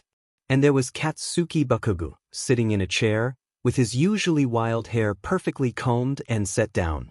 If there are gods, please kill me, Bakugu seethed in his mind. Another masterpiece, Best Jeanist. Interns and agents in the room chorused at the sight of the improved student. In an instant, Bakugu's unruly hair finally defied the comb of the hero and poofed back up to its natural state. It was quite fluffy. Best Jeanist sighed as he raised his comb again, prepared to try and tame the angry alpha's mane once more. Alright, now that we have properly fueled our bodies, it's time to get a start on the day. Mirko commanded as she led the boy into the crowded gym. Ma'am, I mean no disrespect. But should we not be working on paperwork? Your scheduled patrol is around mid-noon. Izuku stated while the woman laughed loudly. You're not wrong, we will have to do paperwork, though since I don't belong to any agency and I don't have my own. I just have to send the emails straight to the Hero Commission. It makes things simpler actually, not having to have a deadline for paperwork like you would if you worked for an agency. Mirko explained as she tested a few of the weights they passed before continuing onwards to their destination. Oh, I see. So what are we doing then? Izuku asked, confused as to why they were passing through a gym, though noticing that most of the people there were pro-heroes he recognized. Well, we do get a good workout during the patrol, but that doesn't mean we shouldn't maintain our skills. It's important to train your body and mind, Mirko stated as she and Izuku walked into a private room, and Izuku noticed it was much quieter. While I don't think it would be smart for you to lift my kind of weights, your quirk requires stamina and agility, right? So, we're going to be working on that. Don't think I haven't noticed you checking your arms, those scars. Do they bother you a lot? Mirko questioned while Izuku's eyes widened at the question. It's a long story. And most people don't react very well, and mostly they end up getting a bad idea of me. Izuku muttered, trying to avoid the question, though the woman merely placed a grounding hand on his shoulder, squeezing gently. Well, so far, I've seen that you are strong, brave, kind, respectful, and a bit timid. And I base my opinions on people off of my personal experiences with them, not stories. The alpha stated reassuringly while Izuku nodded to her. The boy then tugged off the sleeves and unclipped the shoulder pads, revealing his scars fully, while the woman was left shocked at the sight of them, having not realized how far up they went. Yamada, who did this? I know you couldn't have done this to yourself. Mirko stated, the woman crouching to Izuku's height, allowing herself to look up at the boy rather than looking down at him. You am my dad. Izuku muttered, not truly wanting to give the exact description of who he was referring to. Your father. Isn't that present Mike? Mirko shouted at the end, horrified. How many people know he's my dad? But no. It wasn't him or Papa. Izuku immediately exclaimed, taking a mental note to speak to his parents about how many people knew they were his parents. Oh, thank the gods. But, Yamada, who was your father before then? A villain, a really bad villain. But he's dead now. He was defeated by All Might. Izuku stated, not wanting to admit to being related to the monster that was All for One. I see, is that why you didn't want to say anything? Is that why people judge you after you tell them? Mirko questioned while Izuku nodded. Well, that's a shitty thing to do for one. Two, you will not. And I mean never at any point in time. Let someone convince you that you are someone you are not, only because of the actions of someone you could not control. Mirko commanded as she grabbed the boy's shoulders and squeezed gently, giving the Omega a reassuring smile, one that Izuku returned with his own smaller smile. Thank you. You shouldn't have to thank me for that, kid. It's the bare minimum. It's just basic human decency, though I can imagine that a lot of people disregard that, huh? Yeah, most people think I'll end up being a villain like him. Again, that's just really FING stupid. Also, I can tell you're going to be an awesome pro one day. You're willing to put yourself through absolute hell from your own body and other assholes. I think that just proves how dedicated you are to being a hero. And it's something I respect. Mirko stated as she hugged the boy gently, Izuku immediately returning the gesture with a tight squeeze, the woman chuckling at the Omega's cuddliness. Now, let's get working on that workout routine. If you want to use your quirk without hurting yourself, you're going to need to try and build up your stamina so you can last longer in a fight, Mirko stated as she grabbed some equipment. Yes, ma'am. No, ma'am, she kid. I ain't that old. Mirko commanded. Sorry. Izuku squeaked. Meanwhile, at UA, All Might was having tea with an old police friend of his. He had come in on short notice to update All Might on some things he wanted to check out. All Might was in his skeleton-like form as his close friend relayed what he knew. You remember that Nomu that you fought at the USJ? We located it and took it in. It was extremely docile surprisingly, and it didn't resist, even when we gathered its blood for some DNA tests. What I'm about to tell you is strictly confidential, since you aren't on the cases. I know I can trust you, but it'd be reassuring all the same to have your confirmation.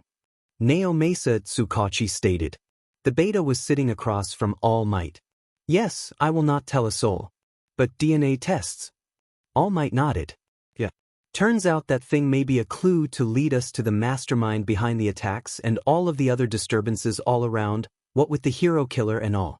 After observing the Nomu at a specialized institution, we realized that the Nomu couldn't talk. It doesn't give us any other form of reaction either. It is unable to think for itself. The officer sighed.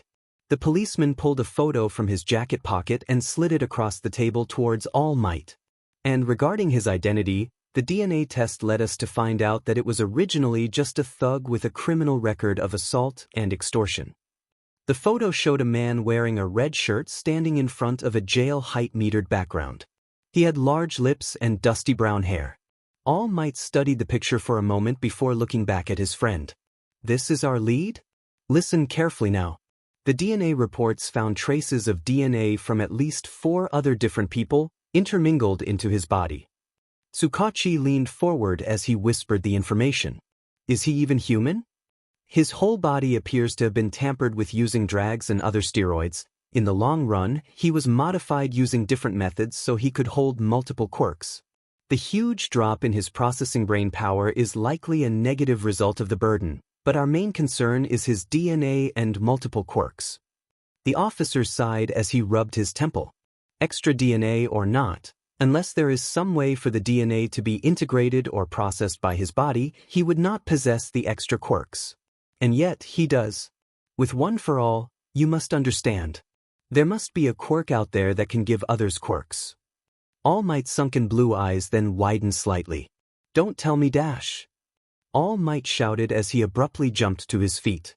Looking at the circumstances and the patterns, it would be reasonable to assume such a thing. That's why I had to tell you. The officer stated, knowing exactly what the Alpha was thinking about. All Might stared at his friend a moment longer, then walked to the large window next to the table where they sat in the teacher's lounge. The sun was setting, and the sky glowed a warm orange and scarlet. He slowly grew to his muscular form as Tsukachi watched. I see that I will have to keep a closer eye on things than I had thought. Young Kirishima, I hope that your decision in giving that boy a chance will not lead you to ruins. All Might thought to himself as he watched the sunset. Back in Hosu, the pro-heroes had decided to take their interns on patrol, only to be faced with a very difficult and messy situation. Nomus, a whole group of them, were attacking the city, and all nearby heroes had been called to help, including Mirko and Endeavor. Though once getting to the scene of action, neither Mirko nor Manuel noticed their interns stepping away, and stepping into a huge problem. So noisy, those idiots just had to have their stupid fun, eh? I'll dispose of their lackeys later. Right now. Stain grumbled, turning to his next victims, holding a bleeding hero up against a wall by his head in an alley. I have more important matters. Stain finished, looking the hero up and down. My body won't move. The pro-hero native yelled in his head. The beta was completely paralyzed. But how? You'd be a die. Native rasped in pain. If you call yourself a hero, Stain advised, sliding a long sword up towards the man's throat, Then you shouldn't throw such disgusting words around like that, HM? You wouldn't want your last words to be so rude. The sudden sound of heavy footsteps grew closer, catching the hero killer's attention. It was Ida, running after the one who had ruined his brother's hero life forever.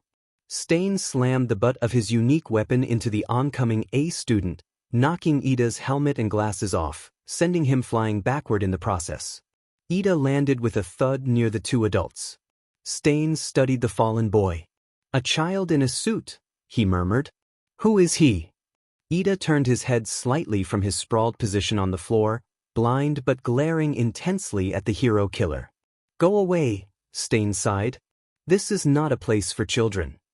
A scarf as red as blood, and knives all over your body. I know that you're the hero killer, Stain. Aren't you?" Ida said darkly, sitting up quickly and not taking his eyes off of the dangerous man. Stain's eyes narrowed as Ida switched his position to his knees, where he could easily sprint at the villain. Within a blink of an eye, the long blade Stain was holding swung up, a mere inch from Ida's eyes. Stain still held onto the paralyzed pro by his head against the alley wall. The hero killer was very much displeased. "Your eyes," Stain noted. "You're here for vengeance?" Ida did not move, his fierce gaze adding only a sprinkle of fear into himself. "Be careful what you say," Stain instructed, not lowering the sword. "Depending on the situation, even children will be targeted." "Are you saying that I am not even a target?" Ida seethed, clenching his fists. "Then listen closely, villain. I am the younger brother of the hero you attacked first here. The younger brother of an amazing elder one. In his place, we'll stop you." With each word, Ida slowly stood, still wary of Stain's weapon. His brother's broken face gave him the strength to move. "Remember our names for as long as you live," Ida shouted. "We are Ingenium, and I am the hero who will defeat you." "I see." Stain readied his sword, allowing the pro to fall helplessly to the ground. Izuku had been instructed to go off to the sides and help citizens get out of the way, Mirko leaping into action to help out a few other pro heroes take down the Nomus. Though when the Omega saw Manuel, the pro hero he recognized that Ida was interning with, the boy paled once he realized that Ida was not with him. "Manuel!" Izuku shouted, running forward to the pro. "Is Ida with you?" "I'm a friend of his." "Where is he?" Izuku asked, while Manuel turned to the Omega and eyed him questioningly, though forgetting about his suspicion once one of the pros was thrown across the street and into a building. "I'm not sure." "He ran off," Manuel answered before running off to help the others, though Izuku knew what was happening. And he wished he would have been able to stop Ida's blinding rage. And quickly Izuku was running off in search of his friend, roof-hopping like Mirko had taught him, paying attention to the citizens while looking into alleyways, praying that his friend was not dying. "I see," Stain murmured, raising his sword. "Die. For Tensei!" Ida yelled, blinded by rage as he fired up his engines. He ran with alarming speed at Stain, who dodged his rush with surprising agility. "Ingenium, eh?" Stain chuckled as Ida was met with empty air. "Your brothers? I only let him live so he could spread the good word." Stain kneed Ida in the stomach with a sharp and spiked knee pad. Ida fell back, and large amounts of blood were drawn from the wound. Stain shoved Ida onto his face on the ground, and Ida strained to look behind him. "You're a weakling," Stain said, raising his sword and bringing it down. Just like he was, Ida yelled in pain as the blade stabbed into his shoulder. The pain was even more blinding than the Class 1A representative's hate, which was fading fast. It was being replaced with fear now. "Both of you are nothing but fakes and have no right to be called heroes." Stain clicked his tongue. "Shut up," Ida growled, his voice breaking. "My brother is paralyzed from the waist down. He's never gonna be able to work as a pro hero again." "My brother was incredible." Ida's voice cracked. "He was a caring person who saved many lives. He was someone people looked up to. You had no right to take that away from him." His brother put others before himself. He denied how amazing he was, humbling himself so others could rise instead. He wanted to be better just to make sure everyone was okay. "He was my hero," Ida whispered. He was the one who inspired my dream to become a hero. Ida's fist clenched. I won't forgive you. I won't forgive you. I'll kill you. The Alpha shouted. Shouldn't you be worried about saving that guy? Stain laughed. Ida suddenly noticed for the first time the pro-hero. Native was trembling on the ground, not moving. Ida's eyes widened. He had been so wrapped up in his rage that he didn't even notice the injured pro right next to him. You were so focused on your own grudge, Stain rumbled, that you planned on using your quirk only for yourself. This vengeance of yours was selfish and ill-spent. Stain slid his sword out of Ida's shoulder roughly, earning a cry of pain. And that's why you will be the one to die tonight, Stain sighed, lifting the sword to his face. And all Ida could do was watch the hero killer lick the bloody blade. Suddenly, Ida felt a burning sensation which led to a dull throb. It wasn't his shoulder. He couldn't move. Goodbye, child. May your death bring about a better world. This motion would be the final blow. Stain rasped, a red aura seeming to come from his as he raised his sword once more. Not like this. Ida strained. His brother flashed by in his mind once more. Manuel did too. All might. Class 1A with Uraraka and Izuku. Say what you want about me. Ida roared through his tears. You're still a killer who broke my brother. Suddenly, Stain was thrown off of Ida. But Ingenium had not moved. In a flash of dark shadows, Izuku landed a heavy punch on Stain's face. He landed, standing in front of Ida protectively. Yamada. Ida breathed, not registering the boy. Don't worry, Ida, Izuku said, glancing back with a small smile for his friend on his face as he slid his phone that he was carrying into his belt compartment. I'm going to save you. Stain stood quickly but noticed the boy. He was the one that Shigaraki had a photo of, the one that Shigaraki wanted to find immediately. He was the memorable one from that silly festival of Yue. Of course, no one but Stain knew these thoughts in his mind. How did you find me? Ida struggled, still frozen on the ground. I did some research too, you know, Izuku replied, his eyes on Stain. You know about my notebooks and analysis. I studied him too, especially after the TV alert. I've observed his patterns, but I didn't think you would end up in the secluded areas where he would always attack. Now, come on, let's, Ida? The Omega asked as he realized Ida remained on the ground. I can't move. Ida groaned. Get out of here, Yamada. Kid, take the boy and leave this place. Native ordered shakily. No. Izuku shouted, now realizing that he had more than one problem. I'm not abandoning you all. What happened? Izuku asked. I think it's his quirk, Ida rasped. It happened that after he cut me bad. You're here to save him? How lovely. However, I'm afraid my prior engagement to kill him overrides your little plot to help them both. Now, what will you do? Stain inquired, making Izuku's head turn away from her wounded friend. Yamada. I said to leave. Ida shouted in despair for his friend. This is not your fight. Meddling when you don't need to, Izuku said slowly, raising his fist as shadows danced around him. Is the essence of being a hero. Stain lowered his sword slightly, realizing something. Izuku rushed at the Alpha, his shadows blurring his path. Good, Stain chuckled, swinging his sword at him. Get close and in one movement. Izuku thought, anticipating this as he ducks the blade. No! Ida yelled. If you get cut, it's over. Stain had pulled a second blade from his side and swung both at him in an X formation. But Izuku used his speed and dove between the Alpha's legs. Stain turned back quickly and was met with empty space. Izuku had jumped and was hanging over him by one of his shadows. He delivered another strong blow to Stain's head. Izuku landed a meter or so away from Stain, who had been sent to the ground. I can do this, Izuku told himself, about to lunge at the hero killer again. But then Stain raised one of his swords and slid his tongue across a certain space.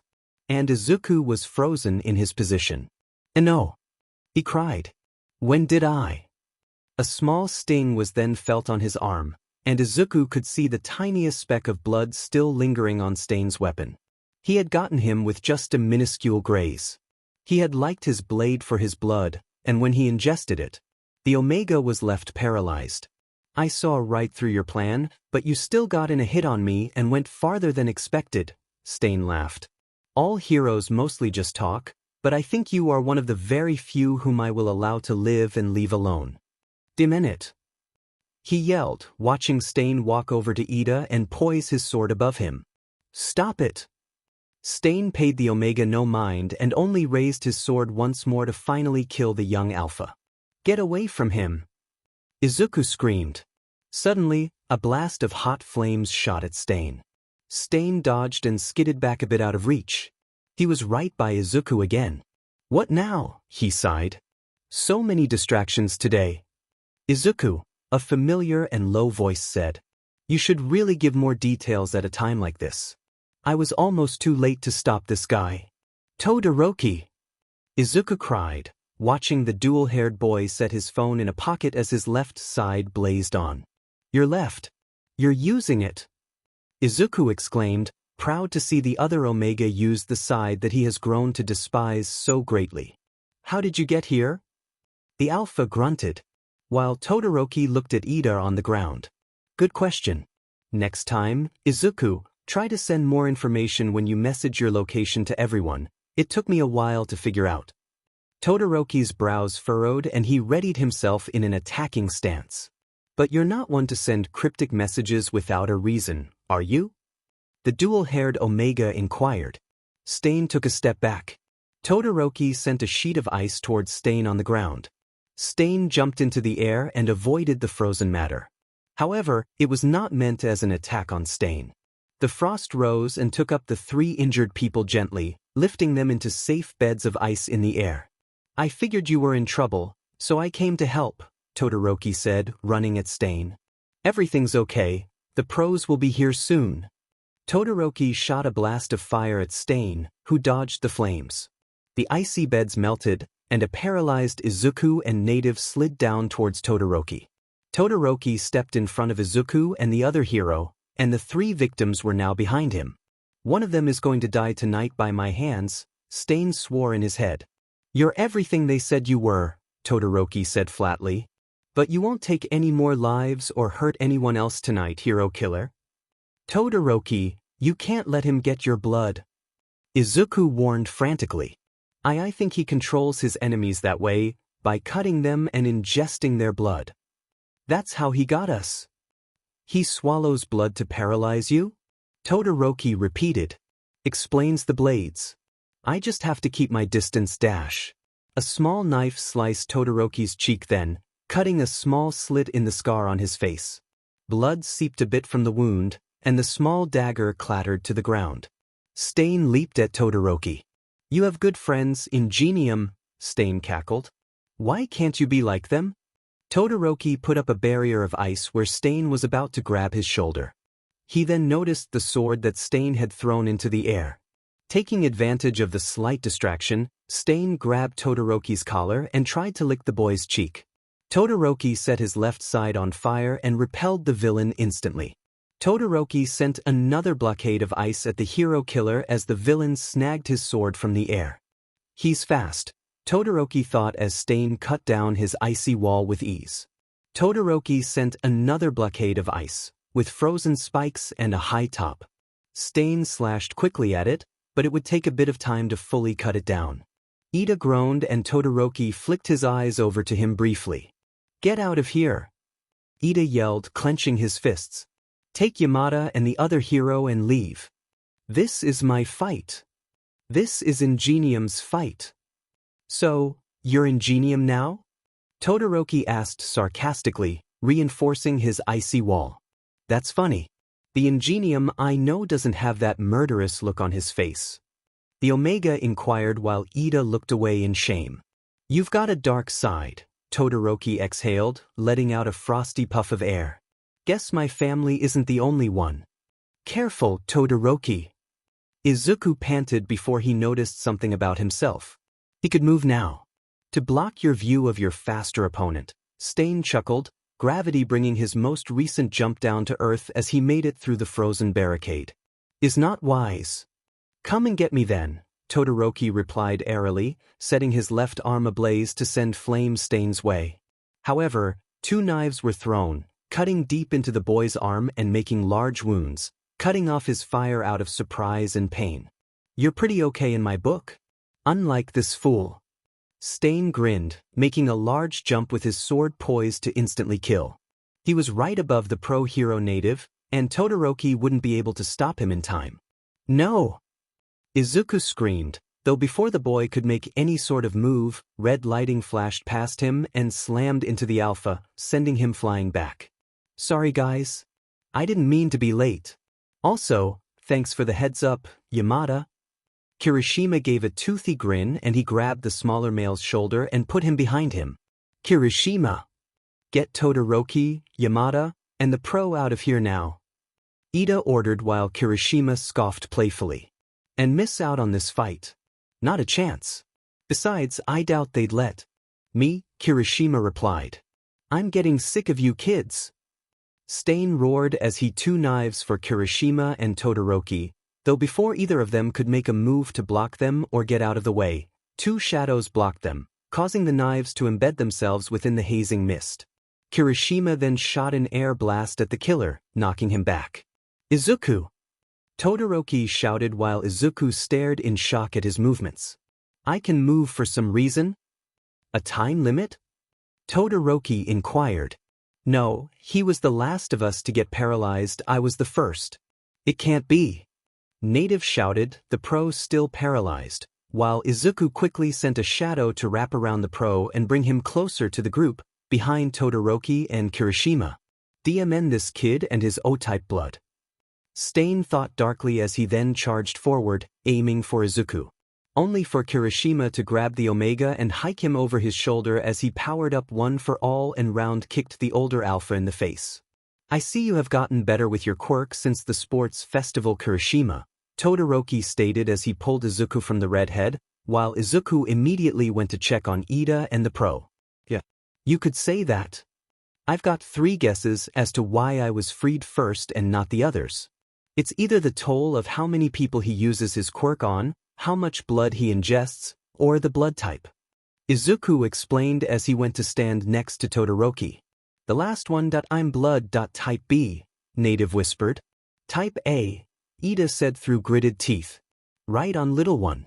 You're smart, aren't you? Stain laughed. It doesn't help us to know what he can do, does it? Izuku breathed. I guess we can't just carry those 2 out of here, Todoroki responded quietly, holding his stabbed arm. We just have to buy the pros time before they get here. We can avoid close combat dash. No, Izuku interjected, looking at Todoroki. You've lost too much blood already. I have the best shot at distracting him up front, and all you have to do is support from behind and guard the others. Sound like a plan? It's a pretty big risk, Kirishima looked down at the short boy. But we can do it. 3 against 1? This won't be easy. Stain muttered to himself from afar. Ida, I've been worried about you since your brother was attacked. I didn't think you would go this far. I recognized the face of someone drowning in resentment, however, and I'm sorry I could help you earlier alongside Yamada. But now, just hold on. Todoroki thought. Kirishima went in for another round of close and brief combat. Todoroki anticipated the Alpha's attack windows and shot his ice or fire whenever he could to help aid the redhead. Izuku had asked earlier why he was using his fire out of surprise, but all it took was to see his old man work and use his flames. If his fire could save someone, Todoroki could set aside his grudge more and more now to do so. It was all so simple. He knew that Ida would one day have to come to similar terms with his idea of justice. Just a few words had shattered his years of hate and bitterness. It was all so simple now. Suddenly, Izuku cried out in pain. His back slammed against one of the alley walls and H's shadows disappeared. Stain had cut his leg with another small graze. Laughing insanely, Stain lunged at the fallen Omega. His attacks are so different from before. Izuku thought in his head as Stain was thrown back by Todoroki's flames. Yamada! Kirishima yelled. Stain liked his blade, landing lightly on his large boots. Izuku yelped in pain and doubled over, freezing as he was paralyzed. Todoroki saw this and turned back to the hero killer with an angry expression. Todoroki sent another wave of ice at a nearing Stain, while Kirishima ran along the wall and went to engage in close combat once more as he hardened his body. Leave. Ida can't watch this. Ida whispered at Todoroki. The dual-hailed Omega clenched his jaw in frustration as Stain launched himself at the dual-haired boy. You want to make your brother proud? Todoroki yelled. Then get up and be Ingenium. Become the hero he wanted you to be. Todoroki's side was set aflame and Ida's eyes widened. He had made a promise to beat Stain. He had sworn it. And now Izuku, Kirishima, and Todoroki were going to be killed, along with the pro because he couldn't do it the first time. Ida couldn't allow it. He couldn't allow his friends to befall a death that was his fault. He would become Ingenium. He would bring honor to his brother's name. Ida moved his fingers.